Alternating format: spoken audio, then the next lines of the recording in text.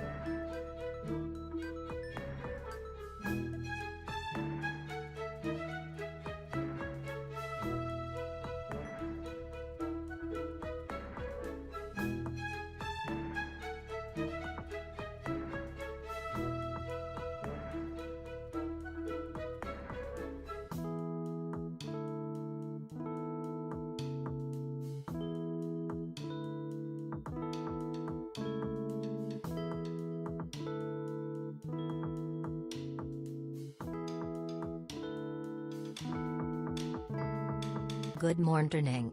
Stella is here, ready to roll.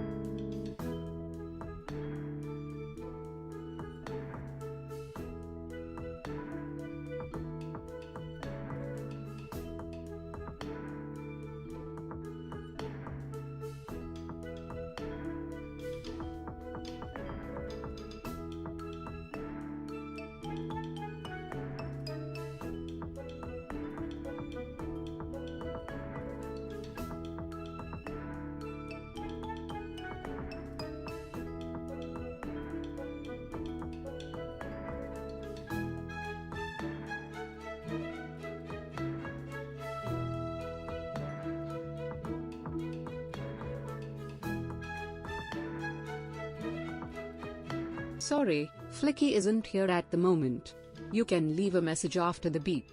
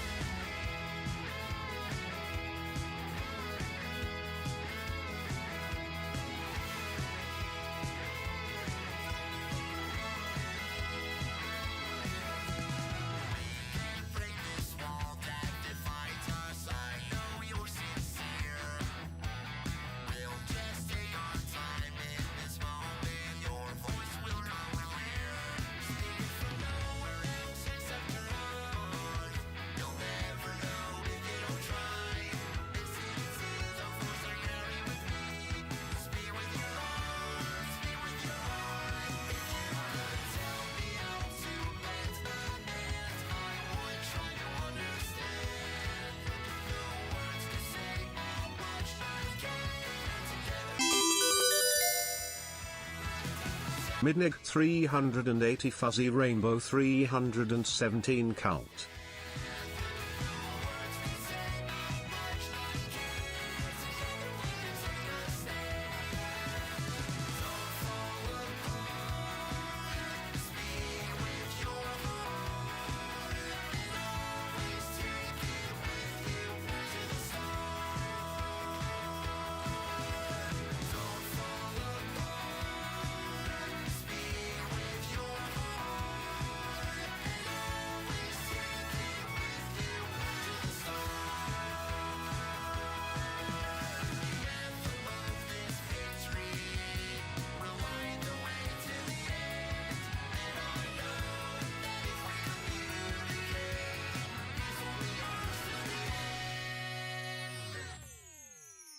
The Casino Night Collection Agency has come for a payment, either in money or in kneecaps.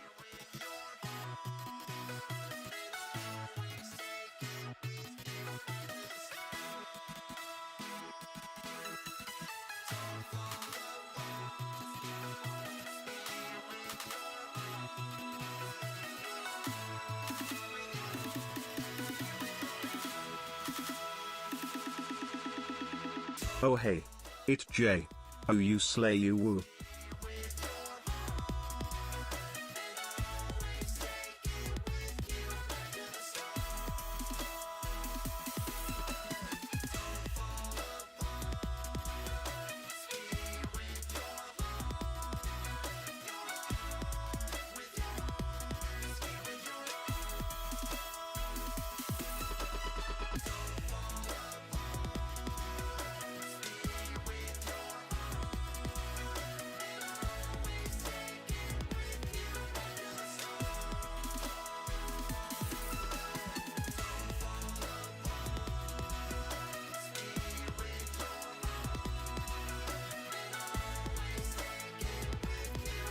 Hi, Internet. Nope.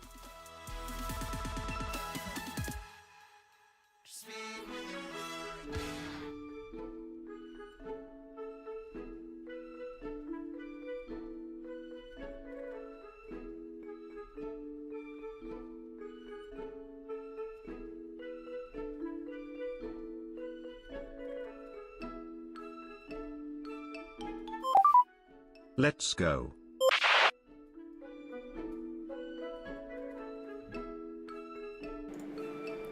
Hello, hello, hello. A very good morning, everyone. How are we all doing out there? It's 1 minute past 10 here in the UK. Good morning, good afternoon, wherever you are in the world, as always. Oh, it's nice to do a Saturday morning stream. It's been a while.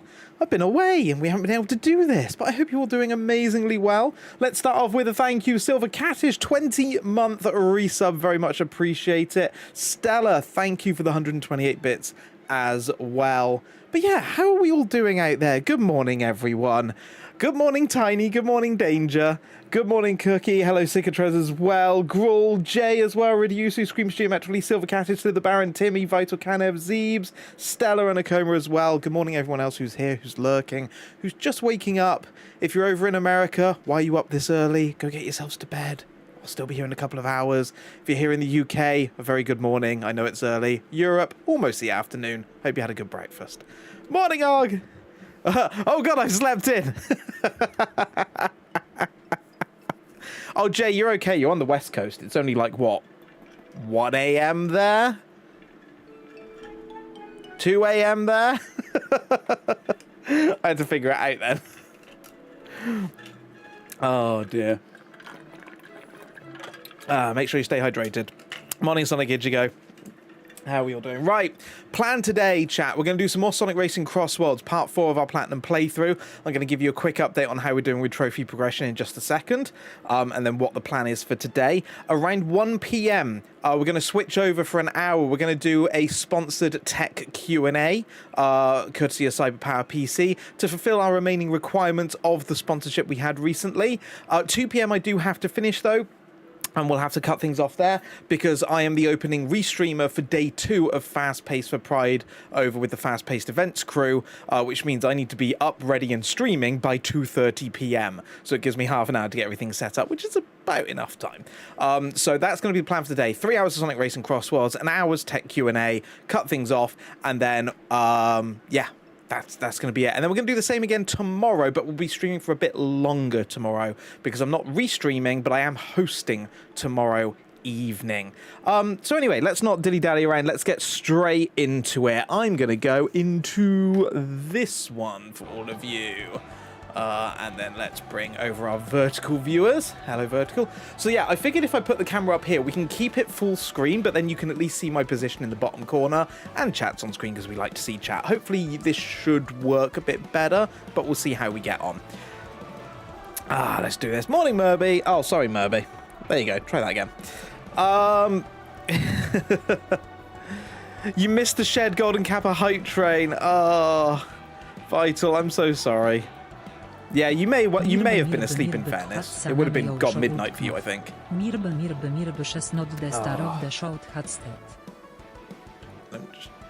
Yeah, audio is fine. Cool. Yeah, for those that missed it, by the way, last night, and I won't mention this much more beyond this because I think I've probably done it enough now, but last night we were doing peak crowd control with surprise first-time special guest collaborator Fallen Angel. Lots and lots of fun. Absolutely like ridiculous, like so hard to do that crowd control the way that we do it. 2 hours in, Argit comes and raids over. Lovely to have him and his viewers here. A couple of his viewers trigger their monthly resubs, and something that we have surmised must be possible on Twitch, but we have genuinely never seen. We've only theorized, and we've been talking about it for like over a year. The shared Golden Kappa hype train. And it actually happened, and it was nuts. So yeah, it is genuinely possible to be in shared chat and trigger a shared Golden Kappa hype train. So yeah, that was quite a moment last night. So for those of you that got your Golden Kappas, feel free to share them and enjoy them for the remaining 12-ish hours that you have them right now. Too many carrots, good morning. Right, quick update on the trophy side. So in fact, let me just quickly get rid of chat for you all. The main ones that we're working on are the offline trophy. Well, they're all offline trophies, but you know what I mean, like the single player stuff that doesn't just require lots of tickets. So we've got CrossWorld Navigator of A rank or higher on Sonic Speed and all CrossWorlds, A rank or higher on the main courses on Sonic Speed. We've got one more rival team to beat a second time, and that clears Data Breach for us, which we're going to do first. Machine parts, we are 5 parts short. Of which there's 3 speed types and 2 boost types. So I'm hoping to clear that today as well. So we should be seeing those ones. So in fact, I'm actually going to unpin this one. And we'll unpin this one because we'll get to those in a minute. The key ones are going to be Data Breach, Full Garage, Speed Demon, and Boost Baron. We will then probably try and do, because I think I have enough tickets, Chameleon, which is obtain a racer skin of any AI racer, which just requires giving tickets to a friend. So I think these 5 are probably all doable today, which will get us so much closer, but then we're going to start becoming heavily reliant on tickets outside of the core stuff. Ooh. Startup sound so nice. Stella, thank you for the 105 bits. Do love the PS4. Oh, takes me back. Yeah, then we'll start on those ones, and then really it's just tickets because it's going to be course icon decals, horns. That's pretty much it at that point, and it just needs lots and lots of tickets. I did take part in the recent festival. Oh, cool. Thanks, online. The first time I tried to do anything online, it goes, nah, you lost connection. Cheers, CrossWorlds. Eventually they'll get the network sorted a bit more stable. But yes, the SpongeBob SquarePants Festival, I did take part. I did it all offline. I got 4,971 points, world ranking of 1,440. So that'll give you a rough idea of what you need. For those that don't know, when the Nights Festival comes up, and we've got an idea of when we think the date might be, but it's nothing's been outwardly confirmed yet. Argic is going for top 10. He is going to degen that for the 3 days. When it happens, I will be joining him during stream times.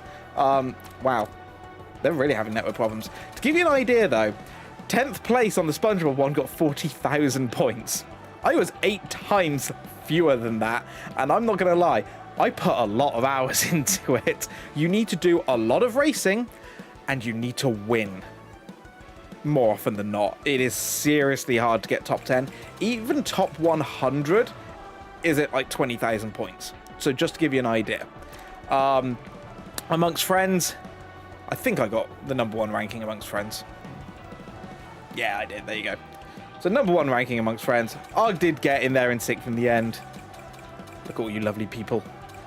So yeah, we got a few extra bits because of that. Also, can I just say, the tap rules suck. Land air tricks and spin drifting, lots of fun. Love those rules. You've only just realised that CrossWorlds doesn't equal Sonic Rumble. Yes, that is correct, Danger. CrossWorlds is racing game. Sonic Rumble is Sonic Fall Guys. Bless you.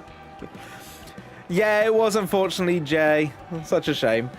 Such a shame. Right, let's go and get into this. Oh, bye, Tedo. Right, 1 player. So we want to do Race Park. I've decided I'm maining Sage. I don't know why, I just am. I experimented a bit during the festival with using like a boost board. Like one of the boards. I did not enjoy it. I don't like how it handles.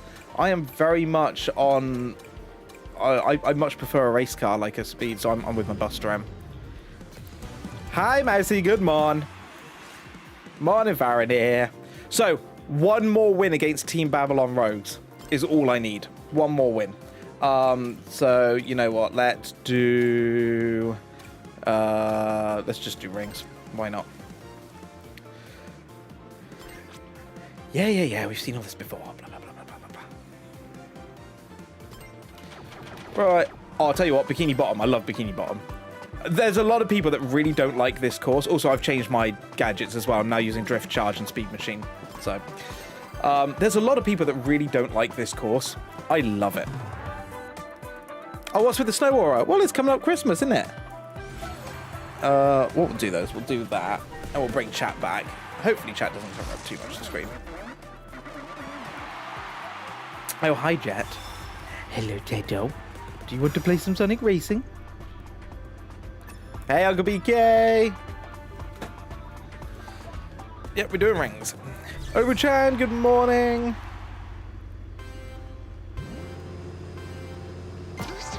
Ooh, a little bit too early on boost.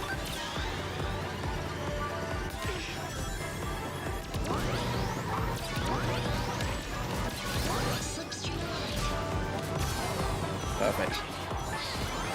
So yeah, there's a lot of people that don't seem to like the SpongeBob course. I'm a big fan of it. I really like this course.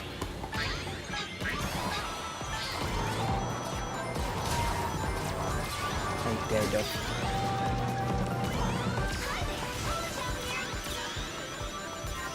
Oh, I got 244 for that, and I missed the 10. Well done, mate. Whee!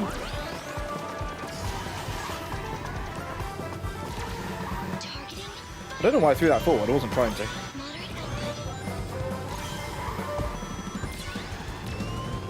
Oh, dear. White Cave. You're on 1 minute, 2 second world record pace for the first time ever in Mania Hydrosity 1. So it said, lol, Lamma, you're on world record pace. Oh, the grab something, kill the run. Yeah. That is what happens. At least what tends to happen.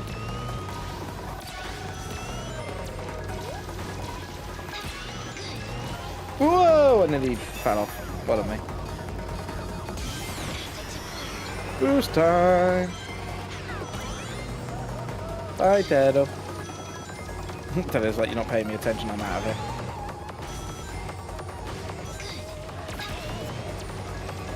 Missed it.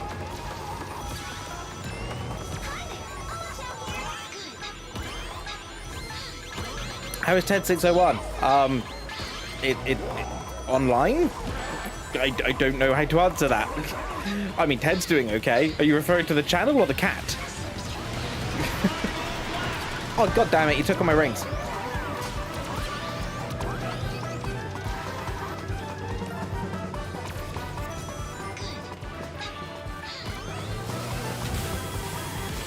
That was rubbish from me. I hate this rubbish.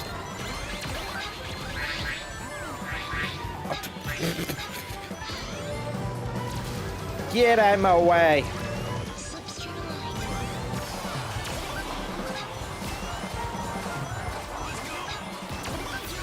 I'm really disappointed Void there didn't actually get me any of the big rings. I thought it would have been close enough for him, but apparently not. Let's do that, and then always save a boost, and then just go over this little shortcut here. That should pretty much guarantee the win. Oh dear, that's bad timing. That's really bad timing. Why did I open my mouth? Why did I open my mouth? God damn it. At least the team all came second through fifth. We should be fine. By the way, Huds, in a conclusive experiment, we discovered playing CC Peak with you is as difficult as Ascent 7. Well, yeah, because it's crowd control. I just want to point out that the specific of playing with me has nothing to do with it being difficult. Bot 601 it's crowd is control. not equipped to translate EV noises. Okay, we might be in trouble here because of the plus 10. Are you actually kidding me? God damn it. It's like online all over again. My team suck so bad. Hi, Sol. How's it going?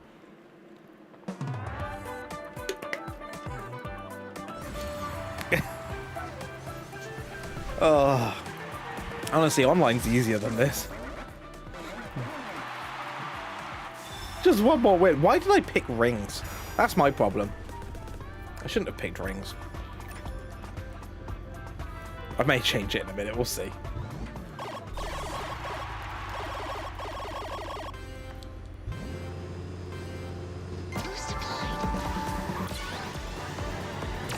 Can I just say as well, it's really weird playing this on a much bigger screen and in 4K. I played the entire festival on my PlayStation Portal, which I'm pleased to report works really well. I'm really impressed with how good like a bit of kit that is. You know, even remotely, like I played it a little bit while I was on holiday, like not at home. Incredibly responsive over an internet connection. I'm really, really impressed.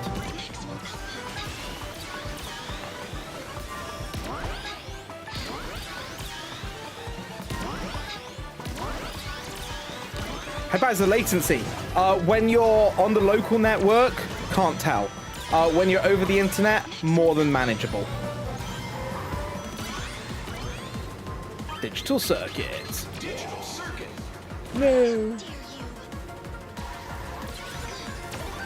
Playing Windswept, game is brutal. That's what we like though, a nice challenging game.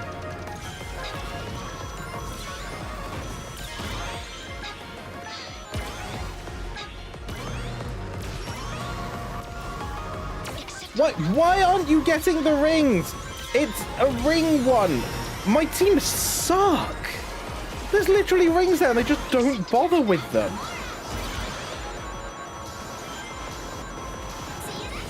Morning, Luke Ryan. How's it going? Welcome, welcome, welcome.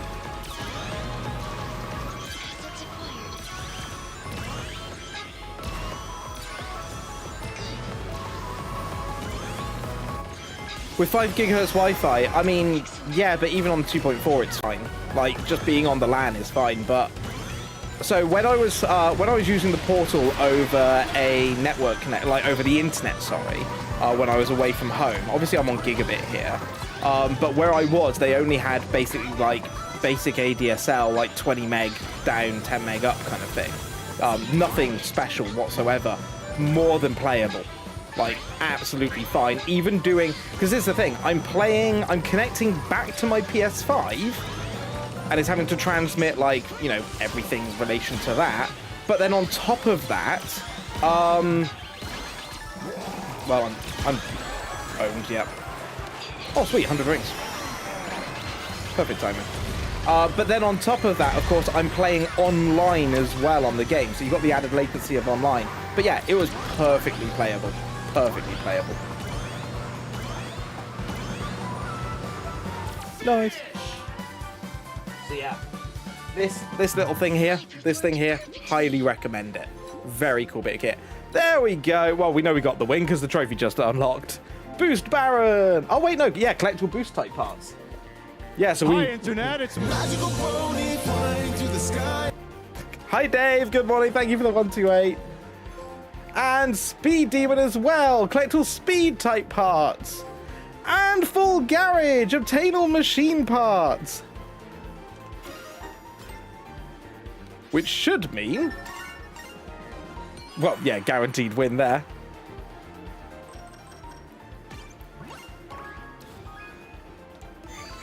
Man, Zavok, you suck. So bad.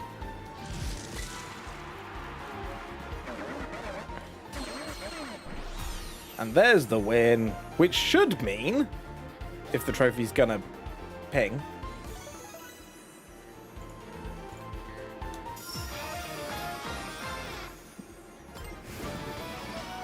yay! Race park cleared.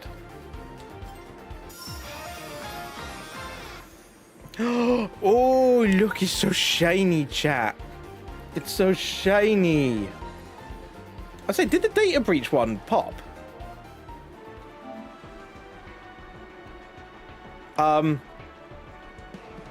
Game?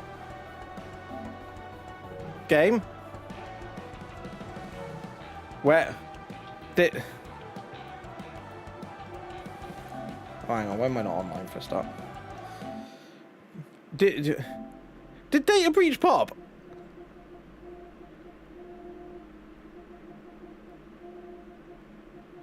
Speed Demon. Hi, FF. Oh, it did pop. There you go.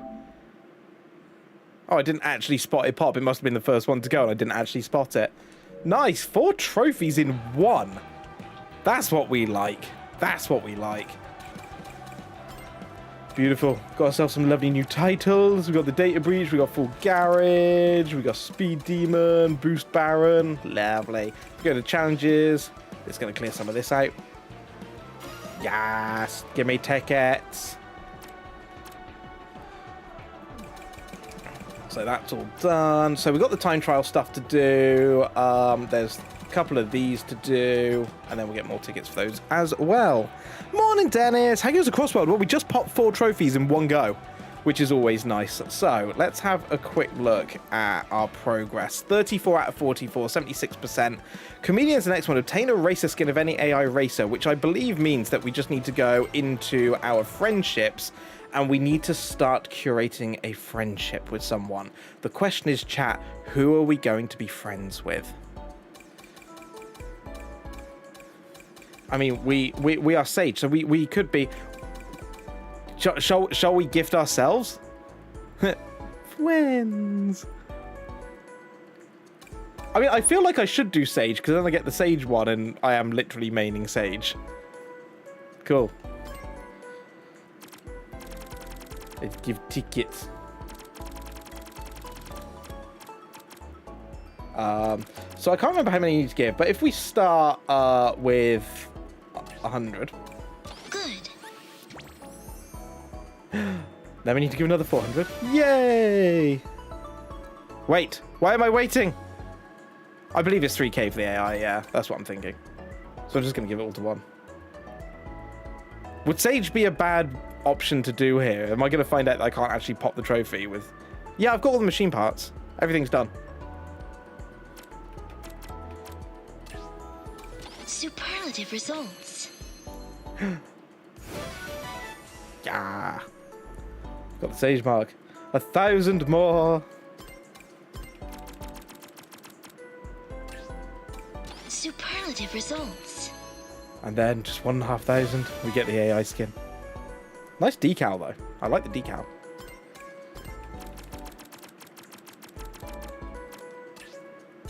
Superlative results. And there's the Chameleon trophy. Obtain a racer skin of any AI racer. Beautiful. 7,000 to get... What? It's 7,000 for the next nameplate? Are you kidding? So does that mean every character you can give 10? I'm assuming that's the last reward for Sage. 10k per... What? 30, 40, 50, 60, 70, 80. So there's 8, 16, 23. 230,000 tickets. Wait, 50,000 for... What? Well, they really are in this for the long haul, aren't they? I'm so glad it's not get it to maximum. Jesus. Wow. Okay, right. Trophy-wise, Chameleon is done. So we could go and do the... Do I have enough for all the course icon decals? Let's have a look. How close can we get?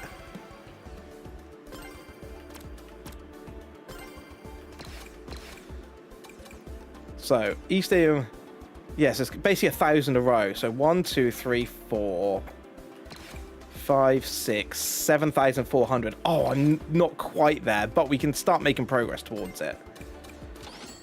Let's start getting them. Just quickly check this. Yeah, that is the right ones. Okay, yeah, 39 in total. Yeah, good luck with the horns. They're 2,000 each. They are probably going to be the last thing we complete on this because it's at that point it's just tickets. You just need all the tickets. It is brutal grind-a-thon. And that's where the festivals really come in handy because the amount of tickets you can earn in a festival is, yeah, it's pretty fast. You can basically do like 100 tickets every 10-15 minutes. So you can easily do 400 to 500 an hour.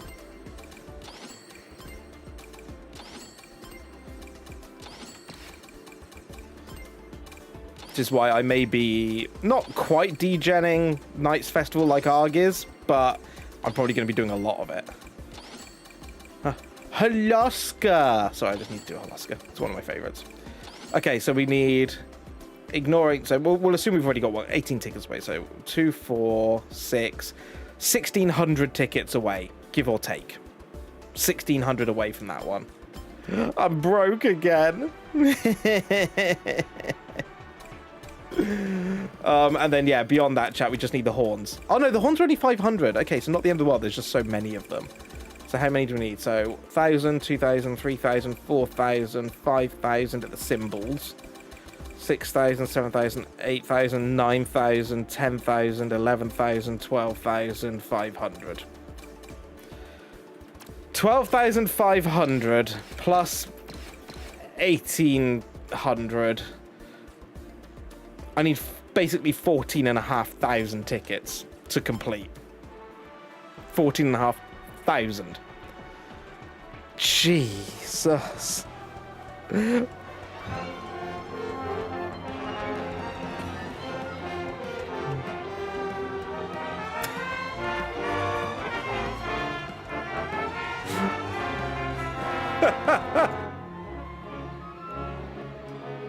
I feel this so hard, Murby. Like, so hard. Oh, pain and suffering.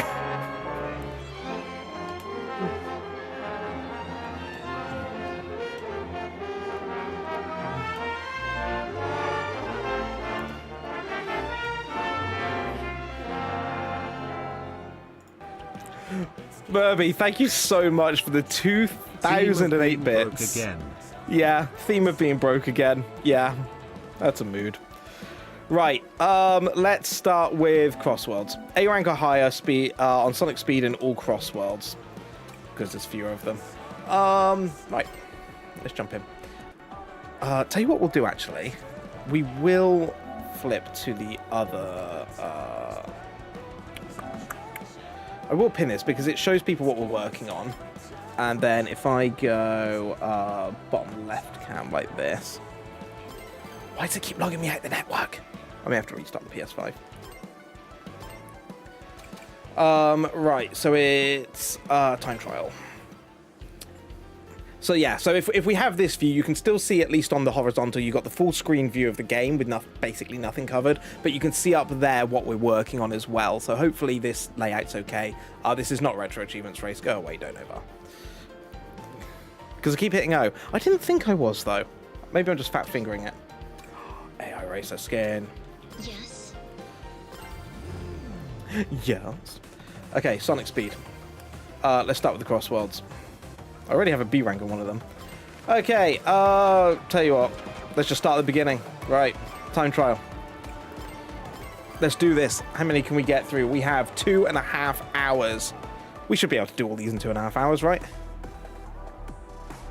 Morning, Bobby! How's it going? Morning, Gopher, as well? I see you sneaking there in chat while I was busy going broke. A few inches later. We haven't done that one yet. So thanks for 110. Oh, dang it, I missed it. Oh, hello. Cheers! Thank you for 56 months tier 1. For the PP. Thank you very, very much, Shares. Massively appreciate the support.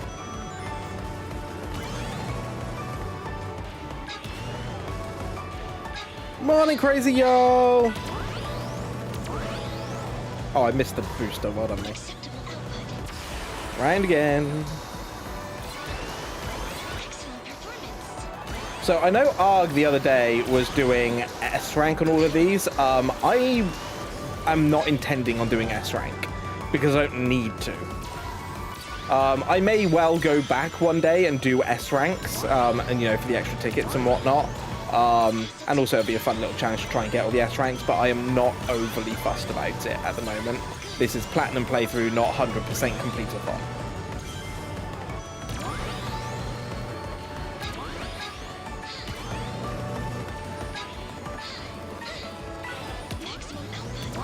And plus the S ranks are ridiculous.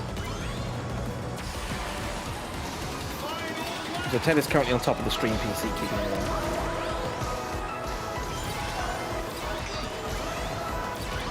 I just lose a ring. I did, god damn it. Oh, that's where one of them is. Okay. That's good stuff. I feel like this would be the route that I should take most of the time. Well, that's gone and fudged it. Oh, that's terrible. This is terrible. I may have actually just gone and fudged it. Well done, me. Good job. It's going well.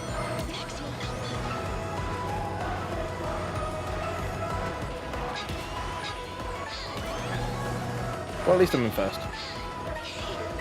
Is it worth mentioning that this is one of my least favourite CrossWorlds? There's actually a couple of CrossWorlds that I always avoid. Like, I genuinely hate them. That one's okay, but I'm not fond of it. Saving data. Damn it. 5 seconds off. Yeah, that last lap absolutely royally screwed me. Royally screwed me. Let's do it again. Still on the ropes from crowd control, I am. You knocked me down a few times, that's for sure. Right, let's try this again. Boost applied. Oh, I didn't get maximum boost either.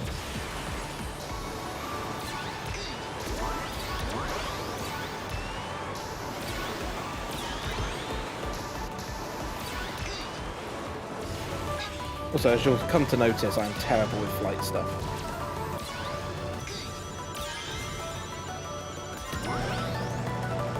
But I'm thinking for A rank, it should be, as long as I don't screw up like I just did, it should be relatively straightforward for most of these levels. Relatively.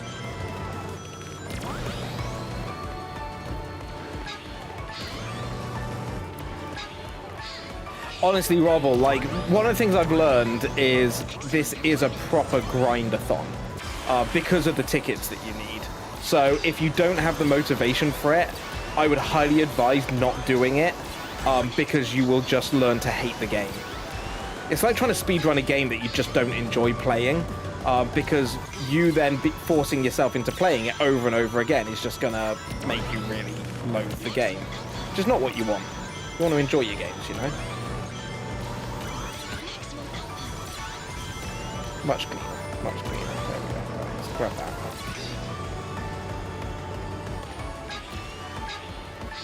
You know a cheese for tickets. Go on. A podcast platinum's the thing. What's a podcast platinum?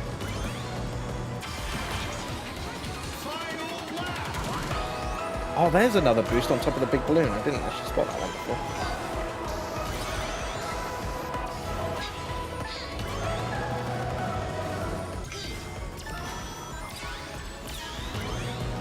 Right, don't take that shortcut. I don't want it.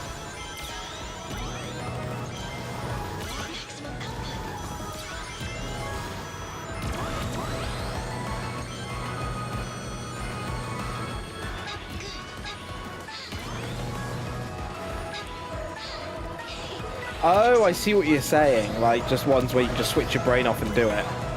I mean, I'm sure there are some out there. I'm sure there are some.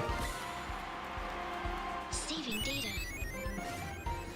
There you go, much better. A rank. Wow, only 5 seconds off S rank. Yeah, sure, upload it, why not? Cool, course select. Next one! If it's all grinding, it depends how, like, brain off the grinding is, you know? It depends, oh yeah, we want that one, yeah. Depends how much you can switch your brain off when you're grinding. That's what I'd say. Also, thank you all for the hype train. Thank you for the support. Thank you for the bits. Thank you for the resub, Shazzy. Right, here we go. 3, 2, 1. Much better.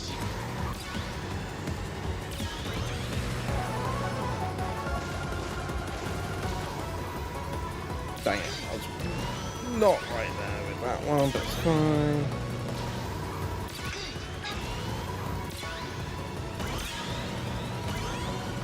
Acceptable output. Oh, that's where that one is. Cool.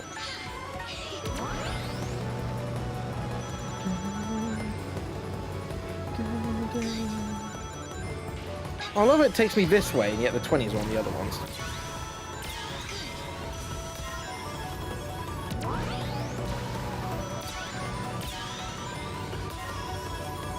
Excellent performance. Let's go again. Let's go wide, grab that.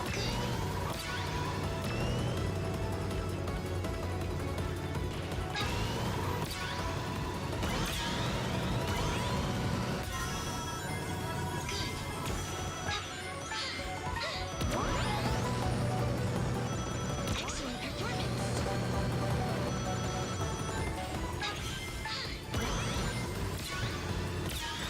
Ooh, a little bit too tight there. A little bit too wide there. Well, getting the angles and the acceleration right for some of these turns is really tricky.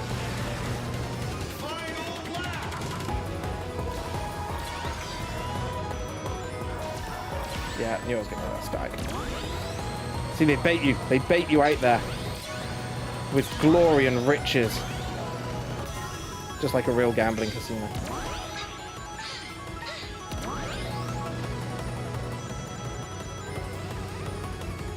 Really insistent I take the center path. It's not been too bad a run though. I think we might be okay on this one. It feels okay. I don't think there's been any massively egregious mistakes. Nice tight line-ish. Trying to hit the apex. I think that should be enough. Saving data. Hi Shavanope! Yeah, look at that. Beautiful. Ooh, new songs from Frontiers. I love it. I love it. Love the Final Lap remix. This song has Bingo Highway in it. Oh, I didn't actually notice that. But then I'm not very familiar with those levels anyway, as we all know. Right, chat. It's time to yar. We're going Kraken Bay. Voice of this character is just weird to you. It's designed to, Uncle BK. It's like Sage is you know, an AI character. Is, you know. Hi, Internet. It's super fighting robot. Okay, well, thanks for 128. Yar. But yeah, Sage is Dr. Robotnik's AI daughter, is my understanding. Yeah. It was almost fit, wasn't it? Super fighting robots. So yeah, like her voice has some, you know, a bit of an ethereal kind of AI-ness to it, so to speak.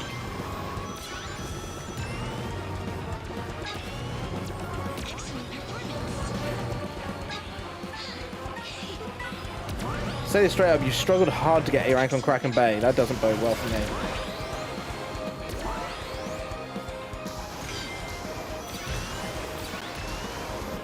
Hi, Internet. The more the merrier. Super fighting AI. Sage Eggman. Murby, thanks for 128. By the way, Murby, did you have a nice birthday? Did you get any nice things? Did you do anything nice? Did you just have a good day? Oh, good. I'm glad. I'm glad.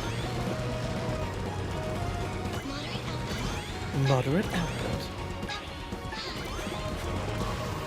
Acceptable output.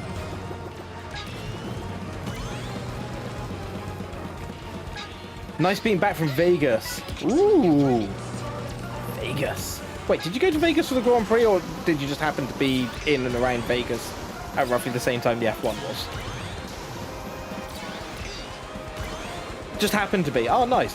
Did you find it was a nightmare traveling around because everything was shut because of the F1? Like all the roads were shut on the strip. Hopefully it didn't interrupt things too much. Didn't travel fair. I was going to say, Vegas feels like one. I really do want to visit Vegas one day. I'm aware of how awfully expensive it is these days, though. It's really kind of gone downhill in that regards. But, yeah, from what I understand, they design, like, the hotels and stuff in such a way that really you don't tend to need to travel much. Like, some people literally never leave some of the resort hotels they go to. Again, I'm not an expert on it. Just anecdotally what I've heard from people who I know who have been. They're like, yeah, we didn't actually leave the casino for a week, or like the hotel. Like everything we needed was there. Excellent performance. That felt good. That felt okay. I think that's A rank. Saving data. Yes! Wow, 10 seconds? What, 9.2? 9.2. Dang, that's a hard S rank to get. Don't think we're going to be working on that one. Oh, dear. I think that might have only... If I was nearly 10 seconds off S rank, I think I only just A ranked that. Right, Golden Temple.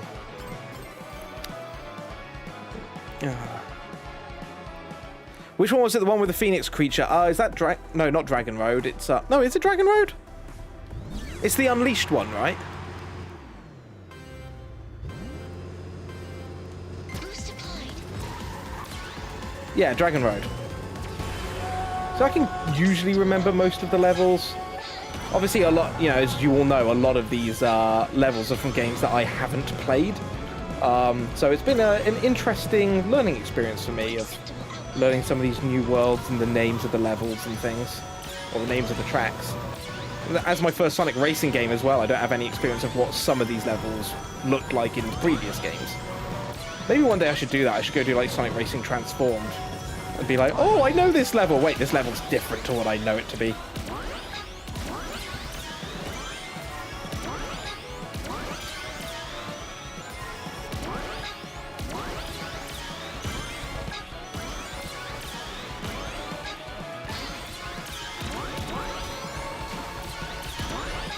There's a lot of boosts on this track.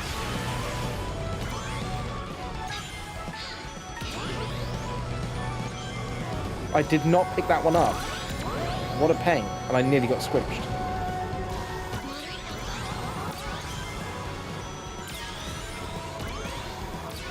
Excellent performance. Skill issue. Yep, it definitely is. I will take that. It was a skill issue. Step back to the 75.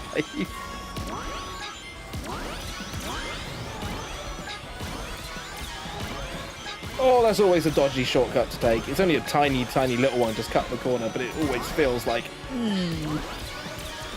least got that one.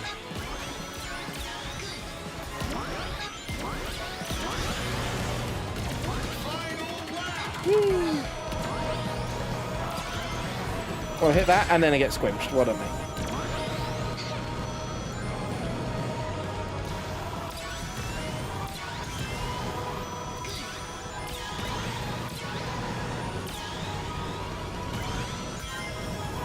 Excellent performance. Excellent performance. What makes me think that the King boost is going to be over one of these shortcuts? Oh, it's not. Okay. In which case, I have no idea. Well, it's probably down the center aisle, I'm guessing.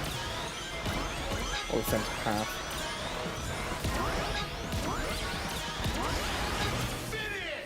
Again, felt good. Felt good. Should be enough. Saving data. Putting the AI in All-Stars are harder than CrossWorlds in hard mode. You got to play hard mode for the trophies. Ooh. Yeah, another A rank. Beautiful. Not too shabby. Uncle BK, you saw Mariah Carey in Vegas last year. Does her voice still hold up like these days? I haven't heard Mariah Carey live in forever. Ah, time for Magma Planet.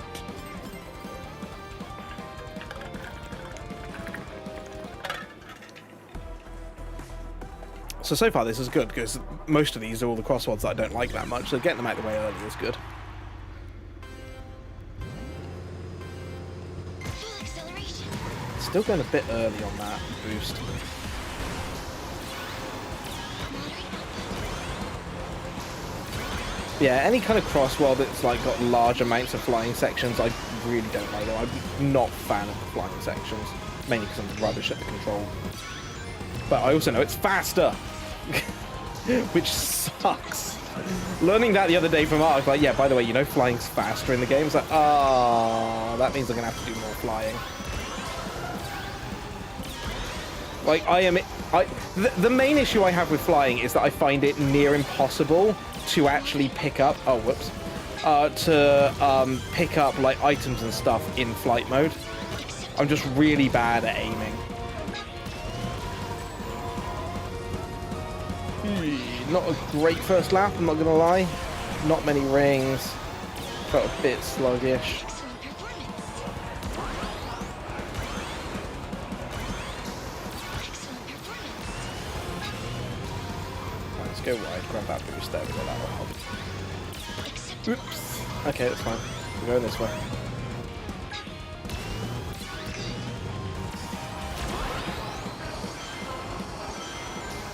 Acceptable output.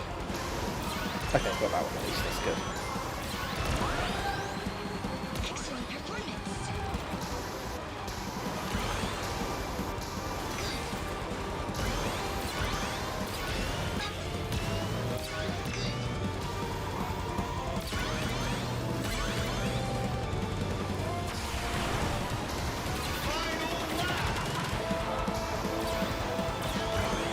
What's that about Arg? About Arg is he'll be live soon. I don't know what he's doing this morning though. He did tell me, but in my typical streamer brain fashion, I completely forgot. Anyone know what Arg's doing today? What does his schedule say? Is he doing more CrossWorlds? Oh, he is doing CrossWorlds. Nice. Is he doing more S rank stuff then? I'm guessing, Shez. Or is he doing online stuff?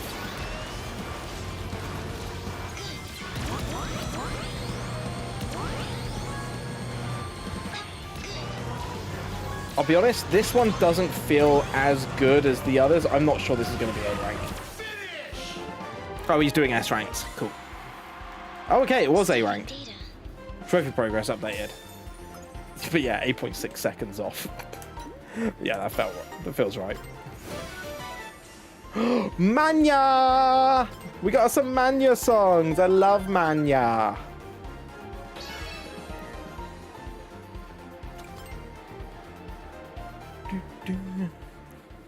I'm breaking 5. Thank you, thank you. Right, Hidden World. I love the music in Hidden World.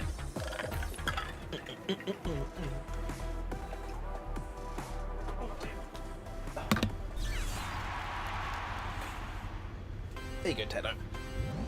Oh. Boost applied.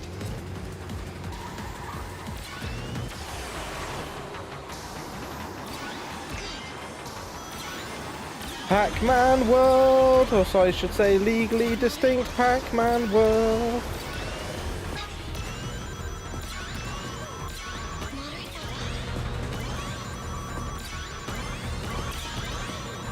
Excellent performance. Nice, my first one. Maximum. Oh, missed that. Good job.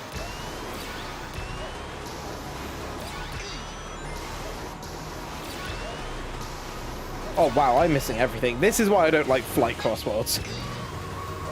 Because I just suck at them. So bad. Hello, I'd like 20, yes, thank you. Wow! Bumps. Well, that's going to cause a problem.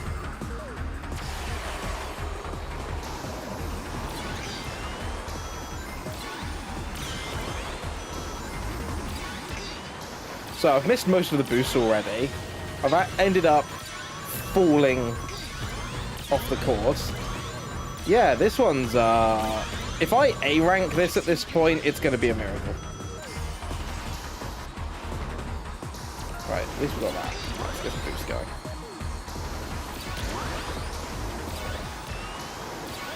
Acceptable output. Moderate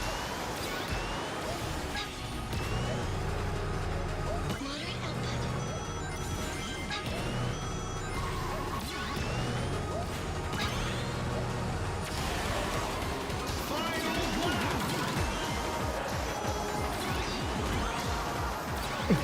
Oh, I just saw where the King boost was. Missed it. So many rings.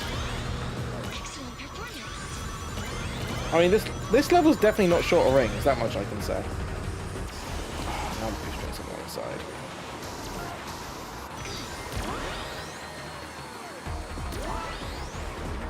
Moderate output. Well, at least I got it this time. Better late than never. Maximum output.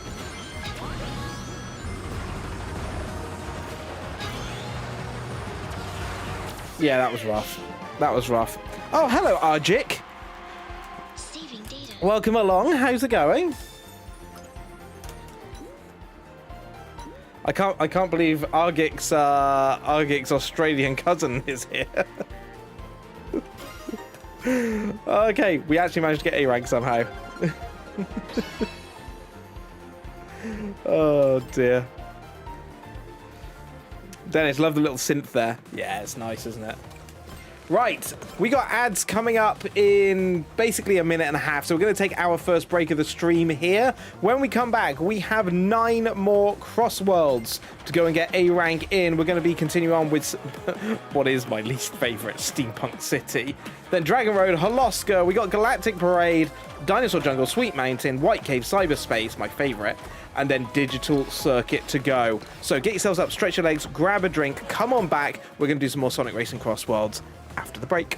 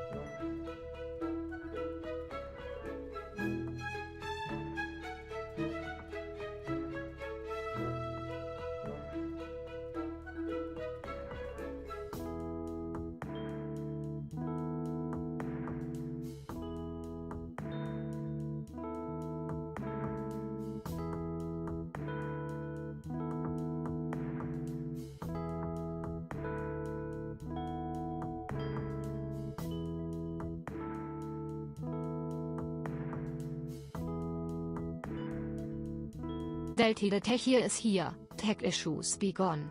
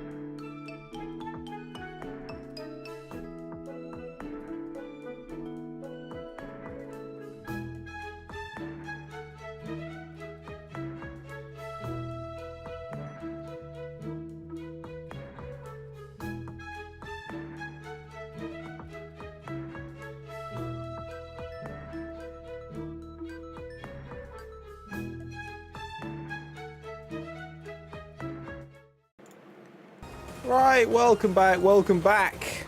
2 more hours of this to go before we go to our tech Q&A. Let's get straight into it. Steampunk City. And hello, Delty. Very good morning to you. How you doing?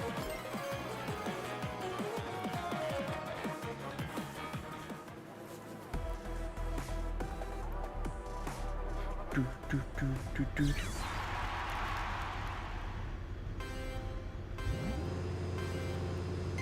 Maximum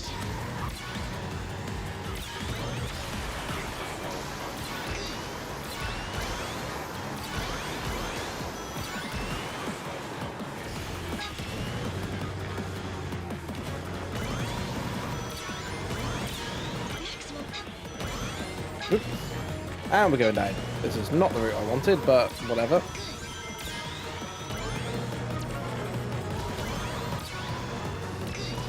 The one thing I will say about Steampunk City is it really does have a huge variety of routes. Like, the course itself is incredibly varied. There's all sorts of different ways you can go with it. That being said, it's still not my favourite.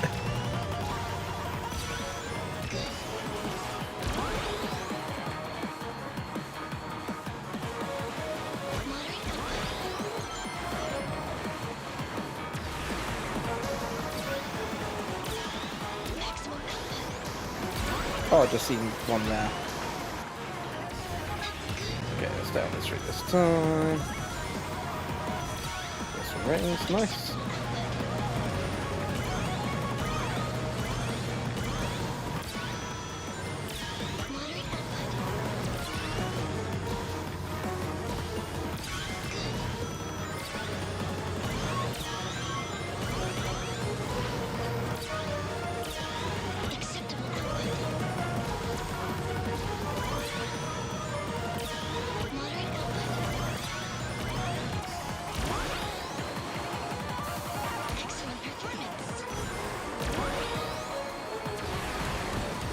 Let's stay relatively level because it's that one that I want to get. Nice.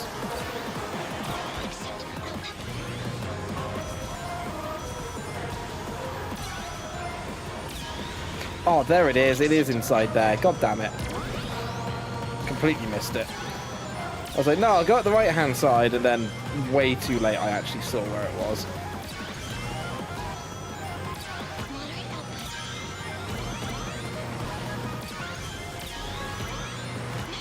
Yeah, I bet this one's a pain in the backside to S rank.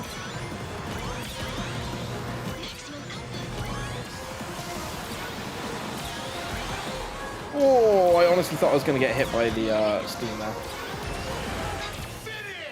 Not bad, not bad. Morning, Sir Smashing.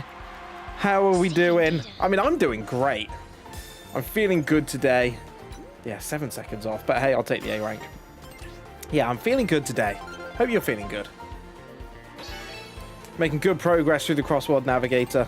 Getting all A ranks in Sonic Speed. Right. That is 7 down. On to Dragon Road.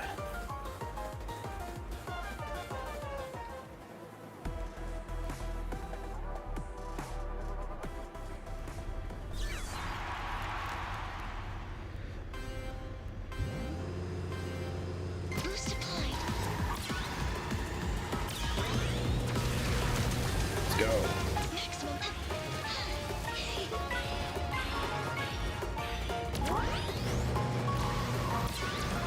So this course isn't actually too bad. Again, it's got quite a long boating section, which, again, I don't mind, like, you know, like the boating sections as much, but they can feel quite slow. But it's a nice variety on this one. The only problem is, yeah, where all these shards land. Well, I think they're meant to, they're feathers, aren't they, from the Phoenix? They're Phoenix feathers that set things on fire. I don't know why I call them shards. It's because they look like crystal shards. They'll crash on the brain.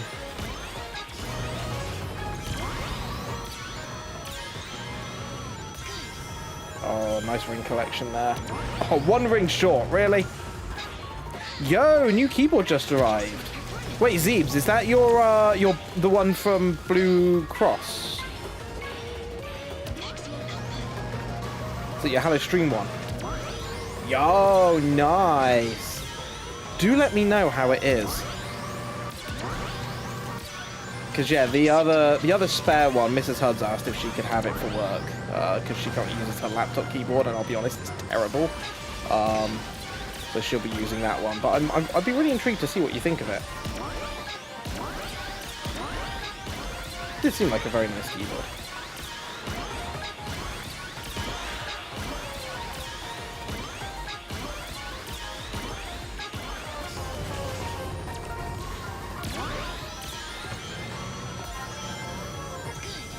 Ooh, that's a bit wide. Nice and weighty, good sized keys. Ooh. Another one you really struggled on, so yeah, it's a tricky little level, this. Especially some of the tighter turns. Like this section here, for example. That catches a lot of people out who will end up running wide. Ah, yes, nice, got it. Right, we'll stay out wide and grab the boost plates.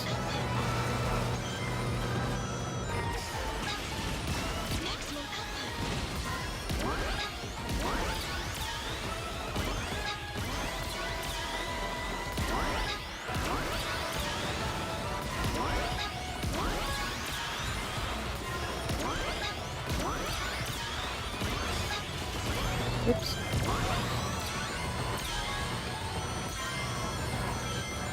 Oh, a bit too much acceleration there, but kept it in. I think this one should be good. That felt good. That felt good.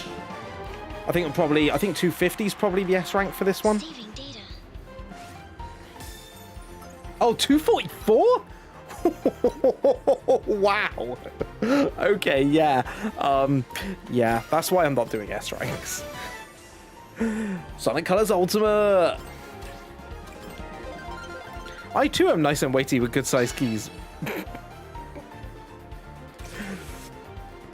No comment, Danger. No comment. Hi, Road Traffic Dog. How's it going? Good morning to you.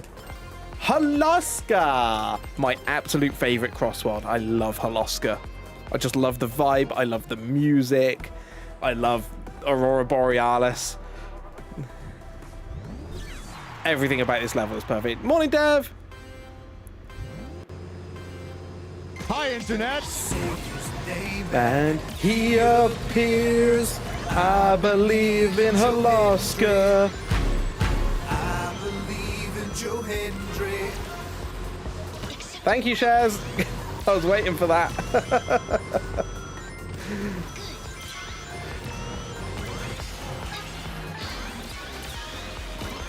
Aurora Borealis.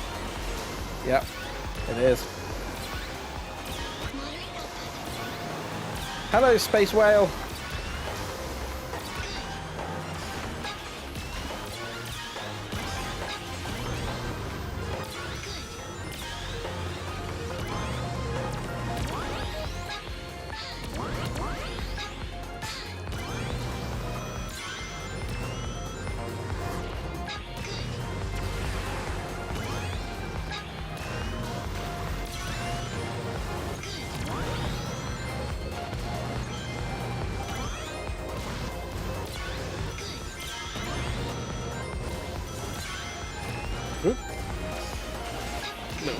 there.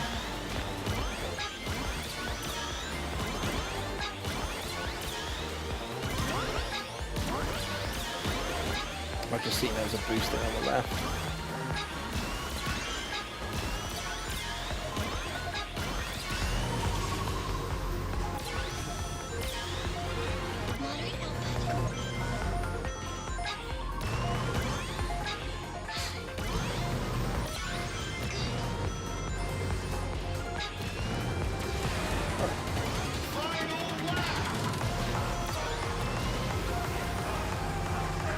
Moderate output.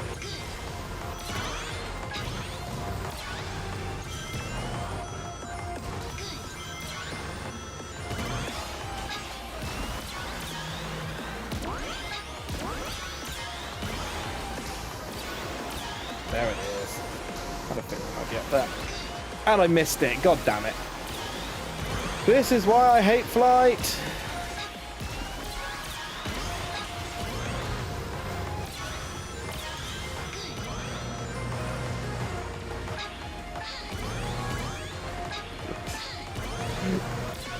Oh, Stella, you're having way too much fun with that command today, but I deserve it. Oh, dear. Saving data.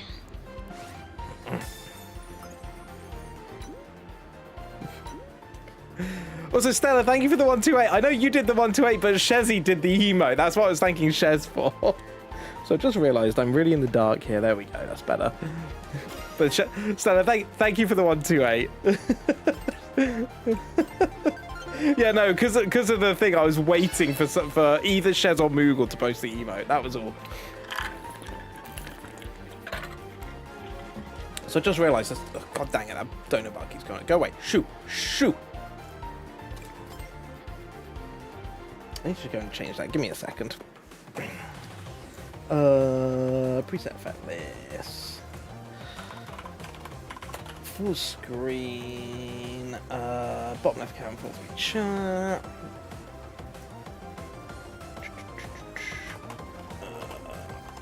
Donut bar.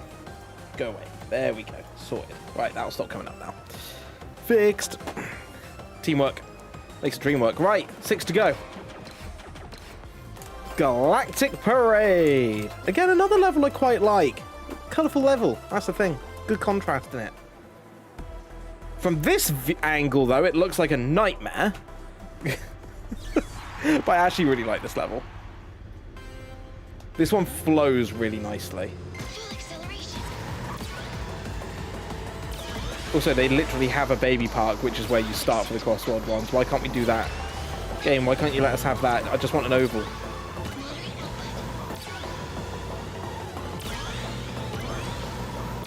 Maximum output. Moderate output. Yeah, here's a question for you, chat. What is, for those of you that played it, or maybe just for those of you that haven't played it but just enjoy watching CrossWorlds, what's your favourite track and what's your favourite CrossWorld? Because I think genuinely my favourite track is probably Chow Park. I think it's just that, or believe it or not, E-Stadium. But I think Chow Park's probably my favourite. I love the design of it. It's got a good mixture of tight turns, long straights. I think my favourite CrossWorld is Holoska. Easily Holoska. CrossWorld is easy. Holoswell! Yeah. Digital circuit, digital circuit. Okay. Acceptable. Digital circuit is also good.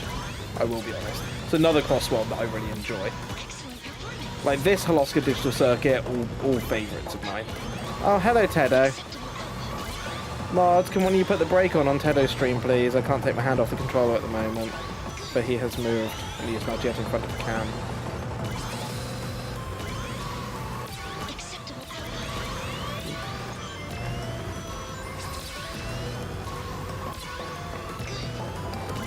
Oh, Tedo, my drink's in the way. I swear to God, if he knocks it over. Ted, just wait.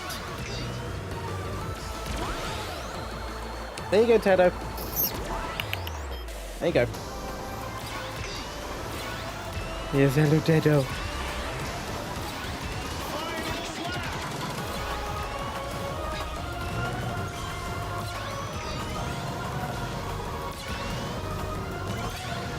I missed it again. Acceptable. God, what is the hitbox on that right now? Oh, that's pathetic.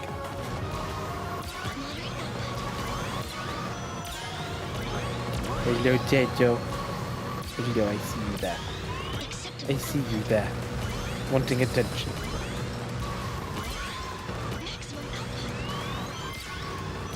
Yes, you can't lie down here because my hands are in the way. Ow, I got hit.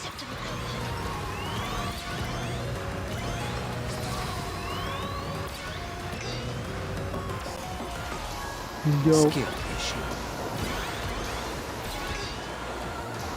It's fine. Once I get to the end here, Ted, I'll pay you some attention. There. Come here, then. Come here. Thanks for 75. Saving data. Deserved. Ah, come here. There you go. Right, let's put the brake on. Come here. Wow, B rank by 600ths. Are you kidding me? 600ths of a second. Looks like we're doing it again. Hello, Tedo. Hello, Tedo. It's a disaster. Look, come here. Come here. There you go. That's a good boy. Who's a good boy? Hello. You just want to lie there, don't you? It's like, yeah, I'm happy now.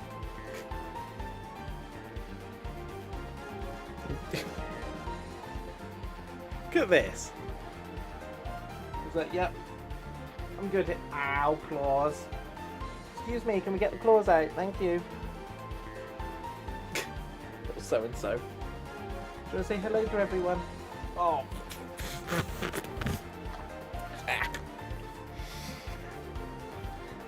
Jejo.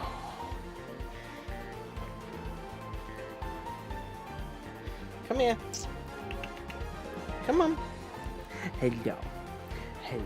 Yes. Yes, good boy. Right, turn around.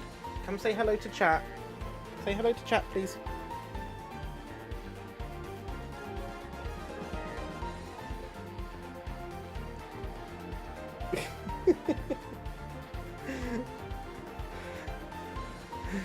Oh, dearie me. Right, course select. I should just done retry. Why don't I do that? Right, Galactic Parade. Do it again. Do it right. Display ghost. I don't want the line guide. The line guide really irritates me. Have a ghost though. Hi Cornell. Mwah.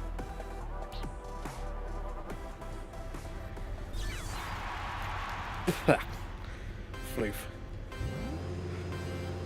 Full acceleration.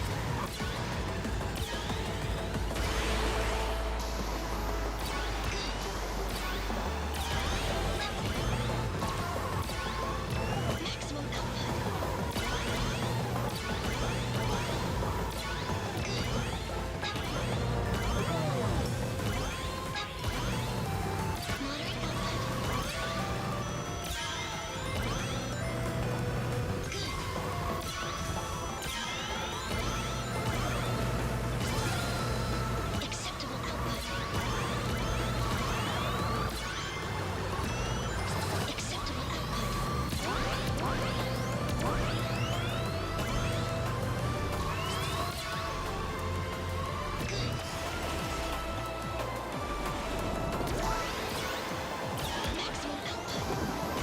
Do this.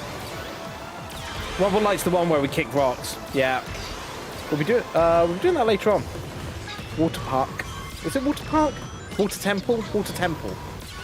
It's because I just watched a YouTube documentary today on Action Park. Which I believe was an old American theme park where health and safety didn't really exist.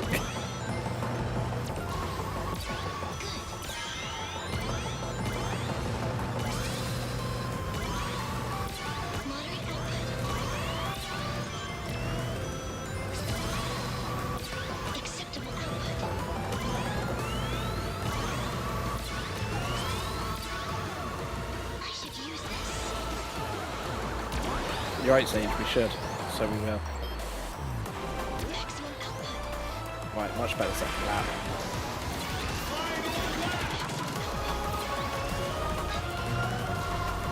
Still not on 100 rings though, interesting. Oh my god, I missed it again. That is really not good. Gotta get better at that. Well, at least I know there's a boost along here somewhere, so we can take advantage of that at least. It's going to be on the right-hand side, so I just need to make sure I don't miss it. Don't get hit by that this time, so it's coming up here. There we go, got it. Oh, fudge. I fudged it. I fudged it. Fine, we should be okay still. As long as we beat the ghost, then we're good.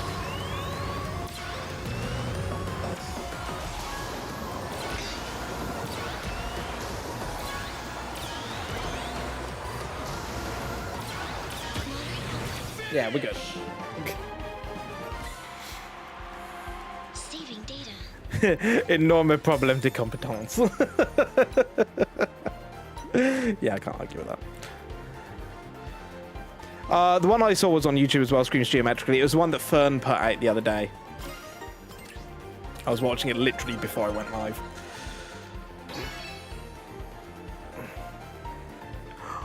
Belly. Belly. Hello, Tejo. I'm rubbing your belly. Oh, belly.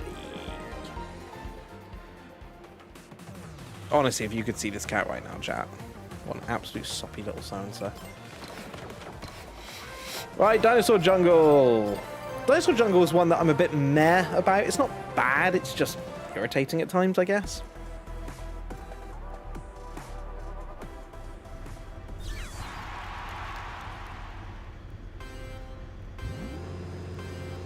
Full acceleration. Oh, I tell you what, Zeebs, actually.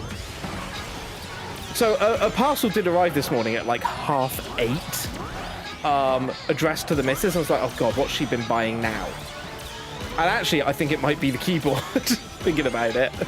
I've just realised, wait, that's a keyboard-sized package. It's oversized for a keyboard, but it's the kind of box that they would put it in. I hate the fact that these are behind the dinosaurs.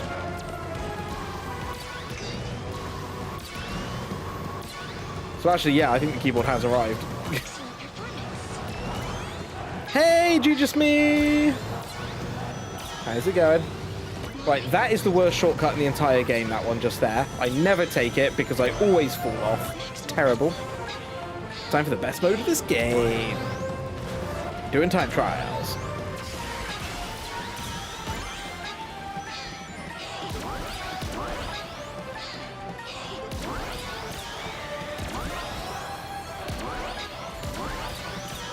Right, I should probably use my boosts. I should have been given boosts and actually using them. Incredible, right? Go, go, go!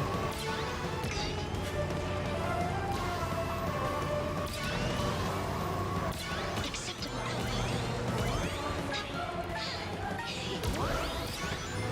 Yeah, it's really good. I love the stuff that Fern produces. I've been watching them since their very first video. Like, their very first one got recommended to me like a day after they put it up.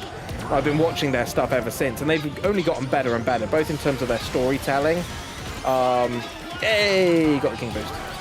Both in terms of their storytelling, but also in terms of their like animation and stuff.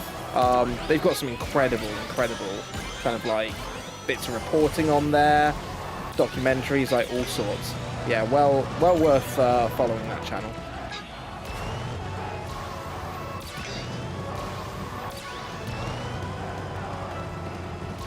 Excellent performance.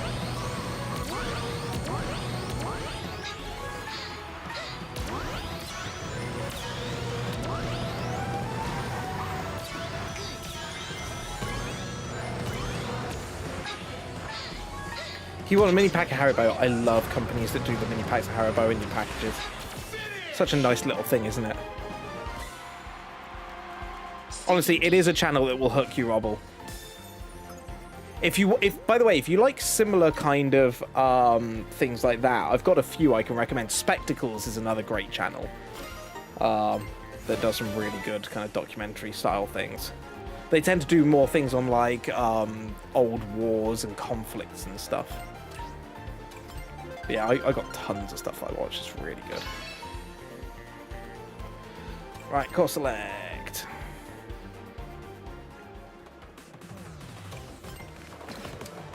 Right, Sweet Mountain. Sweet Mountain's another one of these levels where it's like, I like it, but I don't. It's kind of just a bit meh to me. I can't decide if I like it or not. It depends how I'm feeling on the day.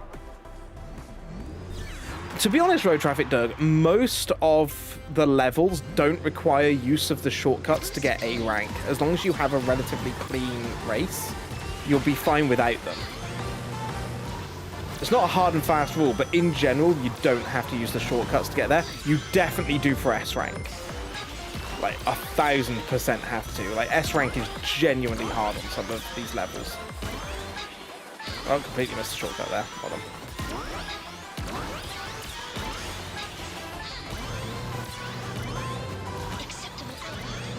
Also, another little lesson I learned actually from when I did the hosting recently is that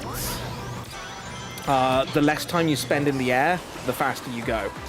So you want to basically minimize your air time in the levels. If you're going for a top time, stay on the ground. Just got your mum a Switch 2 for Christmas. Nice. Good stuff, Mousy. I hope she enjoys it when she gets it. Did you get like the Mario Kart bundle? Or have you bought some like games to go with it? So what kind of games is your mum into?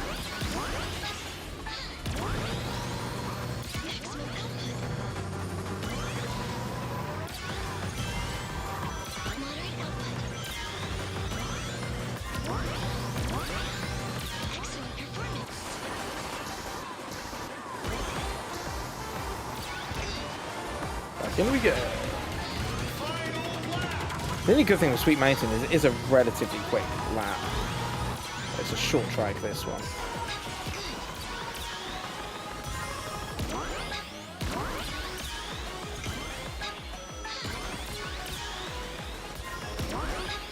Right, what's the bet it's going to be? Oh, there it is.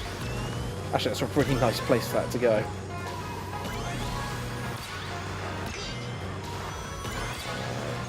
Using it. Skip across the grass. Literally forgot to do that on the first two laps, but it's fine. Ooh, taking a hit there is not good. Not bad. Joint present from you, your dad, and your brother. Nice, good stuff. She wanted a memory stick instead of the game. She's mostly getting it for New Horizons. Yeah, or the Switch 2 version. Nice. Yeah, the missus wants to upgrade to the Switch 2 version of Animal Crossing. Let's pop that over there. Thank you, Tedo. You go back to lying down and being a floof. Morning, Fallen! Let's quickly open this up because we technically are working towards it, so we may as well pin Decal Connoisseur as well.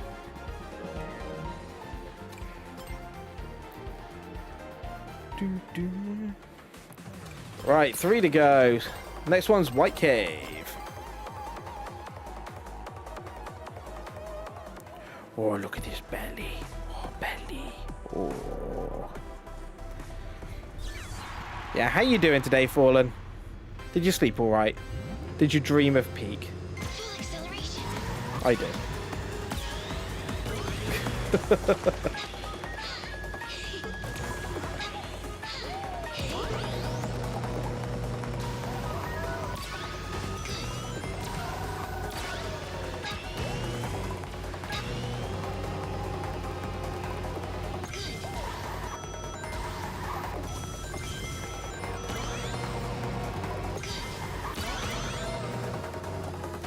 Oh, so let's go this one. Interesting.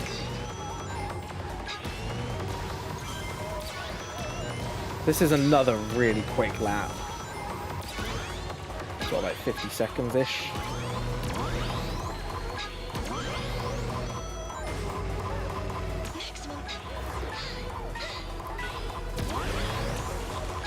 Devil has man flu. No! Not the man flu. I mean, it is a very serious condition, though, Fallen. So, you know, make sure you look after him. It is deadly to men specifically.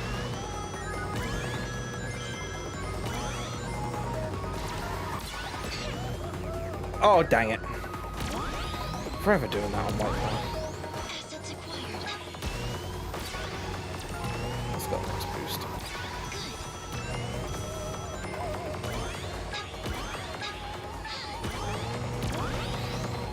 Oh, come on. Game, please. I might actually be struggling here at this point for an A rank. That second lap was actually horrific. Wait, there's a shortcut there? Not like that, there isn't. What did I learn? Worth it. Right, let's get some things going. Yeah, I would be amazed if this A ranks. I don't think it's going to. I think I've made one too many mistakes.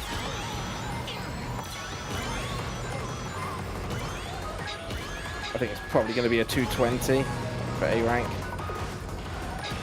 Judging by the mistakes I've made, I think, yeah, I'm going to be way off.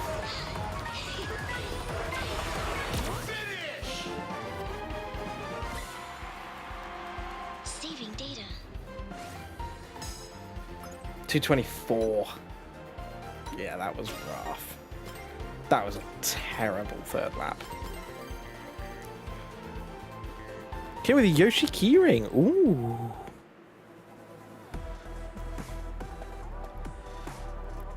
Deado. Give you a little boop.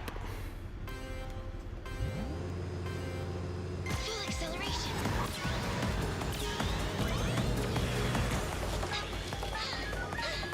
Maximum output. Right, so the basic premise here is just don't fall. As long as we achieve that, we should be fine. Save the boost for this section because it's kind of hard to do any kind of boosting here. Moderate output.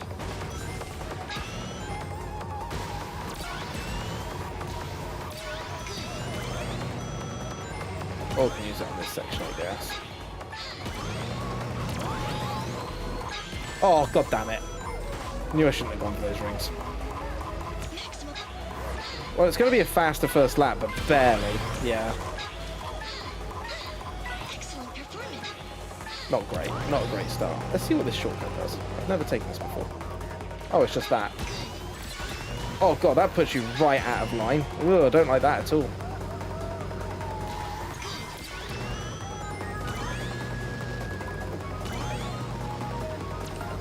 Acceptable output.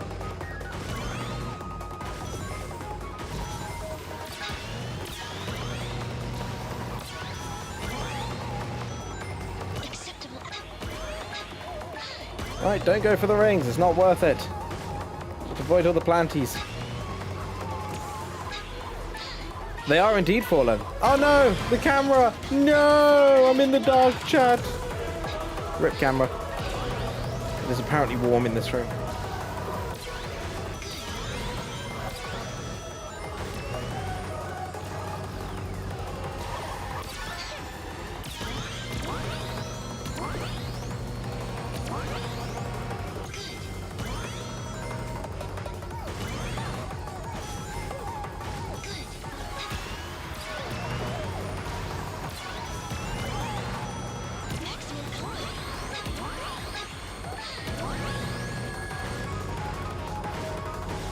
There we go, that should be much better. 222.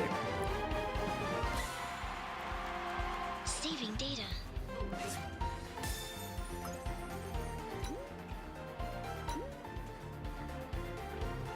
I did. It's really weird. It's like nice temperature here. Just there where the camera is, it's boiling. It's really hot.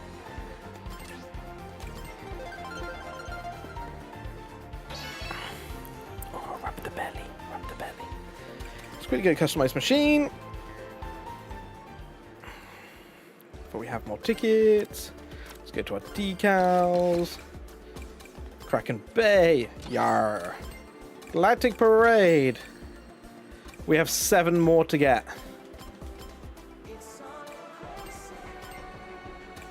All around the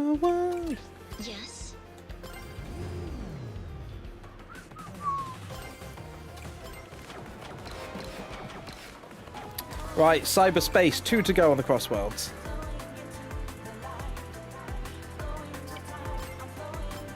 Whoops.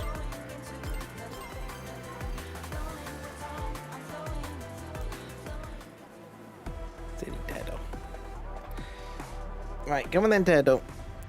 Oh. Okay, you like that for now. Boost applied. Maximum. Let's do this.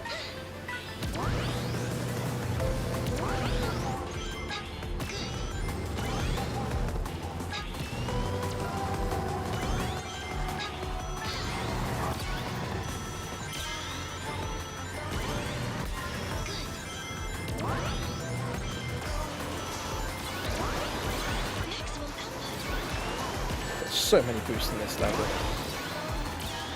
Whoa, where are we going here? I beg your pardon, game.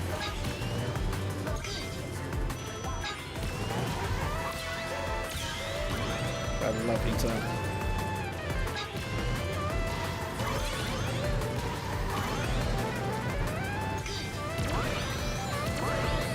God, I'd love to hear like Kenny G do this. This is where someone in chat can tell me it was Kenny G.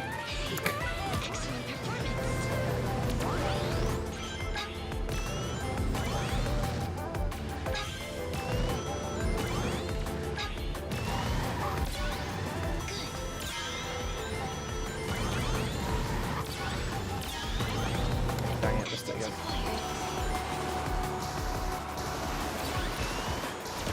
Well, got it at least.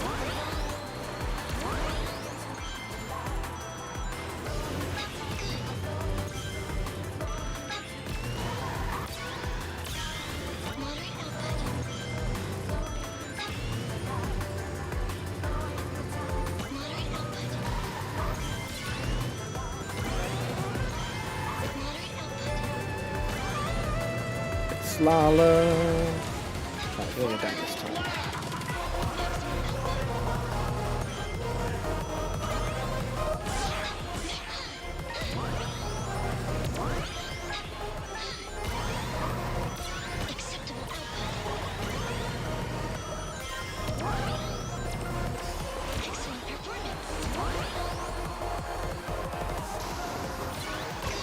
Missed it. Good job, me. Once again, proving my inability to fly. Chat, if I ever say that I want to go and get a pilot's license, please talk me out of it. I clearly am incapable of working in 3D space. I mean, we already know that from the years of speedrunning, but still. Never let me get a pilot's license, yeah?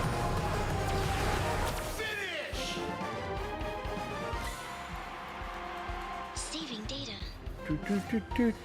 Wow, still B rank. Yeah. I kind of deserve that. That was very rubbish. My second lap was awful. Awful second lap. Do it again.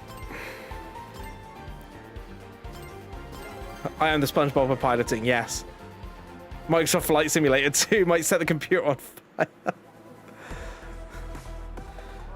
Look, I can't steer with my hands. Do you think I'm going to be able to steer with my feet? Boost applied.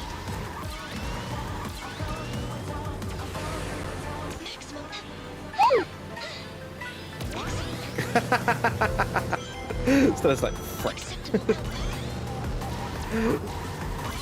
Oh dear. Thanks for the 3 bits, Dana.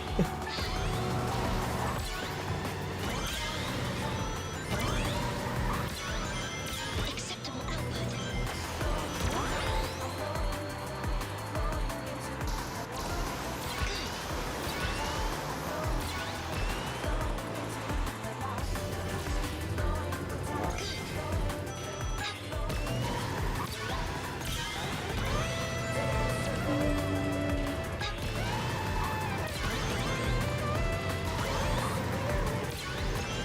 Ooh, nearly hit truck. Acceptable output. I hit the truck. Get boost on the go. Acceptable parameters. Right, let's have a better lap too if we could. Excellent performance.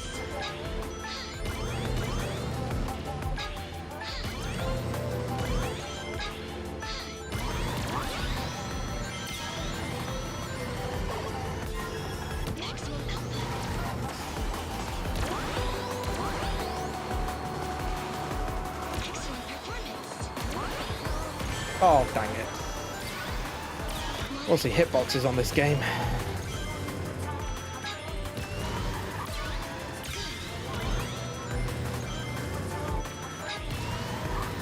Acceptable output. Woo. Oh, that's tight.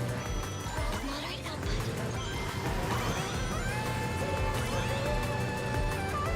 Acceptable If I consider not spiking the balls, I have considered it. Does that help?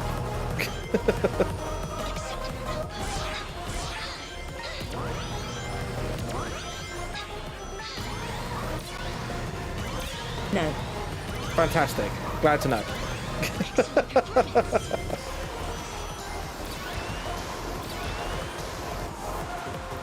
Right, straight. There we go. That's what we wanted.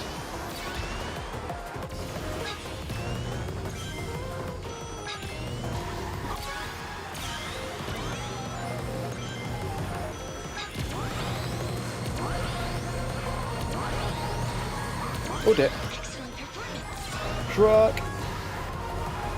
And then you got Truckund IRL. I still don't think that's A rank. Saving data. It's not. Oh my god. This is a hard level. I'm gonna have to start taking the shortcut. I think this is a level that might need a bit more shortcutting. I broke the game. Oh god. I'll have a look at that after this. Hang on. I mean, that is true. We get to hear like the best song in the game. Full acceleration.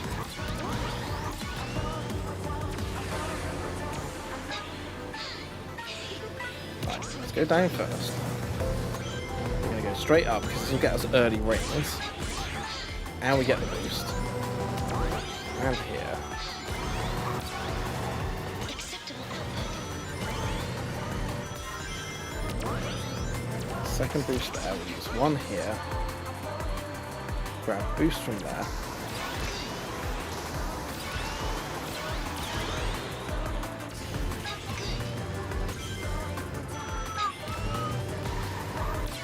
Go up high to get some rings. Leave that boost where it is.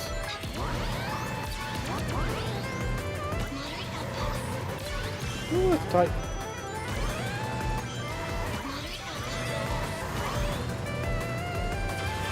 Okay, good start. Excellent performance. Much cleaner first lap.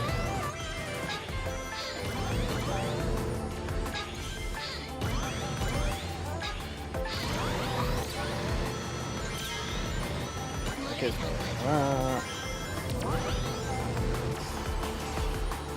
Excellent performance. Oh, god dang it, I hit again. Gotta stop doing that. It's really damaging. So, you know, speed. Right, there's that one there.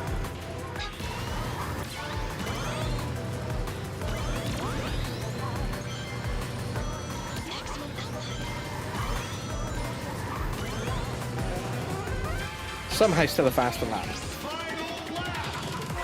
Right, we're gonna go down this time. Let's boost here. There's that shortcut on the left just there. It is doable, but it can be quite dodgy. So I tend not to take it. I'm sure it's not dodgy for pro, but for me it is. Oh, I forgot about the boost power up here. It's fine. We'll be okay. We don't need it. We're good. We got this, chat. We got this.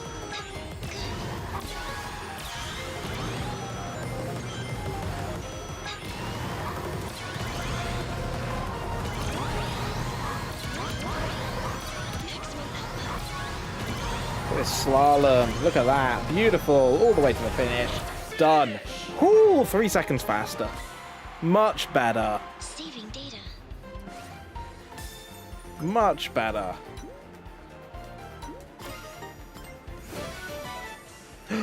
Sonic Superstar. Right, let's have a little look at this video. What did Arg do? Apart from break the game again.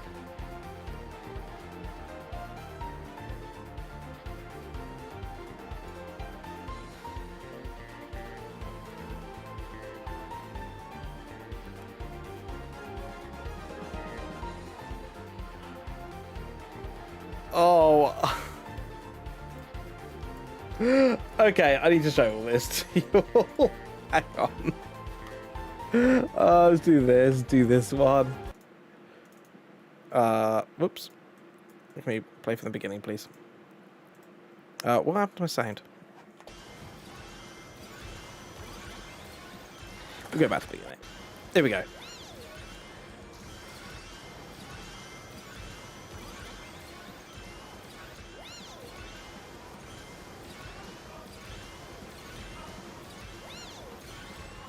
What the heck? I'm there.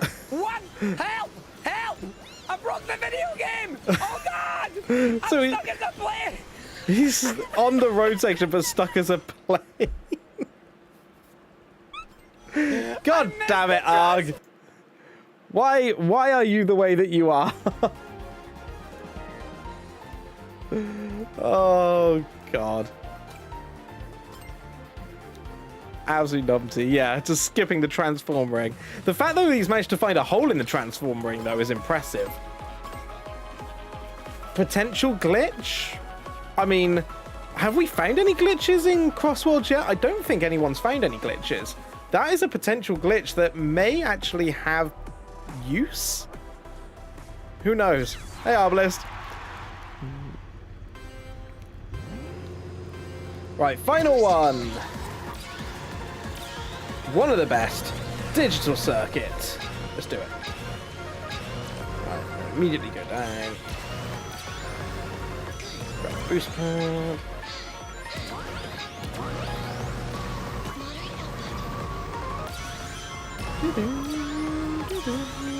Acceptable output.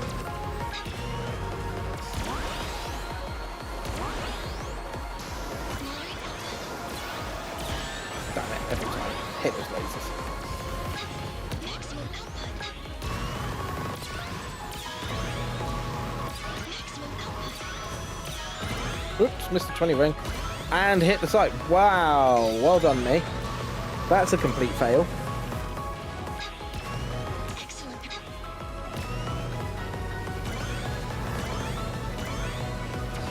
Alright, lap I 2. should use this. Excellent performance. Moderate output.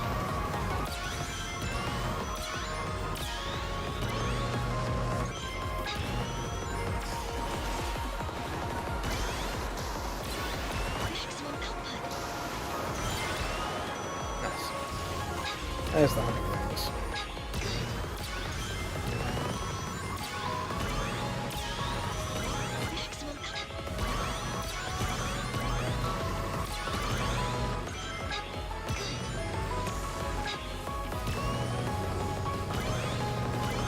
Excellent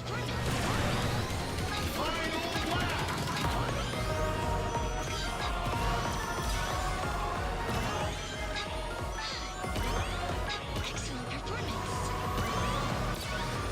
Oh dear, I completely got that wrong. Well, that's probably just screwed it. Excellent performance. Absolutely messed that up. Excellent performance. Moderate output. Maximum output.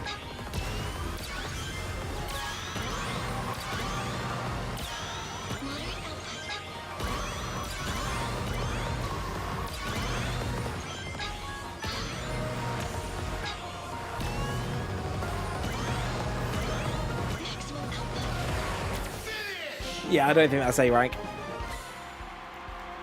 Saving data. It's not. Oh my god, it's less than a second off. Yeah, falling off definitely screwed it. Do I want a trippy Sonic fact? Go for it.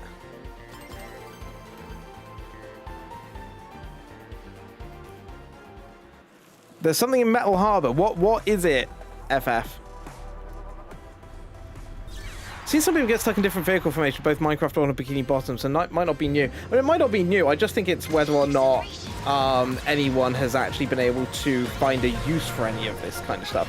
Because we got it in the closed beta, like in the very first closed beta when Arg and I were doing it for the weekend. we had a couple of situations where like we either didn't transform or like the transformation was like really weird, like it put us out of bounds and stuff. I mean, they cleaned up most of it by the open beta, and then obviously for release it's been even more cleaned up. God damn it, straight into lasers again.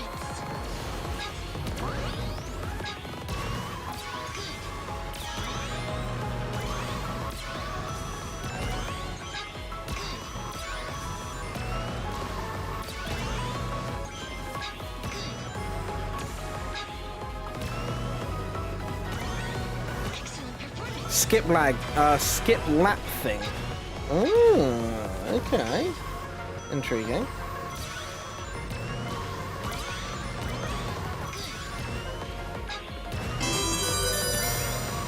Dozy! 27 months too long.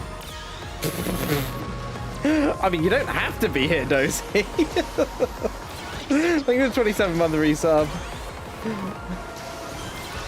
Good morning.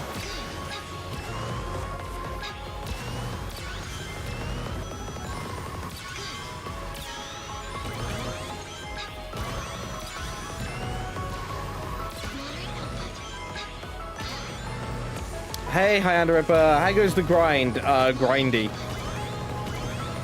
At the moment, though, we're just going through and doing all the A ranks, which isn't as grindy. Oh, dang it, I was meant to go down there. Whoops. Which isn't as grindy as perhaps it seems, because you're always playing different tracks, and it's just part of the time trials of the game. The grindy bit's going to be now go get all the tickets that you need. And I think we worked out earlier I need like 14,500 more. I'm at about needing 14,000 right now to finish collecting everything for the platinum. So there's going to be a little bit of grindiness there, but the festivals will help.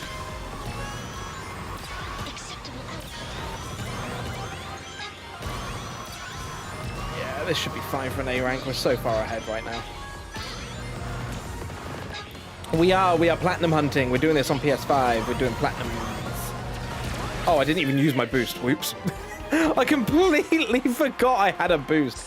But there's CrossWorld Navigator. Get A rank or higher on Sonic Speed in all CrossWorlds. Very nice. Bronze trophy. Right, so with that one done. Very good, very good. Right. Not a lot to go now. So we'll pin that one. Jack of all courses next. We have 23 courses still to do for that. And then we got to do it all. Oh, wait. That one as well. There you go. So we're technically doing two at once here. And then we got to do supersonic speed, and then it's just the collectathons. Nice. And of course the decals. So, with the CrossWorlds done, let's go and do our normal levels. We've done East Stadium already, so Rainbow Garden. Let's get into it. I'll have a look after Stream FF, because I'm on limited time today, so I want to make sure I maximize it as much as possible for trophy progression.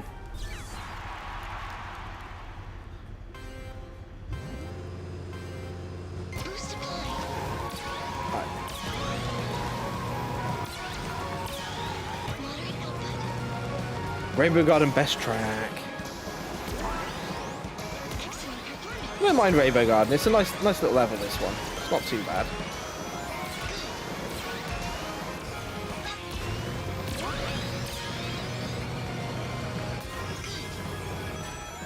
Oops.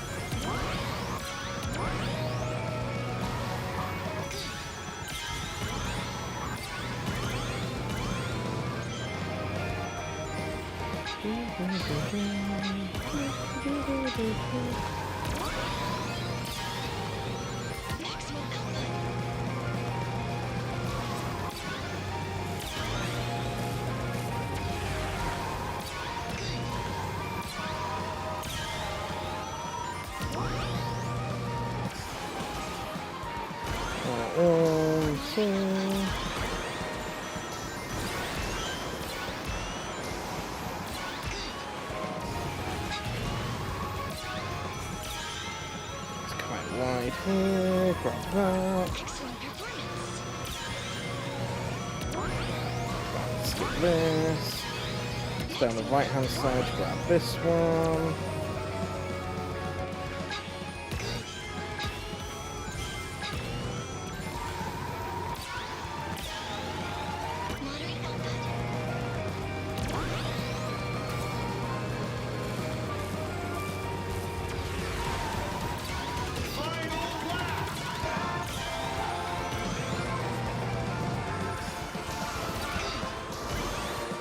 Down there.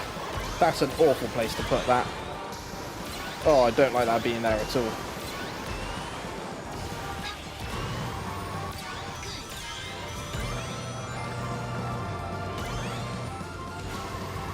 Acceptable output. Maximum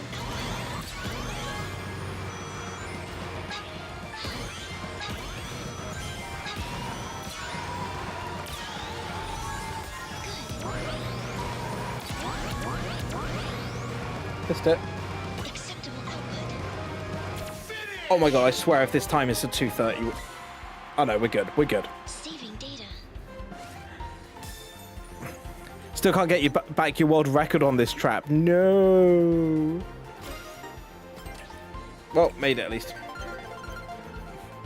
A rank. Not as grindy as the grind set. We do love the grind set. Questions chat, do you have the grind set? Right, Water Palace. Kicking rocks, kicking rocks. Rubblehead is kicking rocks. Hey, Calliope, good afternoon. How you doing? I think it's because they did make some minor track alterations, Road Traffic Durg, or at least they didn't want to be tied into that. Like they didn't want to be tied into these are what the tracks are, and then if you transfer the time trial time, like if they did change the track, it could mean that like it's no longer attainable. I don't know. Maybe it's just that they didn't want to be bothered with trying to transfer save data, like they didn't want to set the data structure in place, or they didn't have a way for the game to handle suddenly having all this information.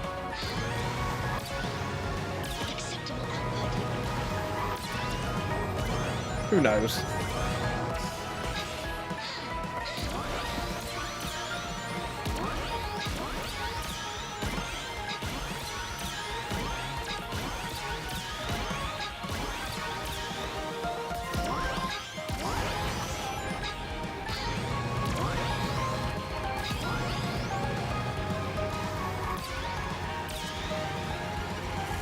I love the fact the CrossWorlds ring still opens up at the end of the first lap, even though you're staying on the same track. I always find that an interesting design choice.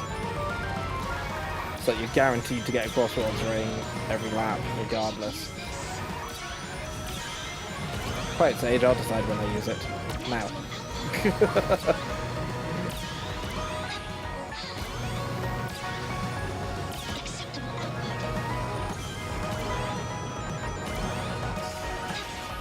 Yeah, some characters are not the same. Like they would have been doing a lot of balancing and stuff.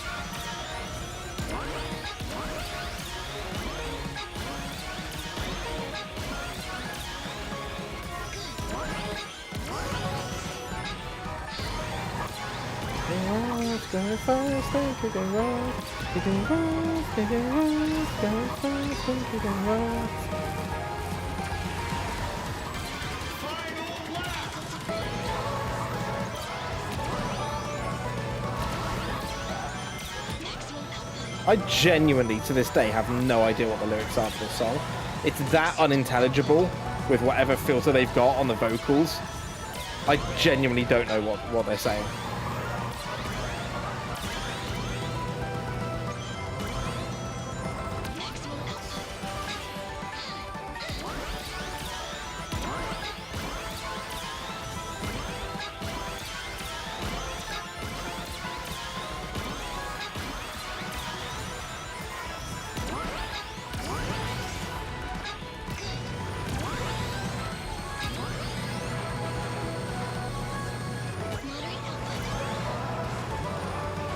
That's a lot faster. Damn, 7 seconds. I have improved since I last did this. I'm just playing CrossWorlds. Arg is playing CrossWorlds. Wouldn't it be weird if you went through a travel ring and a random other player showed? You just imagine Arg just suddenly appears in my level. Hey, Borger with a shotgun. Sniffing dogs. Sonic Forces. Hey, Midi. Thank you for the good lucks. We're making good progress today. Really good progress. We've already earned 6 trophies today. 6 or 7? 6. I think 6. Right, Wisp Grand Prix. Time for Metal Harbor. Technically, you're not in the same track. There's 2 copies of the same track side by side. A water ring takes you to the one where the rings are. Ah! That's smart. That's how they do the rings respawning then. Boost applied. Oh, that's really clever. See, it's interesting how they do some of these things, you know. Oh, I don't know why I go down here. Oh well, it's fine. Pick up the boost. As long as we pick up the boost, it's fine. Acceptable output. He says he nearly misses it. Again, Metal Harbor, a level that I actually really enjoy. I quite like this one. Maximum output. Excellent performance. I think this is quite a popular track in general, though. I think a lot of people quite enjoy this one. Oh! Oh, thank God I had the boost. Because that was not making it. Acceptable output. We're on another track!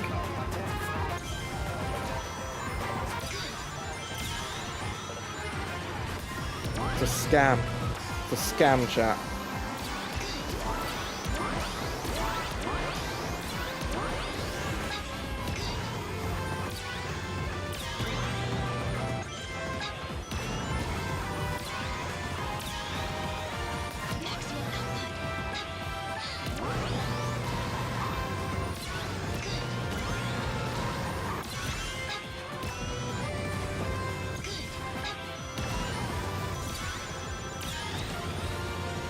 Maximum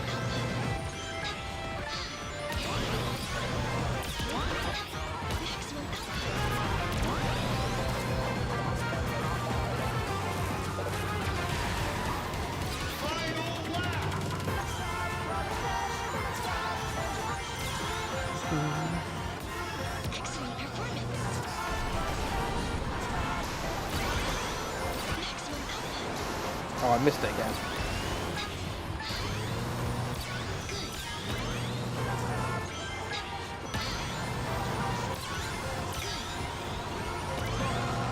Oh, I missed that one as well. Brilliant. Excellent. Go down.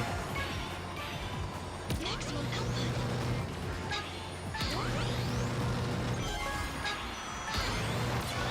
Oh, they put that one so tight on the edge there.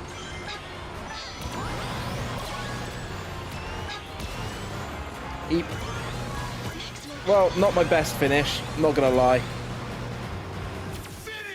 Why do I feel like 2:45 is the time? Saving data.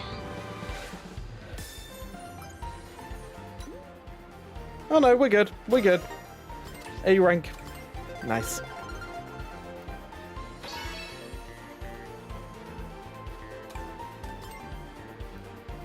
Back to the core select. Right, Sand Road. Again, another level I don't mind too much. Right, come on, Tedo. Let's pop you on the chair. Oh, Tedo.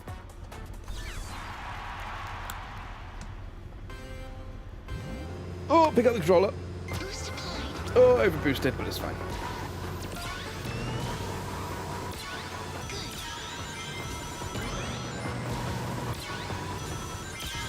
Moderate output. Maximum output. Nice. Maximum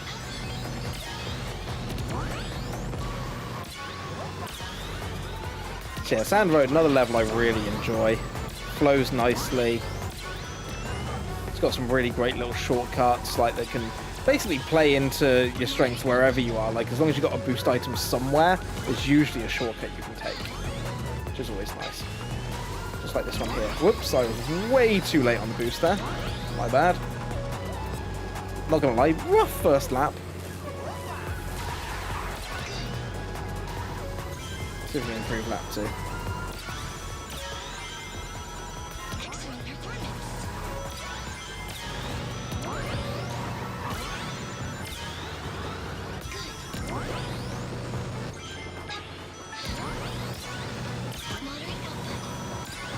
Oh, way too wide.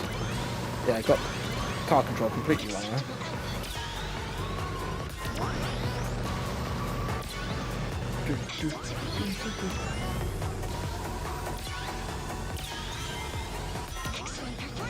Oh, that's a really bad time for that to pop up on my screen. You can't see it right now. I've just had my codec pack update pop out and go, hey, there's an update available. And it's right in the middle of the screen. That's really bad. That's awful timing. K-Light codec pack has an available update. I know, go away. I'll run the command later. Go up and over. Oh, I thought there'd be a boost up there. There wasn't.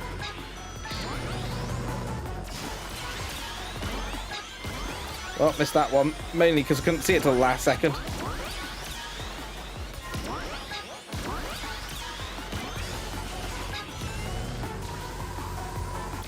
If this A ranks, it'll be a miracle. This has been not my best run. Oh, God. Literally, the box was covering that one. I didn't even see it.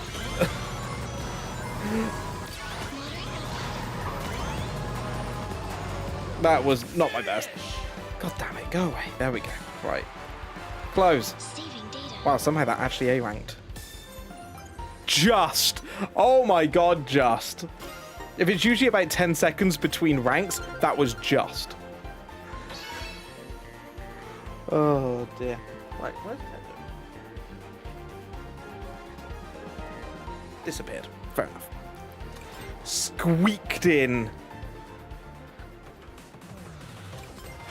Right. Colourful Mall. Again, another level I really enjoy.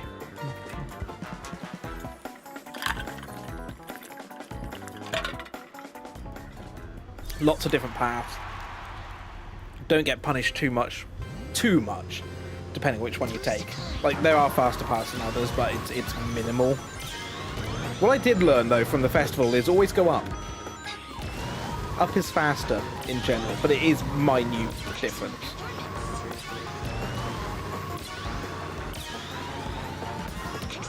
I should have gone up there, I didn't. I followed the green line. This is the problem with having green line, is I see green line and go, ooh, shiny, and I follow it. No, I'm going up. Oh, itchy. Itchy where Ted's flute was.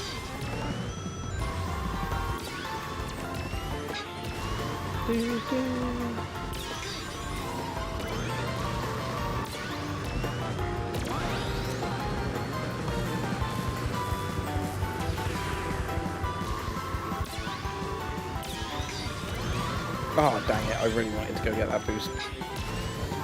Instead of just hemorrhaging rings.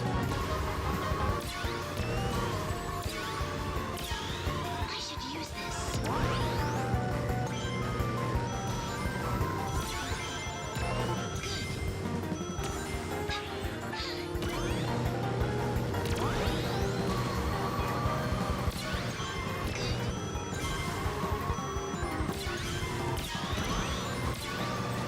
Acceptable output. Maximum output. Excellent performance.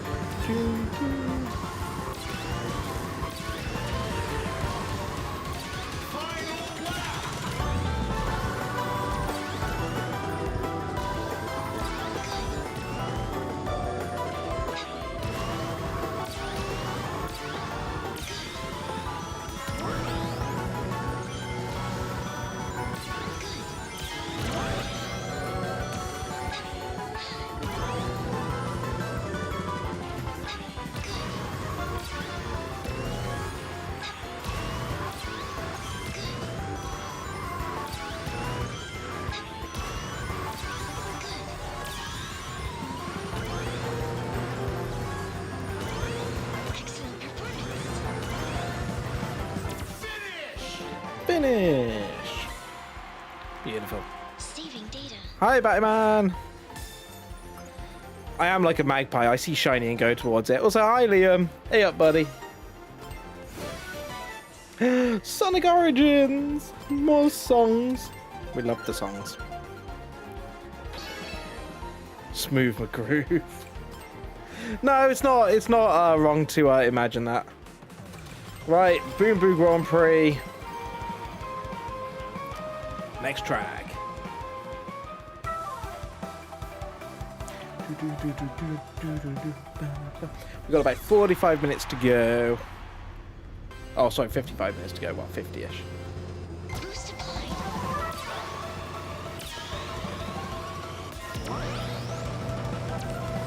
We're going to do our little tech Q&A. So, chat, if you have any tech questions, do start thinking about them. In fact, what I might do is actually open up the Q&A now, ready for later. So if people... I hate this level. Genuinely, this is one of my least favourite levels as well. Like, this is not a fun one for me, because I don't like these sections. Too many areas to fall off. That's my issue with this level, in general. But yeah, I'll probably open up the Q&A in a minute, just start allowing the questions to come in while we're doing our final hour of CrossWorlds. Because, yeah, we've got a couple of requirements to complete for Cyberpower PC, so I can get paid, from our sponsorship. And also, yeah, I like doing the tech Q&A. I like hearing what questions you have. I like giving my opinions on things. I like trying to help people out with technology. Just trying to break it down and make it a little bit more simple than the complex world it can sometimes feel like. Wow, I completely missed that. Well done, mate.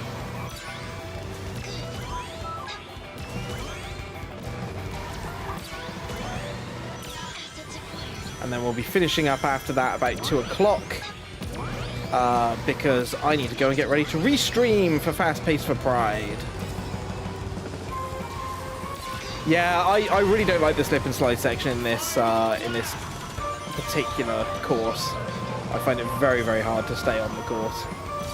It is mostly a skill issue on my part, but yeah, this hasn't been a particularly good run of this level. Oh my god, and I missed that as well. Please at least get that one. Thank God. It is very, very tricky though. Just don't fall off again. That's always nice. At least we'll get another shortcut at the end here.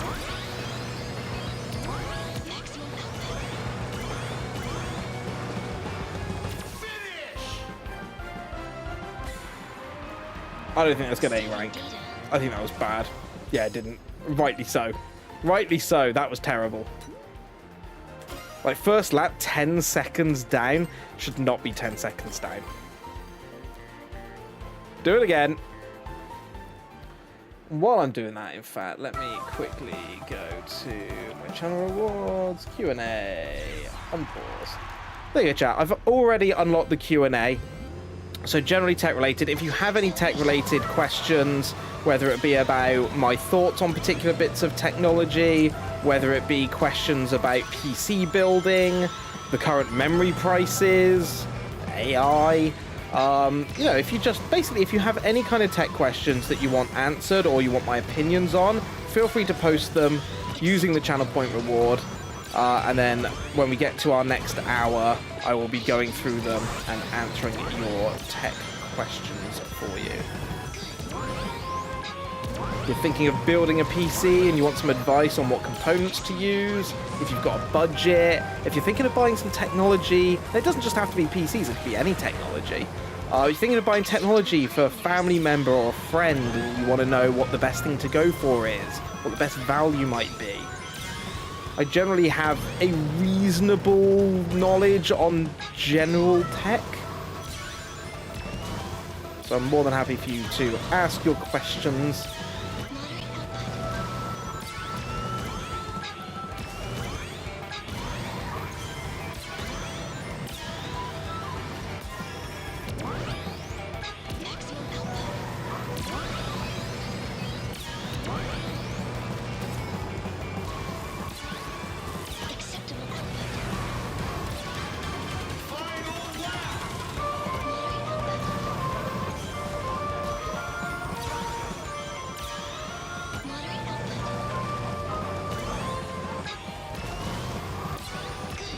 Oh, I missed it again. That's fine. Right, let's go out wine, get that one. So at least a much, much better lap. Ooh, I had to use that earlier than I wanted to because I honestly thought I was going to fall off there. Missed the fast boost pad. That's okay. Yeah, we're pretty okay here, actually.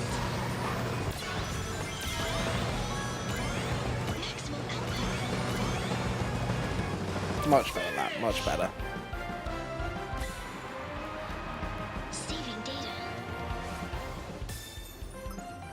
Yeah, the final lap was a bit... 1.5 seconds down. But we'll take it. It's an A rank. It's an A rank. 50 minutes. How many more can we do? Our next course puts us a third of the way through our main courses. And it's a POTOS!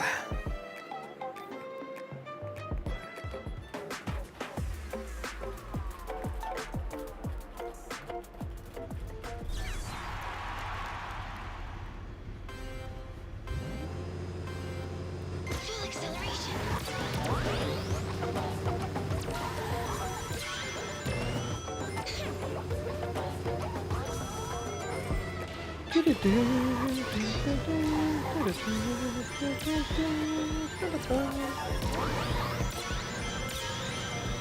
Oh, lovely lines. Ooh, just tweaking the back there, but we're good.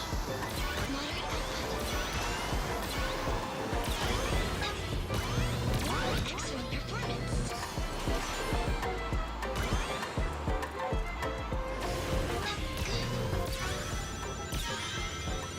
Oh, look at this lovely ring pickup. Yeah, it's already on 100 rings. We'd love to see it.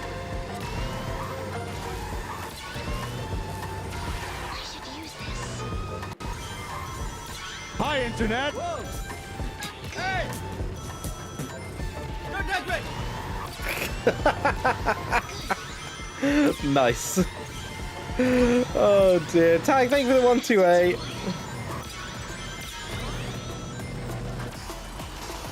Don't touch me. Acceptable output. Maximum output. Oh, missed that one.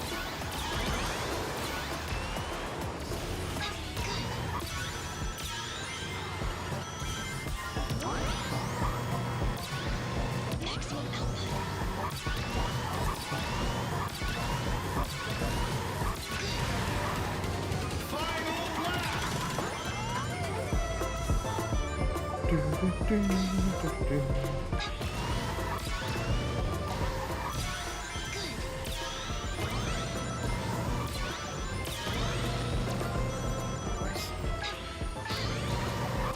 Oh, it's out wide on this one. I went the wrong way. I thought it was on the inside, but it's not. It's on the outside. Oh well.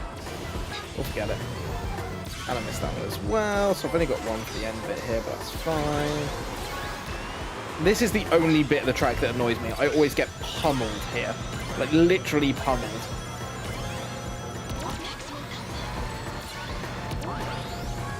And I'm missing all the boost rings.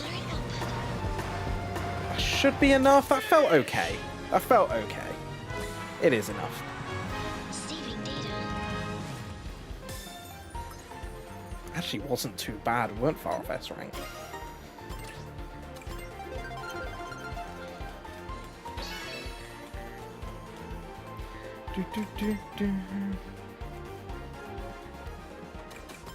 Right, Wonder Museum, Hibby's favourite track, if you didn't know. Hibby's big fan of Wonder Museum.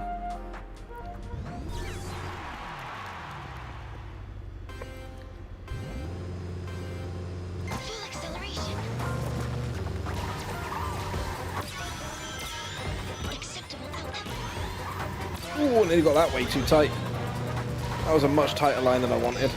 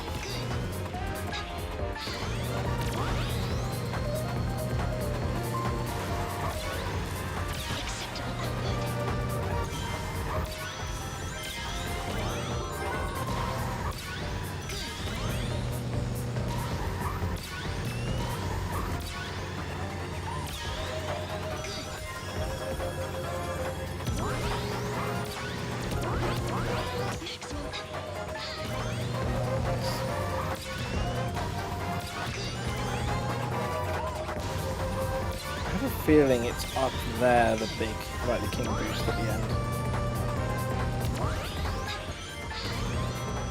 That's the way to find out.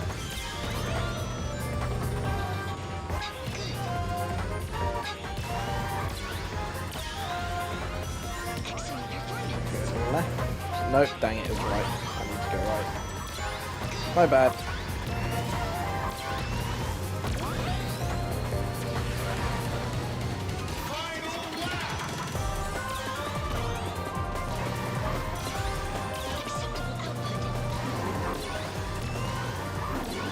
Oh, dang it. That was a mistake. That might cost me heavily. Excellent performance. Whoopsies.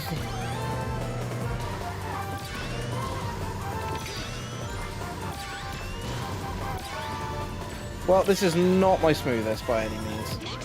Oh, no, it's there. Oh, I missed it. At least I got the other boost, but still, it's a bit rough.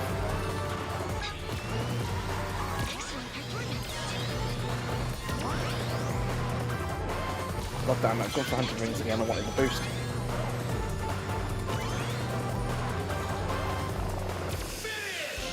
That didn't feel good. I think it's an A rank. It's an A rank somehow. God, only just. That's an A rank by 0.05 of a second. I mean, a pass is a pass, right? We take those. It's not great, but it'll do. Oh, I don't want to retry.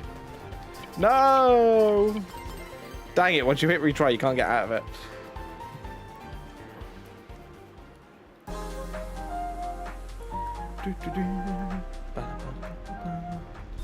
Pause! Pause! Pause! Course right. Right, we're on to the Pumpkin Grand Prix. Crystal Mine.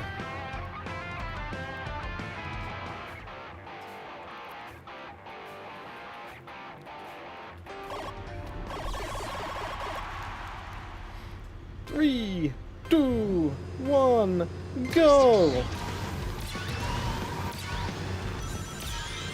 So this is a level that I don't particularly enjoy solo. I really enjoy this one during festivals though. This is a great course during festivals. I always seem to get pretty lucky on this course, both in terms of item selection, and especially if it's like tap boost. This is a great course for tap boost.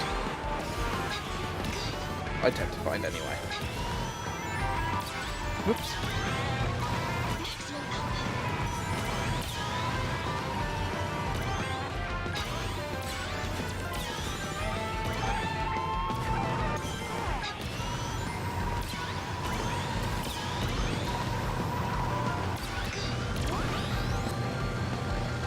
Yeah, it helps that it's a really short lap as well. Like, you know, 50-second first lap.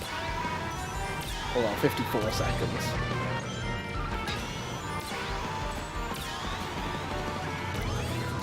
Alright, take top, grab boost pads. Down the bottom we go, lovely.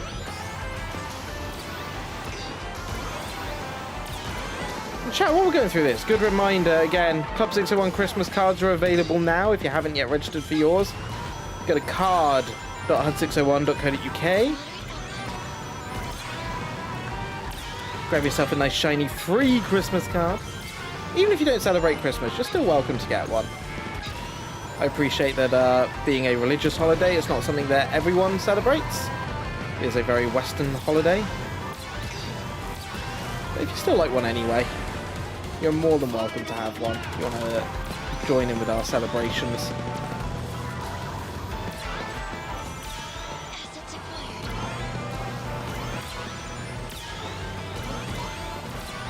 Excellent performance. And I will ship them worldwide for free. It doesn't cost you a penny, you don't have to pay anything. I will cover all the postage. Hopefully for the vast majority of people, they should arrive without issue. Occasionally we do get some that get either caught up in customs for some reason. We've had that before. Or just kind of get lost in the postal service and then arrive months later. The latest we've had one genuinely arrive before that hasn't required me to resend. I sent one, it was like second week of December. It didn't arrive till May. That's the longest we've had so far. Isn't it great, Orchid? That was CBK's idea. That wasn't anything. Wow, a B rank? Oh my god. That's the closest I've come so far, chat. 2/100ths of a second. I'm 2/100ths of a second away from A rank. God damn it. But yeah, normally I give CBK the ideas like, hey, you know, I want this. This is the ideas I'm having. Can you see if you can make this work? Can we throw this stuff in? CBK was the one who just threw the invincibility box up on top of the tree, and I was like, the moment I saw it, I was like, I love it. It's perfect. Like, couldn't have come up with that idea myself. Nailed it. Yo, nice Orchid. Yeah, get demo. Hi, Silic. Good morning. Also, Tag, how's the platinum progress been? There's been some annoying trophies yet. We've been doing really well this morning. We got 4 trophies in one go earlier. At the same time, I think we've knocked out 6 trophies, or I think 6 this morning. Oh no, the CrossWorlds one makes it 7. Yeah, we've 1, 2, 3, 4 plus the AI character. Actually, no, the CrossWorlds one might have been the 6. I think we've done 6 this morning. It's either 6 or 7. So really good. We're obviously making great progress at the moment on the Sonic courses. So even if we don't finish these today, because I've only got about another 40 minutes left before we need to switch over to Tech Q&A. At the very least, it sets us up really well for finishing this bit off tomorrow. And then I'll be honest, beyond that, it is kind of grindy at that point because it's tickets I need. And at last count, I need 14,000 to complete everything. That's to get all the horns and to get the remaining decals, which is what's left effectively. And it's 14,000 that I need, so it's might take a little while. We will grind as much as we can for it. Yeah, it's just going to take a while. A lot of it's going to come through the festival, I think, that's coming up. Yes, we will do what we can.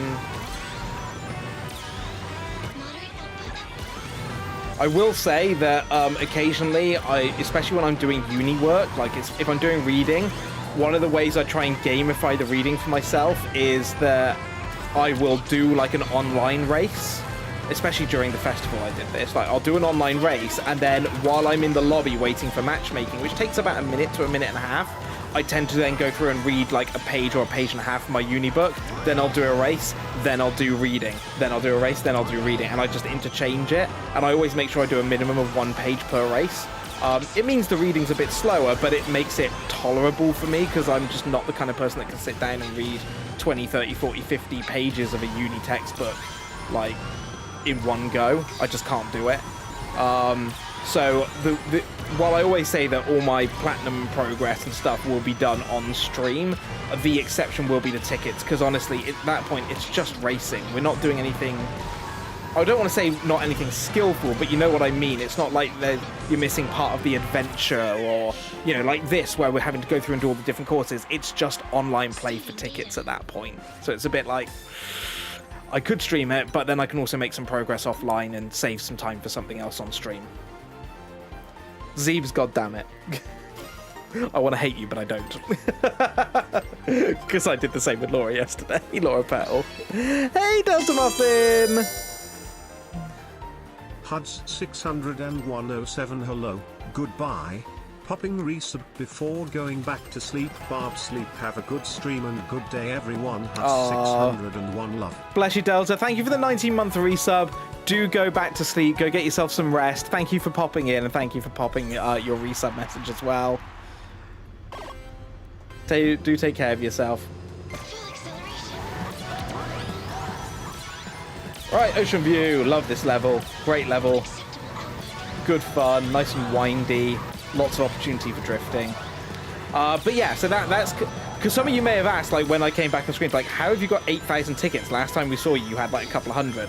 One was basically the festival. I got about 5 to 6,000 from that, and the rest of it was just doing some online races while I was doing uni work. So yeah, it's like the one exception where it's just like, okay, to make any progress here, I need to grind.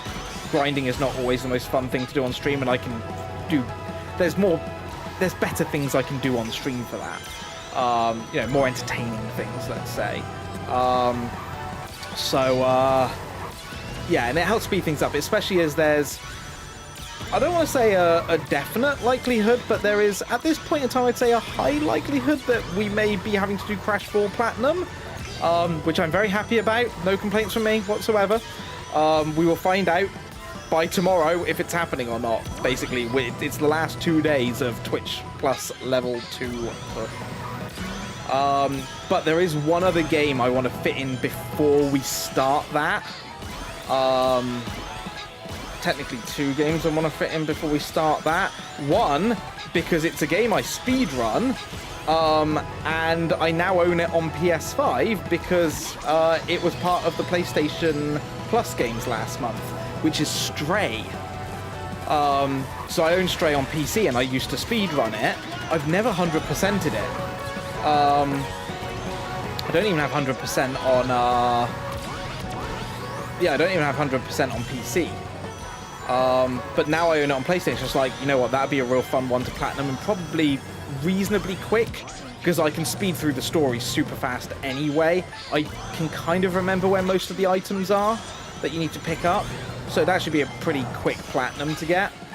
And then the other one, because the subs voted on it before CrossWorlds came out, is oh, I shouldn't have taken that shortcut. I don't have enough boost to get over that. Yeah, I've messed that up completely. I think I've just messed that up. We'll see. The other one is the Spyro Reignited Trilogy. Wow, that actually counted. Okay, cool. Hey, Loki! Good morning. I blame Roblox. They have added a brain rot with those. Oh, god damn it. Yeah, no worries for smashing. Take care. Have a good day. Also, morning, Jack. Very much appreciate your overlay work. It's been so clean, vertical. Oh, thanks, Jack. I'm glad you appreciate it. I hope it's not too overwhelming for people. It provides some consistency, and it's pleasing on the eye at least. Hi, Maria. It's a chill speedrun, except prison. Prison's not chill. Oh, I don't mind prison. Prison's fine. Again, once you've learnt to speedrun it, you know where the danger is. You just got to be quick. Quicksand's a great font. I love Quicksand. Believe it or not, the reason why I picked Quicksand as my font is because I had sand in the name, and Sandopolis was what I became known for. I'm not even kidding. Just quickly, let's back out of this, because we do have some tickets. So let's go customize machine. Let's go to our decals, because we can buy a couple more of these. Skyroad. Oh, we can buy one more. We're so much closer. We have just 6 to go. 6 more decals. Ooh. Yes, tickets. We can buy 2 more decals, chat. We're getting there. We're getting there. Because we finished CrossWorld Navigator. We've got some more titles as well. We've got Sage. We've got CrossWorld Navigator. And we've got Chameleon.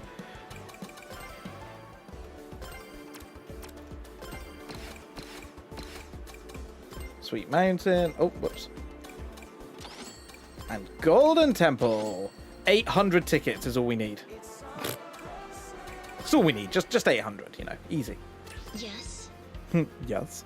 But yeah, the other one I want to look at platinuming before we potentially start Crash 4, if we have to do that, is, as I was saying, Spyro. Because Spyro 1 I've actually platinumed.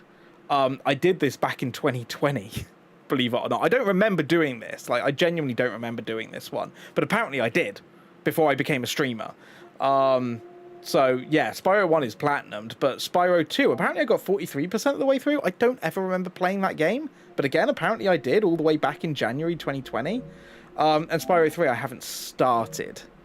So there's those ones. So I think it'd be nice just to complete that collection. And that is what chat actually voted for.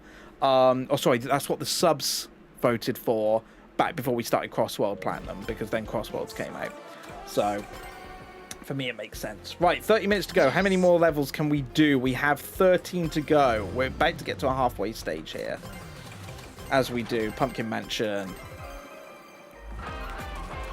Why is that an achievement? I'm saying nothing. Oh, dear.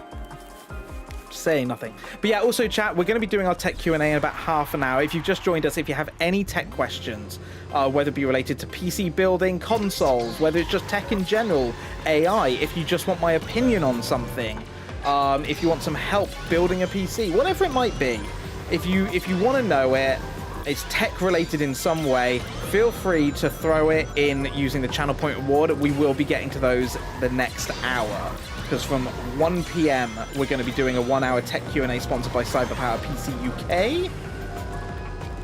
We're going to be having a little look at some of their pre-builts and their Black Friday deals that are still on at the moment. They are still on for this weekend. And then we're going to be doing some tech Q&A with the remaining time, as well, as we always do. Try and demystify some tech stuff, try and put some of it into plain English, try and explain some more complex things about tech in an easy to understand way. That's the idea anyway of these things. And people seem to like them.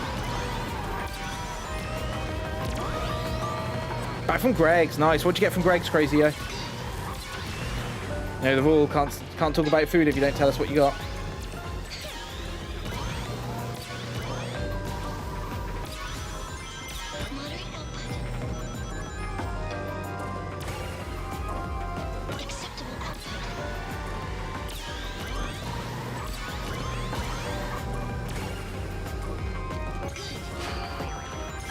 Yeah, just make sure if you've got any questions, use the channel point reward, so then I've got access to them later.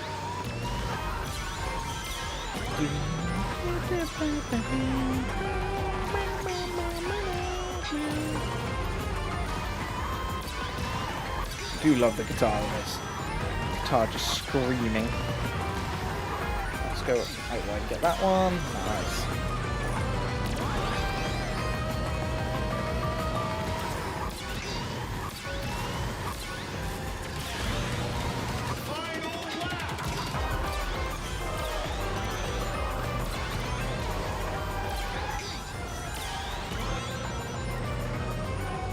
I love the fact you just end up going on the ceiling here. It's a really cool little concept, this level. And then you go back onto the floor.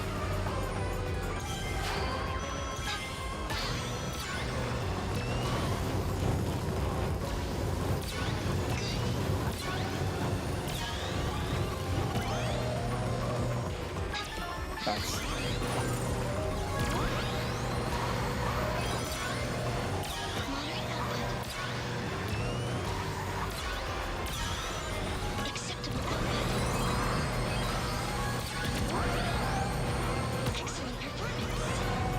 That should be enough. That was good. That felt really good. Yeah, halfway through.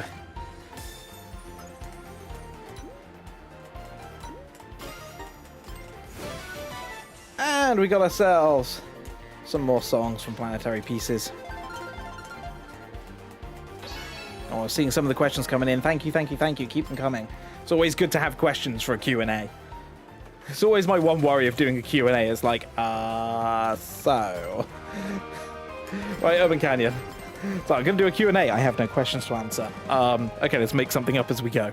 But again, it will just be my opinion. Other people might have different opinions on it. I will always try and give you an informed opinion at the very least from my, genuinely at this point, decades of experience. I've just realised I've been in IT now for 16 and a half years? Yeah, 16 and a half years I've been in IT now, doing all sorts of... And the lucky thing is that I've worked all that time pretty much, yes, enterprise technology and enterprise tech, but specifically focused around the end-user experience and end-user technology.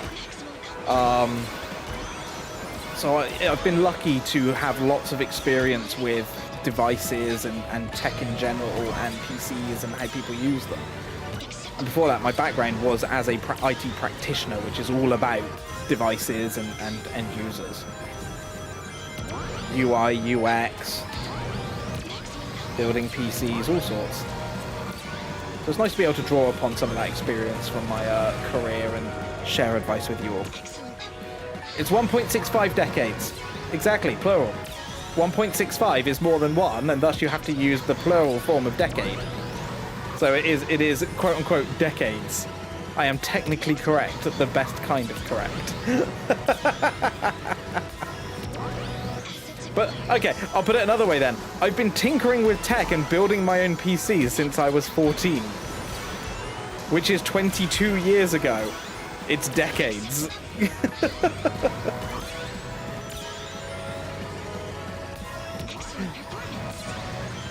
Which also means, yes, I am officially old. I'm so sorry. I don't know why I'm apologising to all of you for being old. I feel like I'm apologising to myself at this point.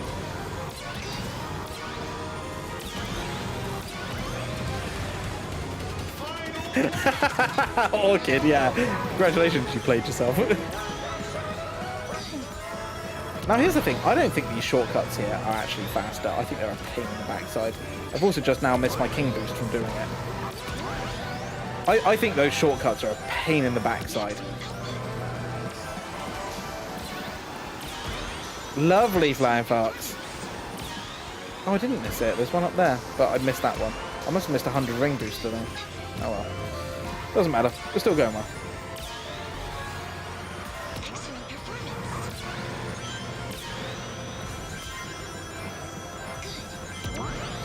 Alright, let me save this for here.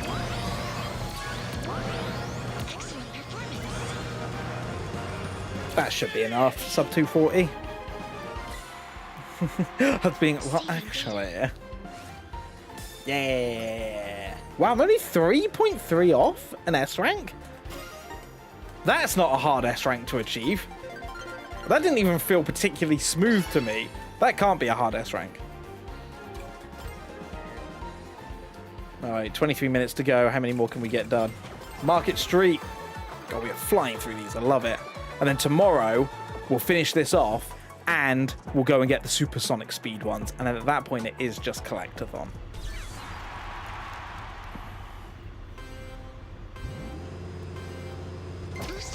But yeah, one of the things I will say is that I will always pop the trophies on stream. So even if I get enough tickets, say, offline at some point, I will always do the trophy pop on stream.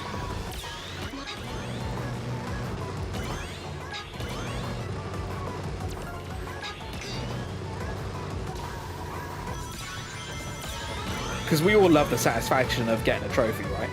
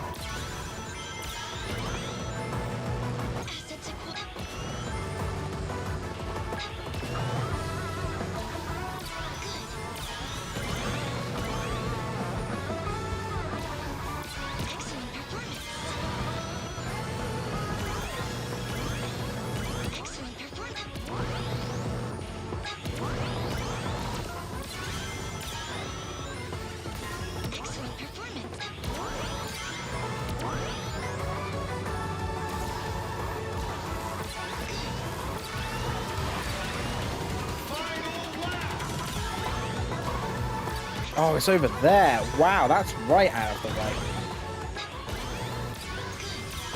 I was never going to get that one. I always forget about the crossword ring there.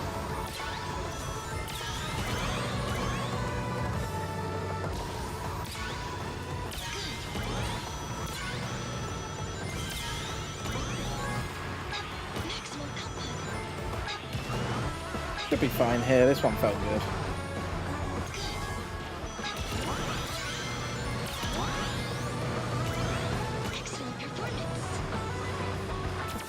Yeah, I felt okay. Whew.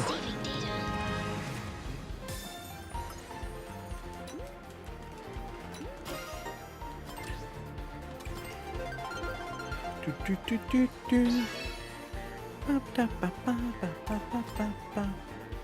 14 down, 10 to go. Finishing off the Coral Grand Prix with, of course, Coral Town. That's why Power Wash Sim is so popular. The little dings like an instant endorphin release. Yes. Yes.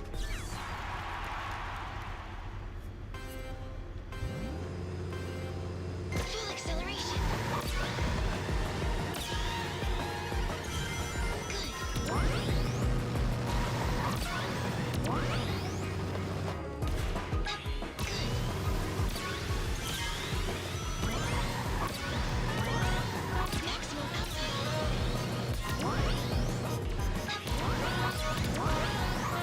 I love the fact Power Wash Sim 2 came out, and what they basically did, my understanding of it anyway, is it's Power Wash Sim 1. We added a couple of little extra things, but for the most part, it's the exact same thing. We just gave you new items to wash. Like, it's very much a, this could have been a DLC kind of game, but I know that no one's complaining, and rightly so, because they did fix some of the little niggles that people had with the first one, but for the most part, people are just like, I get more ding. I like the ding. I was like, yeah, I can't argue with that, actually. Like, legit can't argue with that. Ding is good.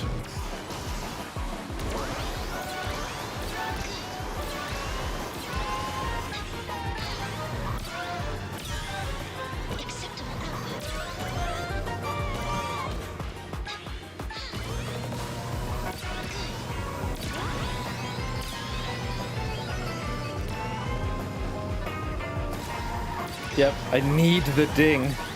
I live only for the ding. That's why I love when they do, like, special ones. Oh, fun fact of the day.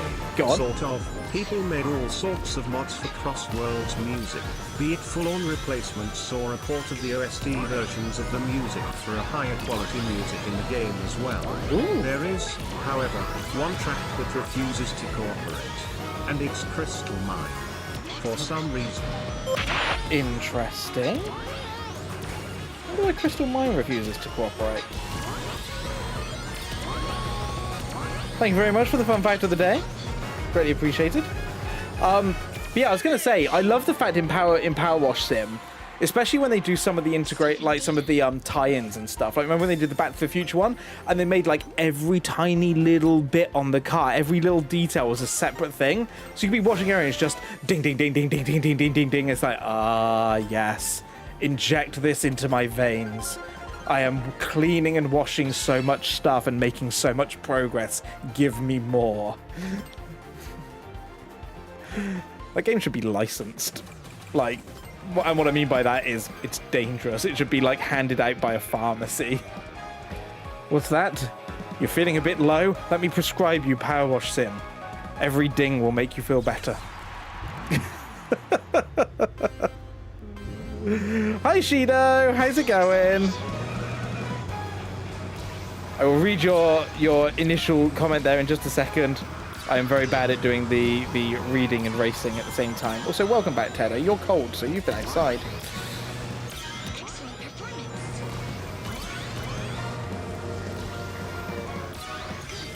Oh, God damn it, I am having a terrible time here. This is already poor.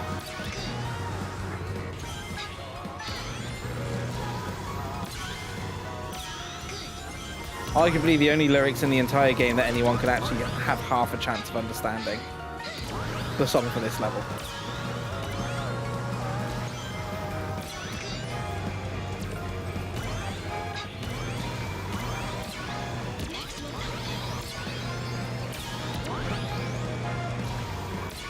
I'm gonna be honest, that was not a good first lap. It just wasn't.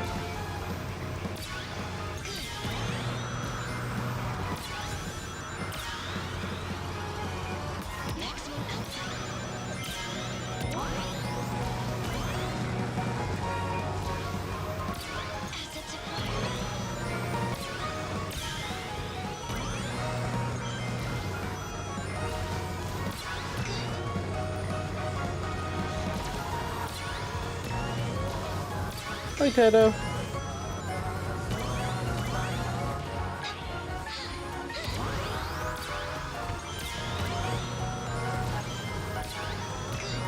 Better second lap at least, but I think the first lap may have already trashed this particular A rank run. We'll see, might get lucky here.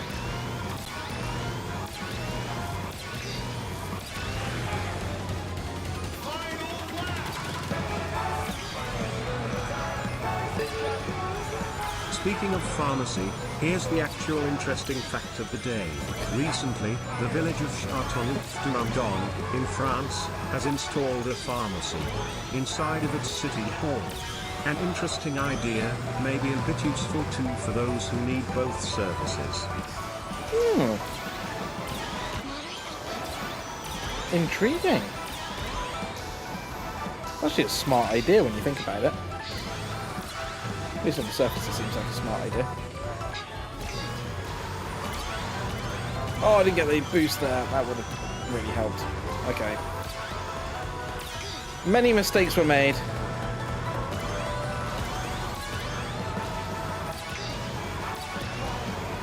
Yeah, that did not feel good. That did not feel good, that one. Thank you for the 25 meep. Saving data.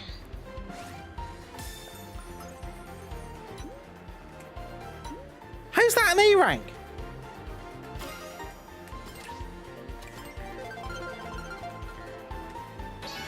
Huh? That didn't feel A rank, but okay. Whatever. Radical Highway. I think we do Radical Highway, Chow Park. We might even be able to do the next one as well. Huds, send help. I have you and Arga up and a storm chaser chasing a winter storm in Iowa up today. Ooh. Chasing a winter storm. Love a bit of a winter storm. Make sure you stay safe though. Full acceleration. Yeah, having both me and Arga while we're both playing CrossWorlds. Oof. Maximum output. That's going to be a busy old screen. Moderate output. But yeah, good morning to Yoshido. Early over there. Maximum output. So Radical Highway, definitely one of my faves. Love this track. I think it's fantastic. Acceptable output. Oh, dang it. Just slipped off. It's fine. We'll do a boost here. Almost got it. Moderate output.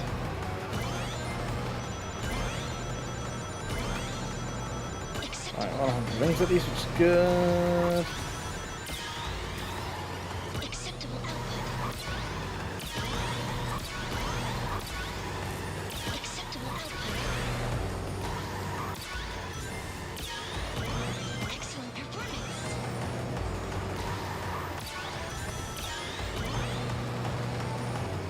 Maximum output.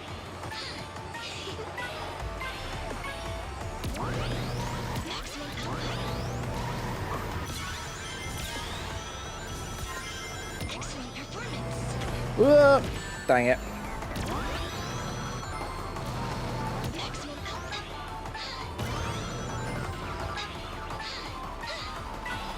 Excellent performance. Excellent performance. Well, I completely missed that boost. And I missed that one as well. This is why I never take this route.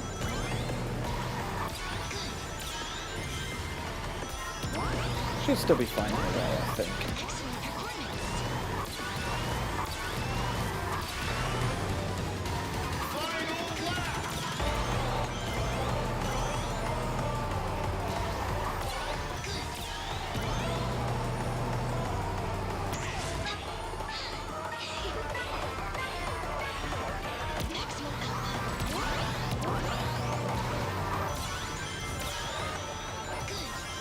Maximum Oh, that's in a nasty little place.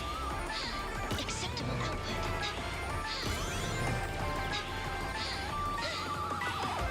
So far this feels okay. It's not the fastest I've done, but it feels reasonable. Maximum output.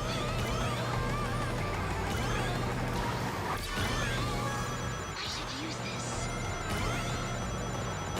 I will use it, Sage. Right now. Maximum output. Nice. Meep. Guess why that just got caught?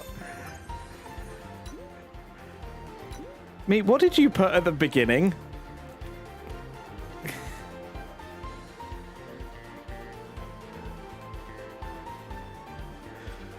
Oh dear.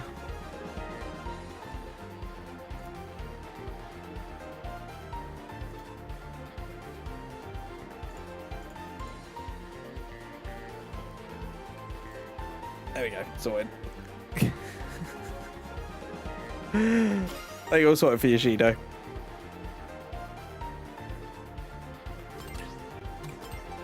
Oh, here we go. Did you know that rhubarb, while considered a fruit for its use in numerous desserts, is actually a vegetable? In 1947, the US court legally classified it as a fruit in order to lower tariffs on imports, as they were cheaper for fruits than they were vegetables. Rhubarb is in fact part of the buckwheat family. Rhubarb. We love rhubarb. Thank you for the 25 bits, Orchid. Right, this will be our final one for today. Chow Park. And then we'll go for a break. Get set up for Tech Q&A. Has it finally clicked? Yes. Hey, Meep. Want to become famous? Go to this website. Remove the space.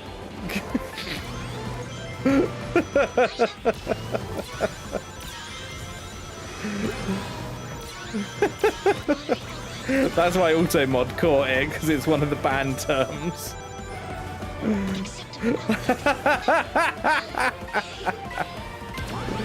Oh dear. Acceptable Assets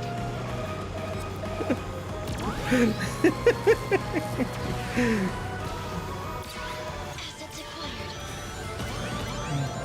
Meepalina is bot confirmed, everyone. Time to ban. 07's in the chat for Meep. Their account has been hacked and taken over by bots. For legal reasons, I must say that I am being incredibly sarcastic right now. Please do not do that if you are a streamer. Excellent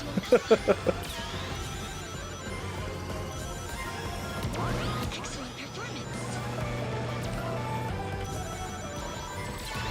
Moderate output. Damn it, Loki works fast. Assets acquired. Do androids dream of electric meeps? That's a good question.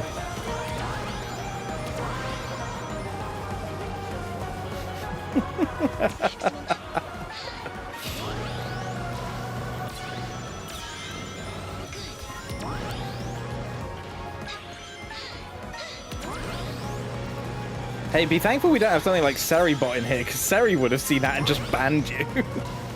God, yep, it's definitely a bot. They said remove the space. That's what bots say. Banned.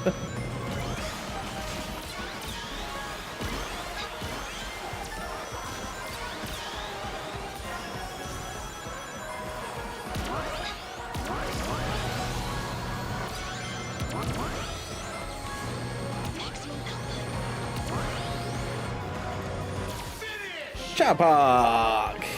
Show me the A. Saving data. Yes, if not bot, why say bot things? This is what they do.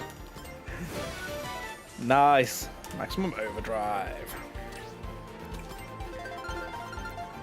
We caught one in the wild.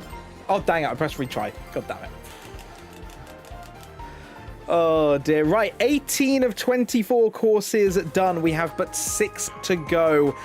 A rank for Course Navigator, and that will also do Jack of all courses as well. We are 4 decals away.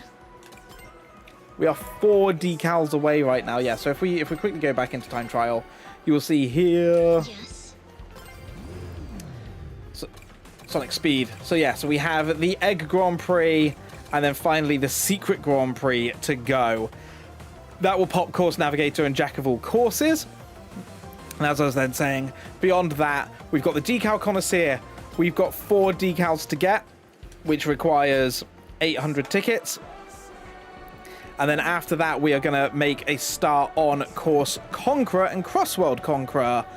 And of course, the Elite Course Conqueror as well. Basically, get a rank or higher at supersonic speed on all the main and CrossWorld courses. So that will be the vast majority of tomorrow's stream. And after that, it's just the horns. And then we get our platinum. So it's going to become grinding, unfortunately. But that's going to be it for CrossWorlds today. Don't go anywhere. We're going to go to a quick break. When we come back, we're going to be doing Q&A. Yo! Bot the techie. Delty's bot right there. Big PP. Delty, thank you so much for the 3-month tier 3 resub. Thank you so much for helping towards getting the Twitch Plus program level 2. As of right now, by the way, we currently stand on... Bear with me. I can hear myself. You can all hear me twice.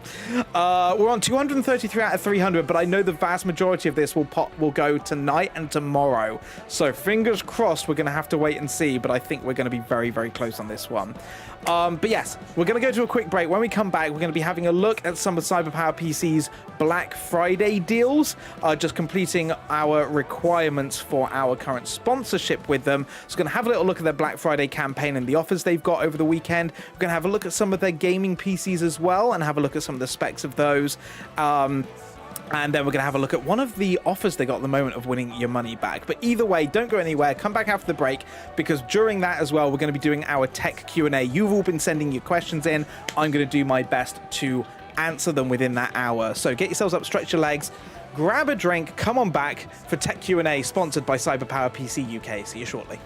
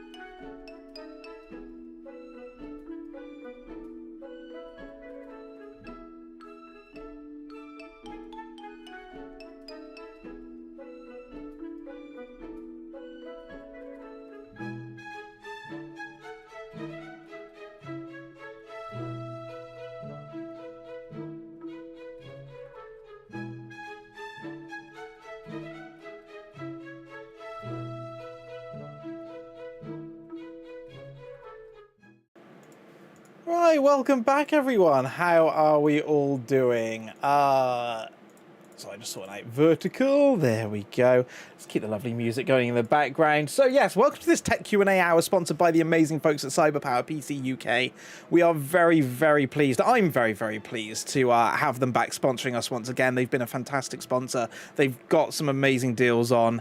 I know some of you out there have actually used them recently to buy pre-built custom PCs and stuff and had a really good experience with them, which is why I'm really pleased to still be sponsored by them. Obviously, if that wasn't the case, we wouldn't be. So simple as that. We're going to have a little look at some of their pre-builts and stuff. Before we do that, I just want to say, Delty, thank you for gifting a tier 2 sub to Silic Dev. That's so kind of you. Thank you so much. And Arbalist as well with the 7-month resub. Thank you so much, Arbalist. Really, really appreciate the support. So we're going to get into the Q&A in a second. We've got 8 questions in at the moment. I may have to close it soon because I don't know how long it's going to take me to get through them, but we will see. We'll do the best we can. But yes, Cyberpower PC at the moment have their Black Friday deals on right now. You can do, I think it's exclamation mark cyber in the chat if you want to go and have a look at the deals, and then you can click the link in the chat if you'd like to. The most important thing about their Black Friday deals right now, you can win your money back. So if you are in the area of wanting to buy a PC, obviously don't go and buy one on the the idea that you'll get your money back, but you can potentially win your money back at the moment from them at the moment. But they've got some amazing, amazing deals right now, as they always do. At the moment, they're highlighting these 3 gaming PCs, 3 really good tiers of gaming PC. You've kind of got your entry level here, the BF2501, which is kind of your entry level Ryzen 5 8400. You got an RTX 5060 in here, 32 gig of DDR5. I mean, at the moment, I'll be honest, the 32 gig of DDR5 is worth the 800 quid alone, right? Like, if I show you this, it's £800. How much is 32 gig of DDR5 going for right now? Because I think it's about that. Comes with a really decent MSI motherboard as well, and terabyte of storage, Western Digital storage as well. So really nice entry-level PC. Your mid-range, the BF2502, we're stepping it up to an RTX 5070 12 gig. So 12 gig of memory in that. Remember last time we did this, we spoke about the difference between the 8 gig and the 12 gig in terms of your graphics card, and how having that extra memory makes such a huge difference. So realistically, it is a better option. Of course, it's going to cost more as a result, though. Again, 32 gig of RAM. We've got an A620 motherboard, the same motherboard, and a terabyte of storage. So the difference here is we're bumping it up on the graphics card side for an extra £300, and then you got the BF2503, their big top of the line one, Ryzen 7 8700F, the 5070 Ti 16 gig. So this is another graphics card bump, and then the same memory, motherboard, and storage as well. So the main difference between these 3 PCs we can see here, aside from a little change in terms of the processor, the biggest change here is going to be from the, if I bring this here, from the 5060 to the 5070 to the 5070 Ti, and you can see what the difference is between those as a result. They've got some laptops on offer as well, between the MSI Katana, the MSI Cyborg, and another Cyborg with a little bit of a bump. Main difference between them being the processor. It's an Intel processor, and we're bumping that, and then also the graphics as well, 5070, 5060, 5050, ranging from 950 to 1330. So again, really nice laptops, MSI. Is mine an MSI? I can't remember. I think mine's an MSI. Is mine an MSI? Oh no, mine's Asus. But MSI make good ones. I know Nico uses an MSI laptop, and he's just bought one, I believe, as well in this sale. So fair play to him. And then, of course, some really nice monitors. We spoke with Arg about this on Monday, if you remember. I'm not going to lie. 31.5-inch OLED 4K monitor, and it comes in white. I am very, very tempted. Very tempted. I won't, because I have nowhere else to put a monitor, but I am very, very tempted. So yeah, they got some amazing, amazing bundles here. I'm going to have a quick look at this entry-level one here, that's £800. So it's got all the specs down here. You can't alter these. These are pre-built, so they're not customizable this time. You can add extras on if you need like a keyboard, a headset. If you want to add one of those monitors on, you can do. As we all know, CyberPower PC, lots and lots of customization, but in this case, the PCs are set in stone as part of their Black Friday deals. But overall, it's a really good deal. Like genuinely, especially with the RAM prices, the fact they're holding this at the moment. What was it you said in chat, Loki?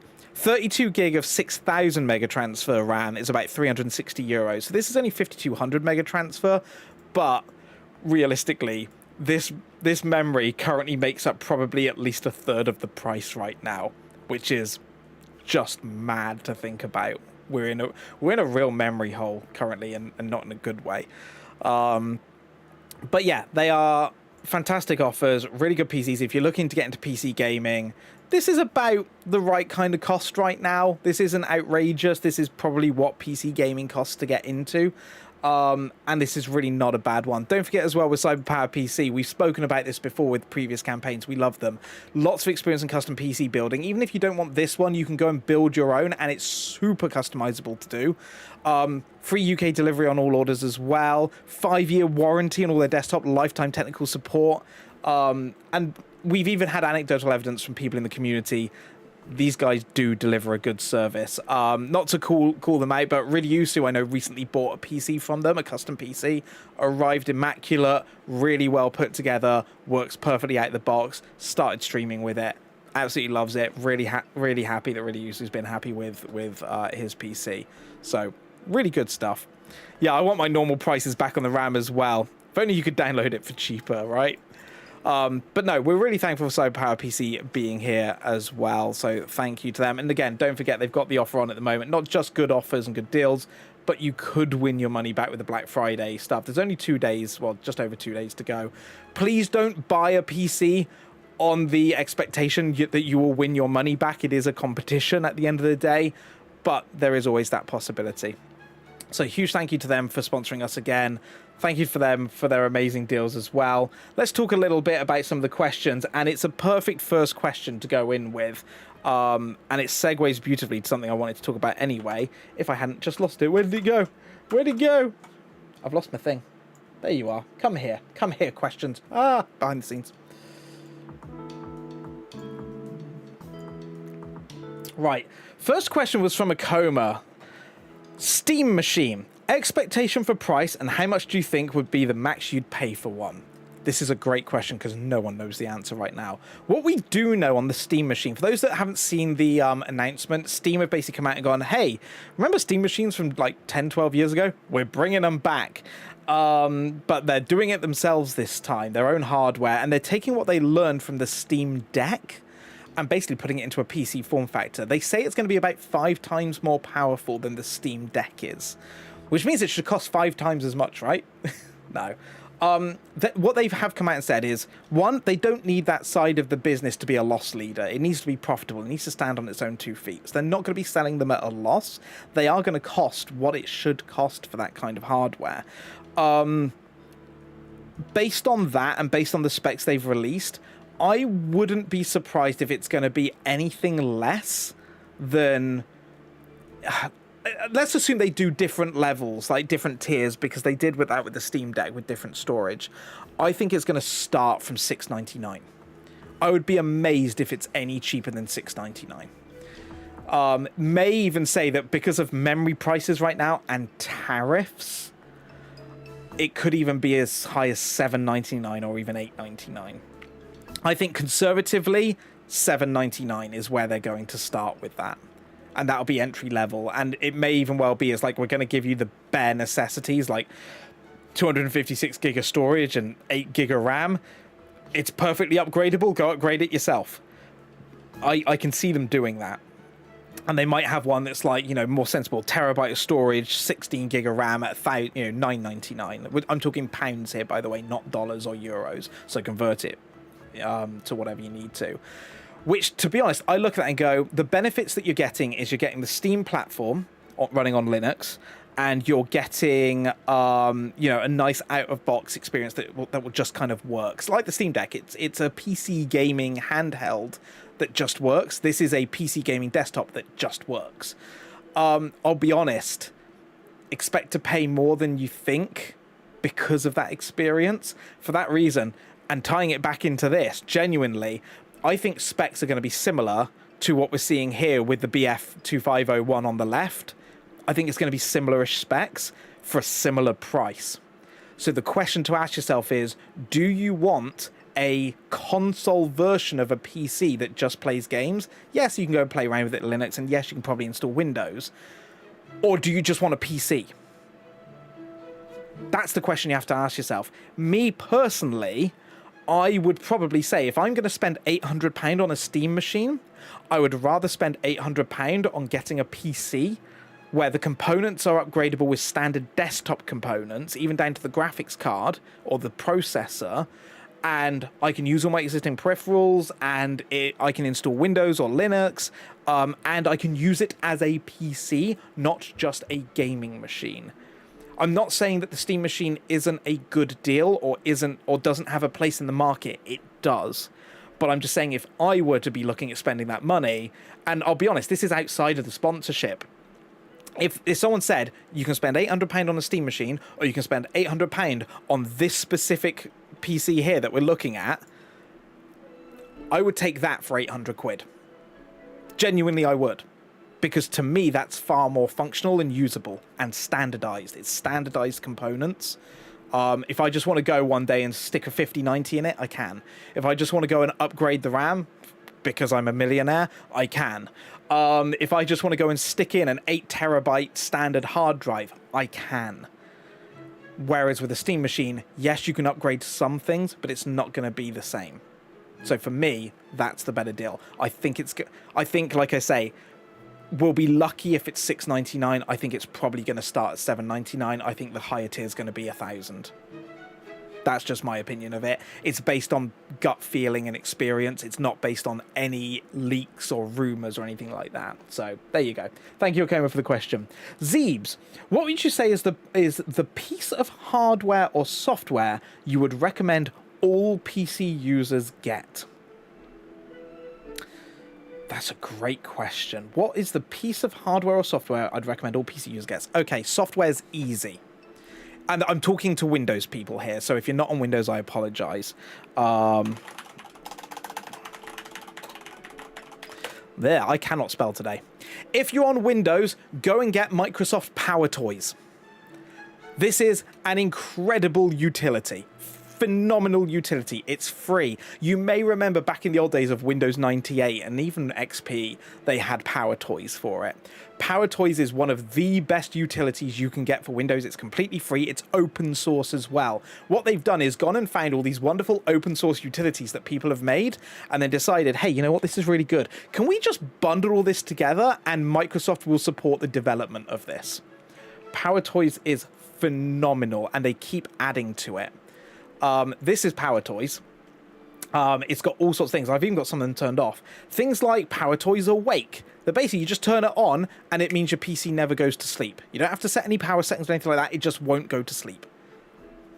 It's brilliant. And you can set the setting here. It's like, okay, keep it awake for a specific time interval. Or keep it awake for the next 24 hours for me.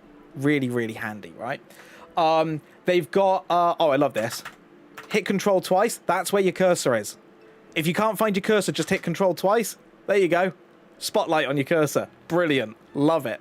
The one I've recently started using actually is Mouse Without Borders. I've got it turned off at the moment, but Mouse Without Borders is great. If you have two PCs and you want to be able to control both of them. So for example, I have my stream PC here.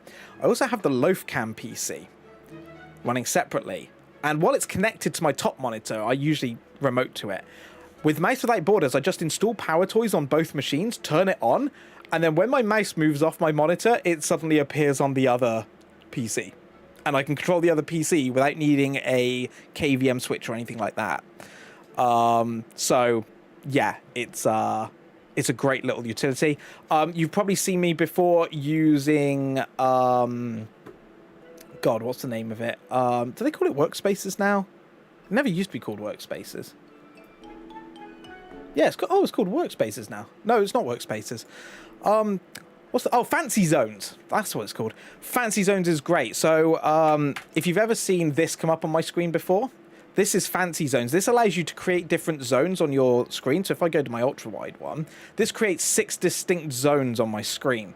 And I can grab any window, hold the shift key, and then I can put it wherever I want. So I can just have it there.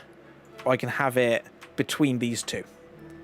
Fancy zones is amazing. If you need better management of your screen real estate for different things, you can go and create an unlimited number of customizable things. You know, I've got rows one that do 3 rows for my portrait monitor, so I can have 3 Twitch streams open on it, and it fits in perfectly.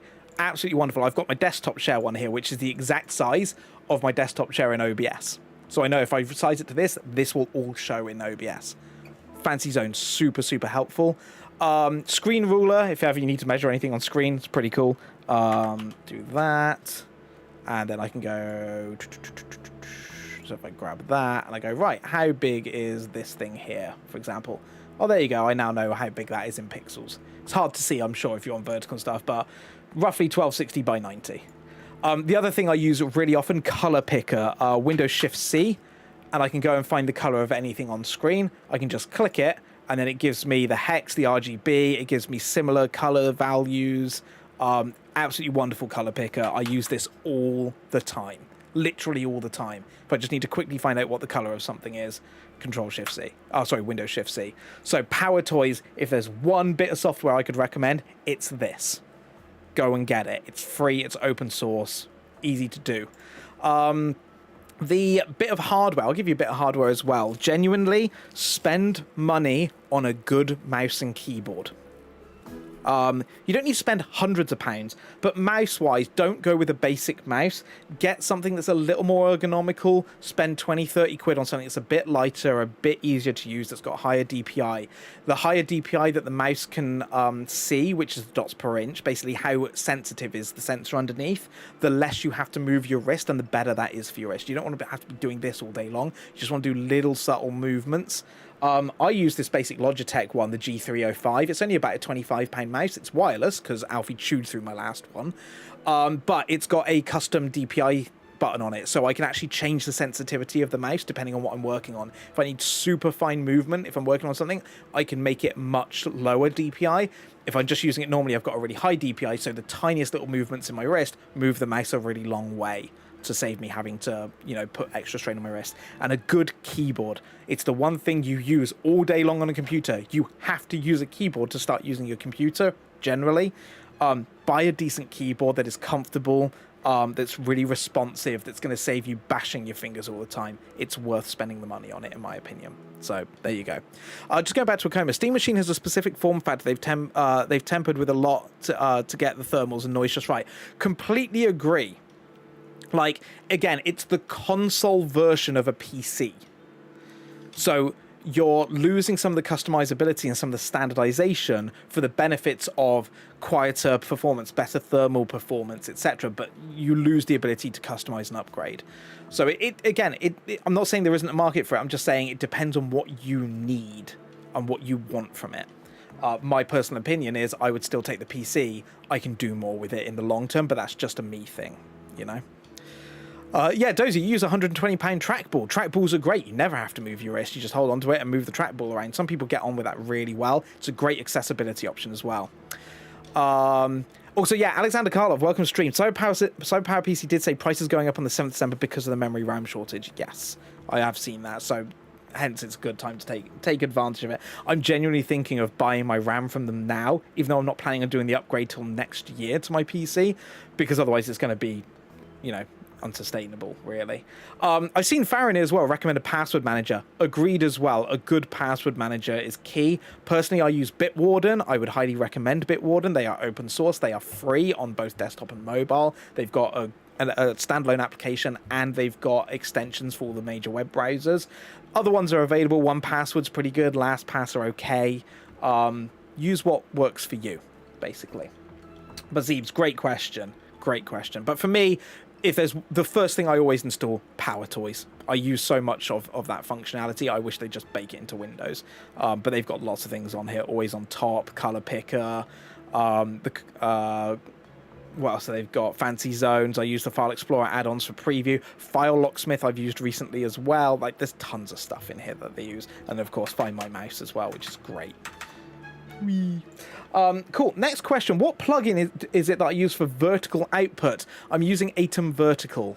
We have to at the moment. It's the only available one, although some of the streaming tools are starting to build their own in. So I know Streamlabs have built their own one. But yeah, Atom Vertical. I'm sure it's caps lock's on. It's called OBS Vertical Canvas, but if you just type in Atom Vertical, I will pop the link in chat for the latest release. It's just a plugin. Really, really good, made by the team at Atom, completely free. It's also what I use for multi-streaming. I use Atom Multi-Stream as well. Basically, the Atom team are fantastic.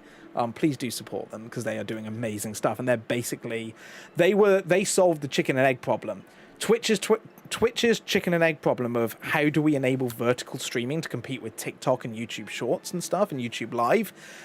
They were like, okay, we want to enable this, but we need people to be able to stream in this. And Atom had already come along going, yo, here's vertical canvas for OBS so you can stream to TikTok and stuff. And Twitch were like, can we partner with you so that we can do vertical as well?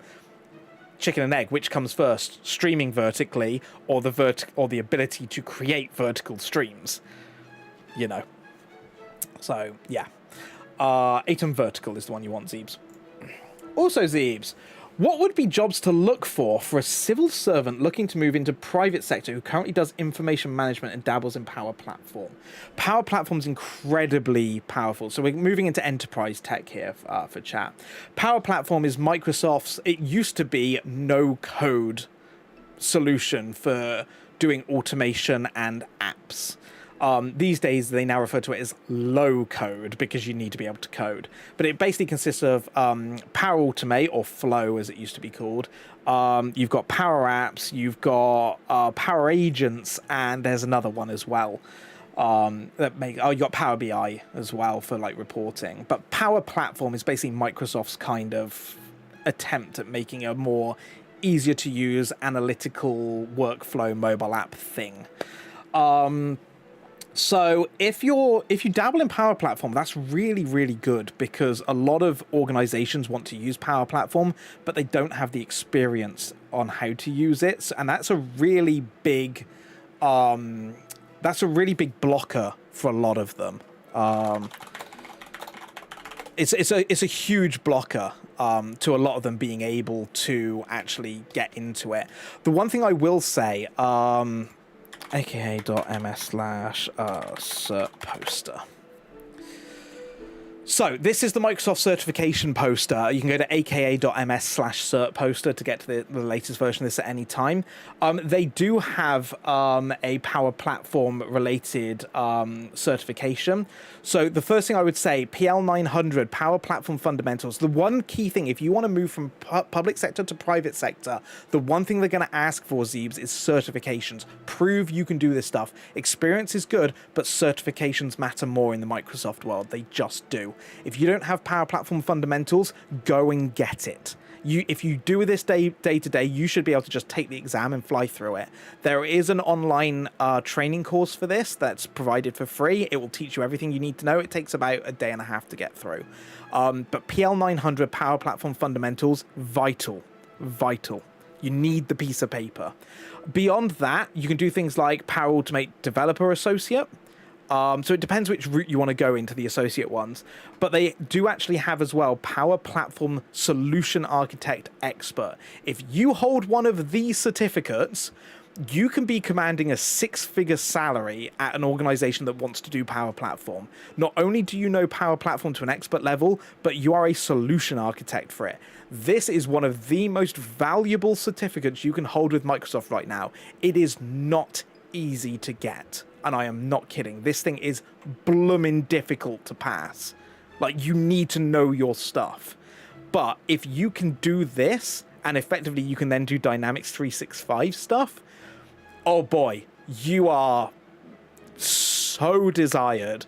And you can easily, I would probably say average salary for someone that does this kind of job that needs this certificate, starting at £120,000, probably upwards of £150,000 to £200,000 a year, because you're basically building Dynamics 365 platforms. You know Power Platform inside out as well. This is so sought after, but don't be surprised this is hard to get. You need the prerequisite certificates as well of Power Platform Functional Consultant Associate or Power Platform Developer Associate. So you probably want to do Power Platform Fundamentals, Power Platform Developer Associate, and then you want to go and get Solution Architect Expert. If you hold that trifecta of certificates, you're set. Any enterprise that wants to do Power Platform will look at your CV and hire you on the spot, because they are so few and far between. That's my honest advice, though. If you want to go from public sector to private sector, and you want to do Power Platform work, go and get the certificates. If you're just trying to generally move from one side to the other, it all comes down to experience and proving it. Again, certificates are going to be your friend on that one. It is very difficult to move jobs in the IT sector right now. Things are not moving around. Fewer jobs available, so fewer people want to move job because they're worried about job security, which makes fewer jobs available, and it's a very big negative feedback loop. It's a huge negative feedback loop. Fewer people want to move, which means fewer jobs, which means fewer people move. So they're trying to kickstart this again. The best thing you can do for yourself, though, is certify yourself, prove your certificates, get your stuff down. I hold 4 at the moment, I think. I personally hold Azure Fundamentals, M365 Fundamentals, Microsoft Teams Associate Admin, and Microsoft 365 Expert. I'm currently doing Identity and Access Administrator Associate SC300, which I expect to pass by the end of the year. And then I'm going to be doing AZ104, Azure Admin Associate, because they are all super beneficial to proving your ability, and the companies can benefit from it as well. Your employer can benefit from you holding those certificates. They get things like free licenses, which is very valuable to them. So yeah, ultimately it comes down to, if you've got experience, fantastic. What will make you stand out? Hold the certificates for your experience. So even if you don't go down the Power Platform route, Zeebs, if you're just generally a Microsoft 365 admin, or you're an Azure admin, hold the certificates for fundamentals and the associate level. It's worth it. It's worth the time and investment. Okay? Thank you for the question. Really, really good. Ashcarp, what's your opinion on a 2-in-1 laptop that folds back into a tablet for someone who isn't a big PC laptop user? Ashcarp, it depends on what you want to use it for. I used to have a 2-in-1 laptop. So I used to have a tablet folded over and I could draw on it. I personally found that I never used the tablet part of it because it was rubbish. It wasn't very responsive. Windows is not built for touchscreens. It doesn't function particularly well with a touchscreen.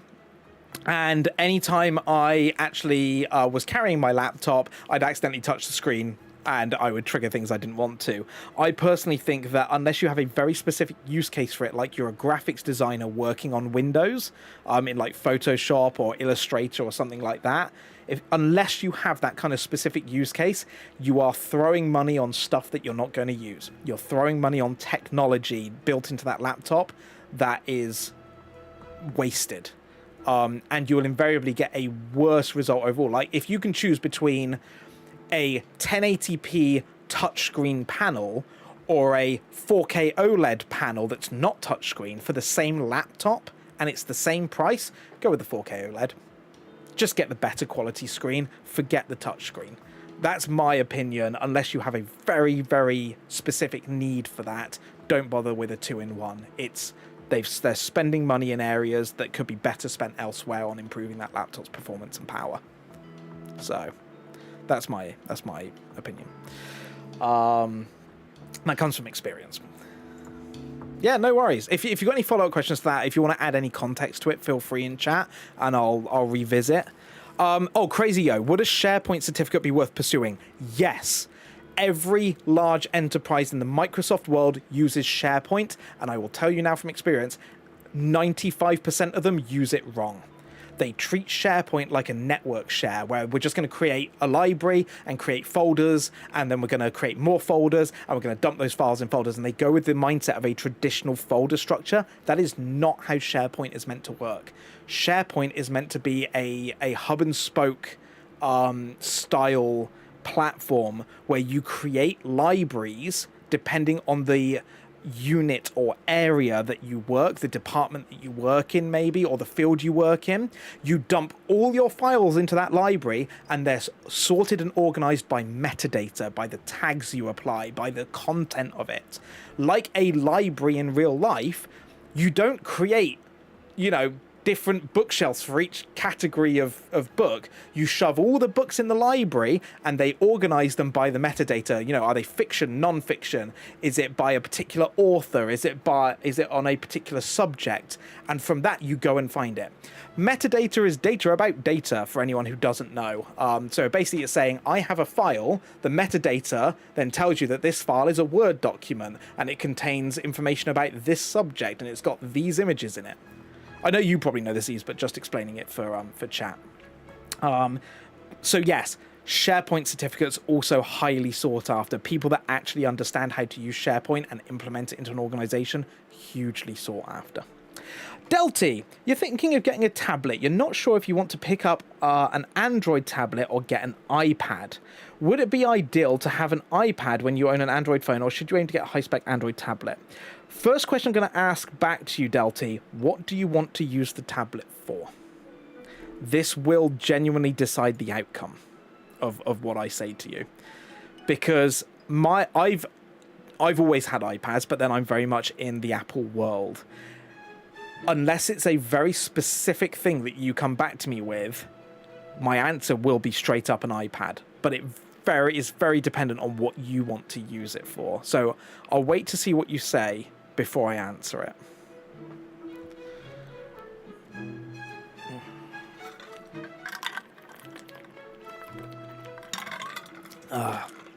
Civil service file management. Good lord. Not even going there. Not even touching that. We've come a long way from where the only metadata was the file name and extension. So while I wait for Delty to come back to me with a use case on what she wants a tablet for, let's go to Crazyo's question quickly, and then we'll circle back. God, I'm getting into enterprise mode. Put a pin in that. We'll circle back, chat. Crazy. Oh, here you go. We got the answer. It's fine. Pin out. Let's come back to it. I intend to use it to play games. However, certain games like Fate Grand Order will not allow me to transfer from one platform to another without using all your gacha items.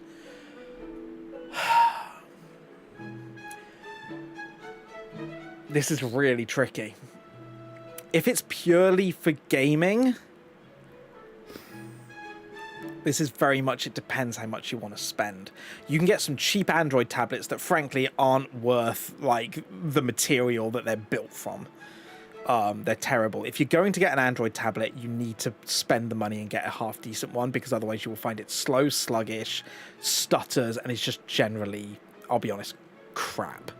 There are very good Android tablets out there now. Samsung makes some fantastic Android tablets that will be supported for years to come with the latest version of Android, with security updates that perform brilliantly.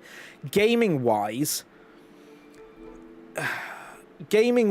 Android generally supports more, but Apple has the benefit of Apple Arcade, and they do have some amazing games on there. And Apple has the benefit of a much bigger app ecosystem that's built for iPad. And they support the devices longer, and they work better and faster. I mean, you basically now have desktop level compute in a tablet, and the Android side can't touch it. They just can't. You can go and buy the most bog standard iPad out there, and it's going to be 3 times more powerful than anything Android can touch for 3 times the price. It just is. They're literally putting desktop processors in iPads. However, if you have a very specific use case that you want to game, and you're currently gaming, you currently have an Android phone, it's going to be able to talk and sync much better with your tablet, for a start. You're going to be in an ecosystem that you understand, which is going to be better for you as well. There's no learning curve here. And like I say, they've come a long way. for the most part, you'll probably have a good experience. I would genuinely say that if you want a game and you want to stick with what you know, get an Android tablet. Just don't buy the cheapest thing out there. Like, do not buy a £200 Android tablet because it's going to be rubbish. Maybe don't look at Samsung. You can look at places like Huawei. You can look at some of the Chinese manufacturers that are producing some really good tablets as well. I think OnePlus, did they ever do a tablet? I can't remember if they did or not. But if you want something that's... oh, yeah, OnePlus did. There you go, the OnePlus Pad 3. Yeah. I could have sworn they did, yeah. So I've looked at this one before. 479 quid. It's a decent tablet. It is actually a really nice tablet. OnePlus makes some pretty good kit. Again, Huawei makes some great tablets as well. I would say that if you want to stick in the Android ecosystem, then yes, this is worth it. Definitely get the one with the bigger RAM. I mean, the fact that it's basically the same price as the cheaper one right now because of Black Friday, I'd say yes, this is what you want to go with. I think long term, you'll get a better experience. iPad has its benefits over Android, including a much better ecosystem. But I think for your use case, I would say go do this. Go do this. I think you'll be happier with it long term. Yeah. I think for the vast majority of people, an iPad is what they want. And it does just work. But I think for this case, get that. Right, we've got about 23 minutes left, so we'll see if we can get through these. We've got 3 questions in the queue. If anyone else has any other Q&A questions, still throw them in. I think we can get through a few more. But next question from Crazyo. For the last few years, I've wanted to pick up a decent laptop for editing, possibly live streaming or recording with when away from home, such as at UKSG. Any good laptops you recommend that are between 1,000 and 1,500? That's a great question. So if you want a decent laptop for editing, live streaming, or recording, so let's start with editing. Or to be honest, actually all 3 use cases. You need a laptop with a discrete graphics card. That is to say that it's not just using the built-in graphics of the processor. It needs to have a dedicated graphics card in that thing. Go NVIDIA. If you get it doesn't matter too much if you go for an Intel or an AMD processor in it. I personally would recommend AMD, but Intel's laptop processors are okay. They're just much more they're less power efficient, so you're more likely to get thermal throttling. But get one that's got an NVIDIA graphics card in it, because you're going to want that, especially for the streaming side or the recording side. You want the NVENC processing, because the CPU will not handle it. If I give you an example, this is my laptop, right? So this is the Asus ROG Zephyrus. This is the Zephyrus 16 or 15? I can't remember. But this was a 2022 model, if I recall, when I bought it. So it was 1 year out of date when I bought it. It's got a Ryzen 6000 series in, the Ryzen 7. It's got an RTX 4080 mobile. Something you want to look out for. We'll have a little look at some laptops in a minute, but I know less about laptops than desktop components, to be honest. The one thing you want to look for, obviously, price is an important factor. You're probably going to be on the higher end here of your range of 1 to 1,500. You're probably going to be closer to 1,500, if I'm being honest. One thing to look out for, cooling. Make sure it's got decent cooling. This laptop's really good. One of the reasons I picked it, it's got cooling underneath, cooling on the side. So these are the intakes. So each fan that sits under here has an underside and a side intake. So even if the bottom's covered, the side intake can still intake the full airflow. But together, it's got nice clean air pushing through. And then it's got a big vent out the back as well to push that air out. It's getting through a lot of air.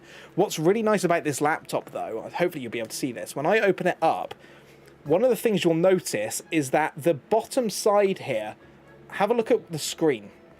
The bottom side of the screen sits lower than the actual laptop. And what that does is, as I open the screen up, it actually, rather than the laptop sitting flat, it tilts it up. So it creates that space underneath for the airflow. They've really thought about the thermals on this thing and about how to ensure you get good thermals. The other nice thing is on the front side, it's got a really big bottom bezel here. And the reason for that is that it's actually pushing the heat out up here as well. So not only is it pushing it out the bottom, it's pushing it out up the top and feeding it up and away from the intakes. Most laptops will just feed it out the back, and it basically comes out of the back, and then it just gets sucked straight back in underneath. This pushes it up and out. so that it's fresh air coming from the bottom and it expends it up the top. It's a really good thermal design. This thing never thermal throttles no matter how much I throw at it. It's the reason I bought it. And yeah, once you open the screen up, it just creates enough of a lip at the bottom just to get some nice airflow underneath, some extra airflow. Look at the thermal design of it. Make sure they've really thought about this. Don't go for the thinnest, lightest thing. It's not about thin and light when you want performance. This thing is not light. It is reasonably thick, but, sensible. Good array of ports as well. I've got 2 USB 3 on this. I've got a USB-A as well on both sides, so I can add, expansions and stuff. My biggest thing with this one was I wanted powerful, and it could not thermal throttle because I wanted to run this thing to its maximum for streaming, and this thing performs. I would highly recommend the ROG line of laptops because I use them myself. MSI makes some great ones as well. If we have a little look here, actually, at some of them. So yeah, the ROG Zephyrus, they are pricey. Again, when I bought mine actually cost me, I think it was 1,800. It was a 1-year-old one, so it was basically old stock that they were getting rid of on Amazon. So I got like about £1,000 off this thing. This thing would have been $3,000 brand new. I think it was by 1,800 when I bought it. So yeah, you might have to go a little bit higher for it, but the ROG Zephyrus line is what I use, the G16, and it is a fantastic line of laptops. Secondhand is also a really good way to do it if you can get a secondhand one as well. But yeah, something like this. So if you want to go slightly smaller screen, the ROG Zephyrus G14, for example, currently $1,649 on CyberPower PC. You're getting yourself the Ryzen 9 270, 8-core 16-thread. Decent processor. That thing will run at full speed, max boost, no thermal throttle. 16 gig of memory. These things are very easily upgradable on memory. Take the screws out the bottom, stick a new module in. I've got 48 gig of RAM this because it came with 16 and I stuck a 32 gig module inside. RTX 5060 dedicated, like, discrete graphics. Terabyte PCIe. I stuck a second NVMe drive in this as well. I added a 2 terabyte to it on top of that. The keyboard's really nice. The trackpad as well on these things are phenomenal. Big glass trackpad. Smooth, buttery smooth to use on this thing. Really nice. Is this ROG soldered? I could have sworn that... I mean, I know my one isn't soldered. Put it this way. I mean, if this one's soldered, then that's a shame, in all honesty. Normally, they allow you to upgrade them. So, in which case, I'd say 16 gigs is a little bit low. But either way, like, this is the kind of thing you're looking for, Crazy Yo. Like, do your research, have a little look. LPDDR is always soldered. Oh, interesting. Is it? Because... Oh, wait, no, this is so dim, isn't it? Dang, that's a shame. 16 gig is not a lot of memory. I'd want at least 32, especially if I'm streaming, in all honesty. I might have a little look at their website. Hang on. ROG Zephyrus. Getting creating productivity. Here's the RAM upgradable. Yeah, it's all about it. Processor, storage, memory. Boasting up to 64 gig. Okay, so you'd have to actually have it come configured with it, I'm guessing then, is what they're saying. Which is a shame. But either way, do your research, have a little look out there. I personally use the ROG Zephyrus line of laptops. You can probably get last year's model cheaper. It'll still be available in certain places, whether it be Amazon, CyberPower, PC might have some. There are some great options from MSI as well. I know MSI do some great laptops as well. Nico swears by them. You can get something like the Katana. I think Nico just bought a Katana. I'd have to double check with him. But again, really good, powerful line. But effectively, that's what I'm saying, Cairo Nova, stick the link in chat. Go for it. Let's have a look at it. You're more than welcome to put it in. Like, yes, we love CyberPower PC, and yes, they're sponsoring this, and I'm very grateful to them, but this is about answering your tech questions. Let's have a little look at this. Not required. So, ROG Zephyrus G14 comes in the white, lovely. Refurbished. Wow, 1119 is cheap. That's good. Is that the 14-inch version of mine?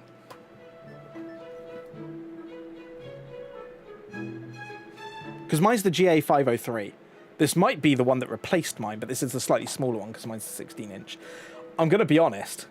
Okay, it's out of stock at the moment, sadly, but this is what we mean. If you can get like a refurb or you can get a second hand, you can get yourself, I mean, that is like a Ryzen 9 with a 4060 in it and a terabyte SSD. That's a bargain at £1,000 or 1,100. That is a genuine bargain. That's the kind of thing you should be looking for. So I don't want to turn around and go, this is the laptop, go buy this to any specific model. But what I'm saying is the price point's about right. You might have to go secondhand or refurbished to get a little bit more out of your money. Don't be afraid to go for last year's model rather than the latest and greatest. You will still be able to find them. I bought mine on Amazon. But yeah, if you want to do those things, the key things in there, good thermals, decent amount of memory, ideally 32 gig, or at least make sure it's upgradable so you can add your own memory to get it to 32 gig. 16 will not be enough. And make sure it's got a good dedicated graphics card. Okay? That's my advice. If you want to go over specifics, I'd probably say that's where the Discord's going to be best. Pop it in Tech Corner. If you've got like a couple you've seen and you want the advice from the community, pop it in the Tech Corner in the Discord, and we can all kind of weigh in and give you a hand, like in terms of which one might be better. Who remembers that tank of a laptop from Asus needed 2 charging units? Delta, you should see the size of the charging unit for this. The charger for this is 350 watts. Thankfully, a 100-watt charger will also do it. So I can actually use just a basic wall plug with a USB-C cable. But the charger for this thing is... boom. Like... powerful thing. But no, really good question. Thank you, Crazy. Hopefully that helps a little bit. I know I haven't just said, like, this is the laptop to go do. I don't have an hour to go through and do shopping fully, but hopefully you've got some advice on what to look for. 2 more questions in the queue, and this will probably be all we have time for. So I'll pause it for now. Shello asks, Windows question to draw from your streamer knowledge. Is there a hardware vendor agnostic way to set a global keyboard shortcut to mute the microphone system-wide, i.e. at the mixer level? Programs like Discord have a global hotkey, and WinAlt-K exists as a global mute, but only Teams supports that. I know there's a checkbox 3 dialogues deep into system settings for this purpose, but I can't find a way to do this from a global hotkey. Any suggestions? Shadow, that's a great question. So basically, is there a way of globally muting your microphone? This, unfortunately, is going to be one of those questions where it depends. For example, I have a way of globally muting my microphone.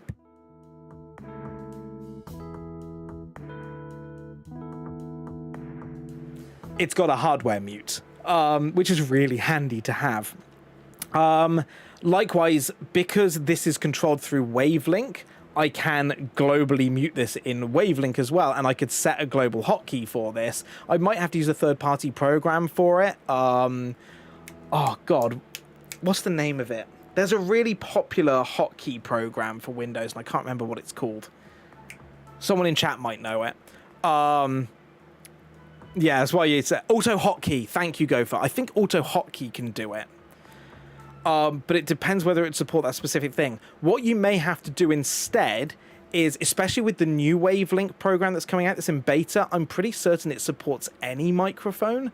So what you could do instead is sit something like Wavelink in the middle, set it up with your microphone so that it comes through here, and then you could set up a global hotkey.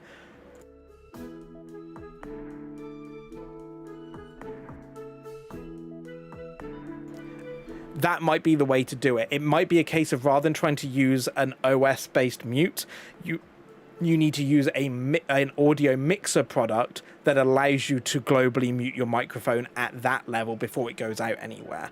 Because all my audio routes through this. So even into Discord, it routes through this, and it routes back out through this. So that might be the better way of doing it, and something like Auto Hotkey might be able to support that. I'll be honest, it's not my area of expertise. Because I tend to go with, like, I'm more used to the specifics I have. I know how to use my hardware. I've got my Wavelink software. I can make it work through that, and I can use combinations of things like Firebot or, hotkeys to do what I need to. I'm not using Windows Own Mixer. No, Windows Own Mixer is rubbish. I would always say, especially given the fact they're making it free to use now with the new Wavelink beta, and it's so much easier to use. Obviously, I've not upgraded yet because it's beta software. I would say experiment with it, though, because I think it's going to be a game changer. Life Devil. Hello. Let's have a little look at Power Toys. I did not know this. I probably got it enabled as well. It didn't know this. Does it? Where is it? Input, output.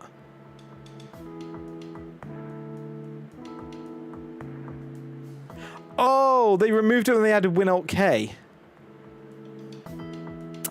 That's a shame. I'll be honest, I didn't even know that Windows had a fully built-in like global mute for it, so it's news to me. But yeah, the new Wavelink beta. Wavelink 3.0. This is the one. So this is the new interface for Wavelink. It's got a really nice kind of like grid view where basically you've kind of got your inputs on the left and your outputs across the top, and then you can decide what goes where.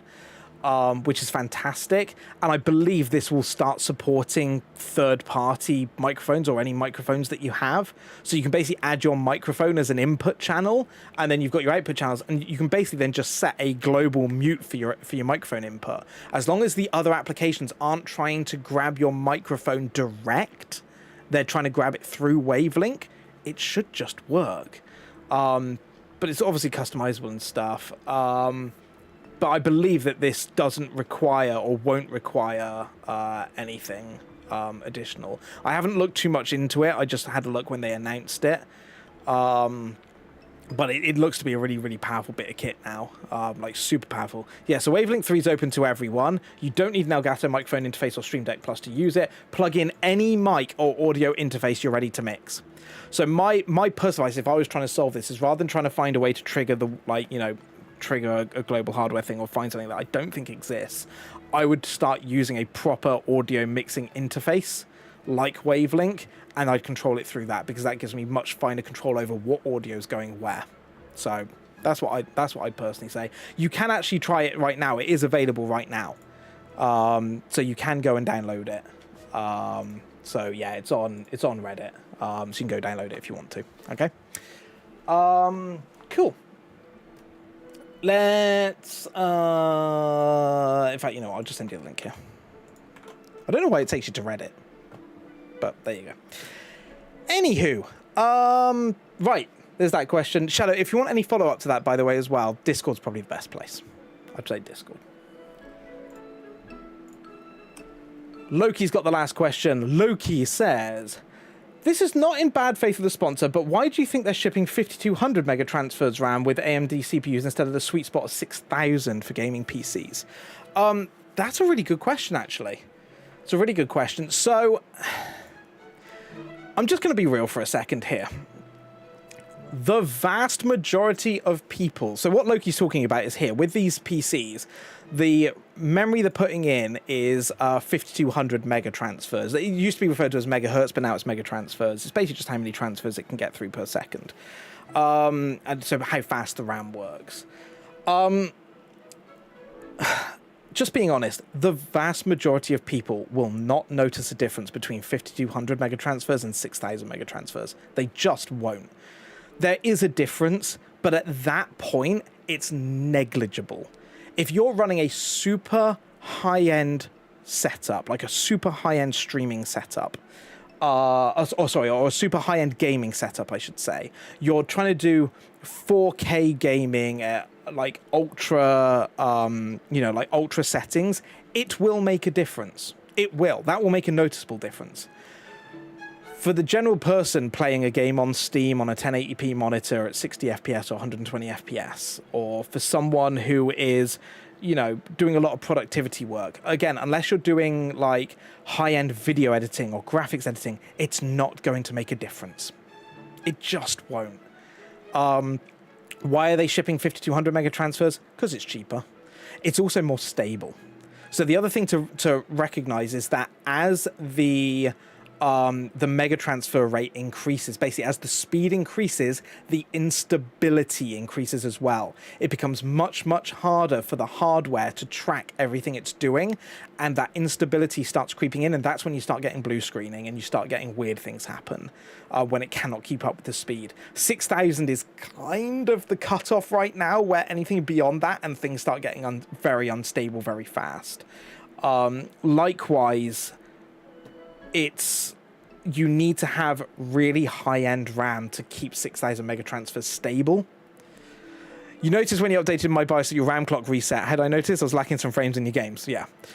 I mean, this is the thing. Like, so my PC, if I go into my performance here for you and have a look at my memory. So obviously I'm on DDR4. I'm at 3,600 mega transfers, right? When mine resets and it goes back to a standard rate, like, so we're using something called XMP for this. I've forgotten what XMP stands for. But it basically allows you to effectively overclock the RAM. And mine can run at 3,600, which is kind of the top end-ish for DDR4. I noticed it when it went down. Like, it's big time noticeable from its standard clock speed of like 1,200 or 1,500 to 3,600. That's noticeable. I can honestly say right now, if I went from 3,600 to 4,000... Oh, extended memory profile. Thank you, Alex. Yeah. From 3,600 to 4,000, I wouldn't notice it. I just wouldn't. And likewise, with DDR5, if you're going from 5,200 to 6,000, you're already at a massively fast speed. Faster than most applications demand, faster than most games demand. Beyond that, you're probably not going to notice it. And yeah, technically, as Alexander Karlov said, 5,200 is the max official supported speed for the CPUs. So yeah, they're probably saving some money, which keeps the prices low, especially with the way memory's going at the moment. But to 95% of people that are buying these PCs, they would not see the difference. They just wouldn't. You need to be running a high-end Ryzen, like a Ryzen 9 9950 X3D or a 9900 X3D. You need to be running an RTX 5080 or 5090. You need to be absolutely maxing that thing out, where 5,200 to 6,000 mega transfers will make a difference, in my opinion. And anyone who sits there and goes, it makes a massive difference, no. At best, it's minuscule. We're talking percent, like, 1 to 3%. You might, with the highest end rig, see a genuine jump of 5 to 6%, maybe even upwards of 8%. Not much more than that. It's diminishing returns the higher you get. It really is. Shallow, 100%. Memory's not usually the bottleneck. It's really not. I can tell you right now, in my rig, memory is not my bottleneck. Believe it or not, my bottleneck half the time is network right now. It's either network or it's SSD. My CPU, I'm running a 5950X. That's sitting quite happy. GPU, as we know, I'm running a 5090 now. It's doing 7 streams. It's sat there quite happy. Disk-wise, I could probably do with actually getting... where's my actual 2 terabyte? That's my main NVMe SSD. This thing I can max out if I want to, but my actual bottleneck right now for a lot of what I do is my network, because I'm only on gigabit. And I know that sounds ridiculous, right? But I have a gigabit internet connection and I have a gigabit PC connection. If I'm maxing out the internet, doing, say, uploading to AWS, and then I want to go and transfer something to my NAS, one of the two has to give. And if I'm trying to transfer to my NAS at 300 megabytes a second, then, at 300 megabits per second, my internet now only has 700 megabits of available space, so I can't max out my internet. Yeah, I need 2.5 gigabit networking. Oh, she doesn't know it's shallow. But this is it, genuinely. Like, where I am with my PC, for the things that I do, my network is what's holding me back, not my CPU or my memory or anything like that. That's all working great. So yeah, long answer to a very straightforward question. Why are they putting in 5,200 mega transfers? 1, because that's the official rated max for the CPUs. 2, because most people won't notice the difference with the high-end RAM, and it's much, much cheaper for this because it doesn't have to be quite as high-end and quite as stable. There you go. Oh, 10 gigabit Ethernet. Oh, yes, please. Give me fiber. I want to run fiber everywhere. Anyway, that's the last question. I hope that's been useful to some of you. I know we've gotten really into the weeds of some enterprise stuff today, really into the weeds of some of the technical, and I know for some of you out there it's both either boring or you can't follow it or you just don't understand it. I get that, and I appreciate you sticking with it. and doing your best with it. To those that ask questions, I hope that my answers have helped in some way. Again, I'm not an expert in everything, but I've been around the block and I know a few things here or there, so hopefully it's helped to at least decipher some things or give you some advice that will help you on your next step, point you in the right direction, put you on the right path at the very least. And for the rest of you, if all you wanted was just my opinion out of things, I hope that the opinion helps in some way, or at least gives you some insight into what I think. So yeah, we will do more of these again in the future. I want to say again a massive thank you to our friends at Cyberpower PC UK. Thank you very much for the sponsorship once again. We're really glad to have you back on the channel. Thank you to everyone who's been clicking the links as well while the ads have been playing and putting up with the on-screen ads as well. Really grateful for it. Again, please do go check out the Black Friday deals. If you do !cyber in the chat and click the link, it would be a huge help to me, and I greatly appreciate it. It's also what allows me to do some of the nice things, like we had the pins for last month's charity stream. That was all funded by Cyberpower PC UK. As one of our sponsors, so really grateful to them. That is going to be all for today. I need to go and get set up and get ready for Fast Pace for Pride 2025 Day 2. That's going to be kicking off on the FPE channel very shortly. In the meantime, however, we're going to go over and say hi to Arg. Arg is also doing some Sonic Racing CrossWorlds. He is trying to S-rank every single course in the game. He's doing some CrossWorlds right now. He is achievement hunting like me, so we'll go say hi to him and go wish him luck. He'll be live for about another hour, and I'm sure he'll probably come and raid FPE after that, because we'll be live over there. For the moment, have a wonderful day, everyone. I'll see you again tomorrow morning, 10 a.m. We're going to do some more Sonic Racing CrossWorlds and try and finish off some of those trophies. Have a wonderful rest of your day. Take care, everyone. Look after yourselves, and I'll see you around. For now, bye-bye.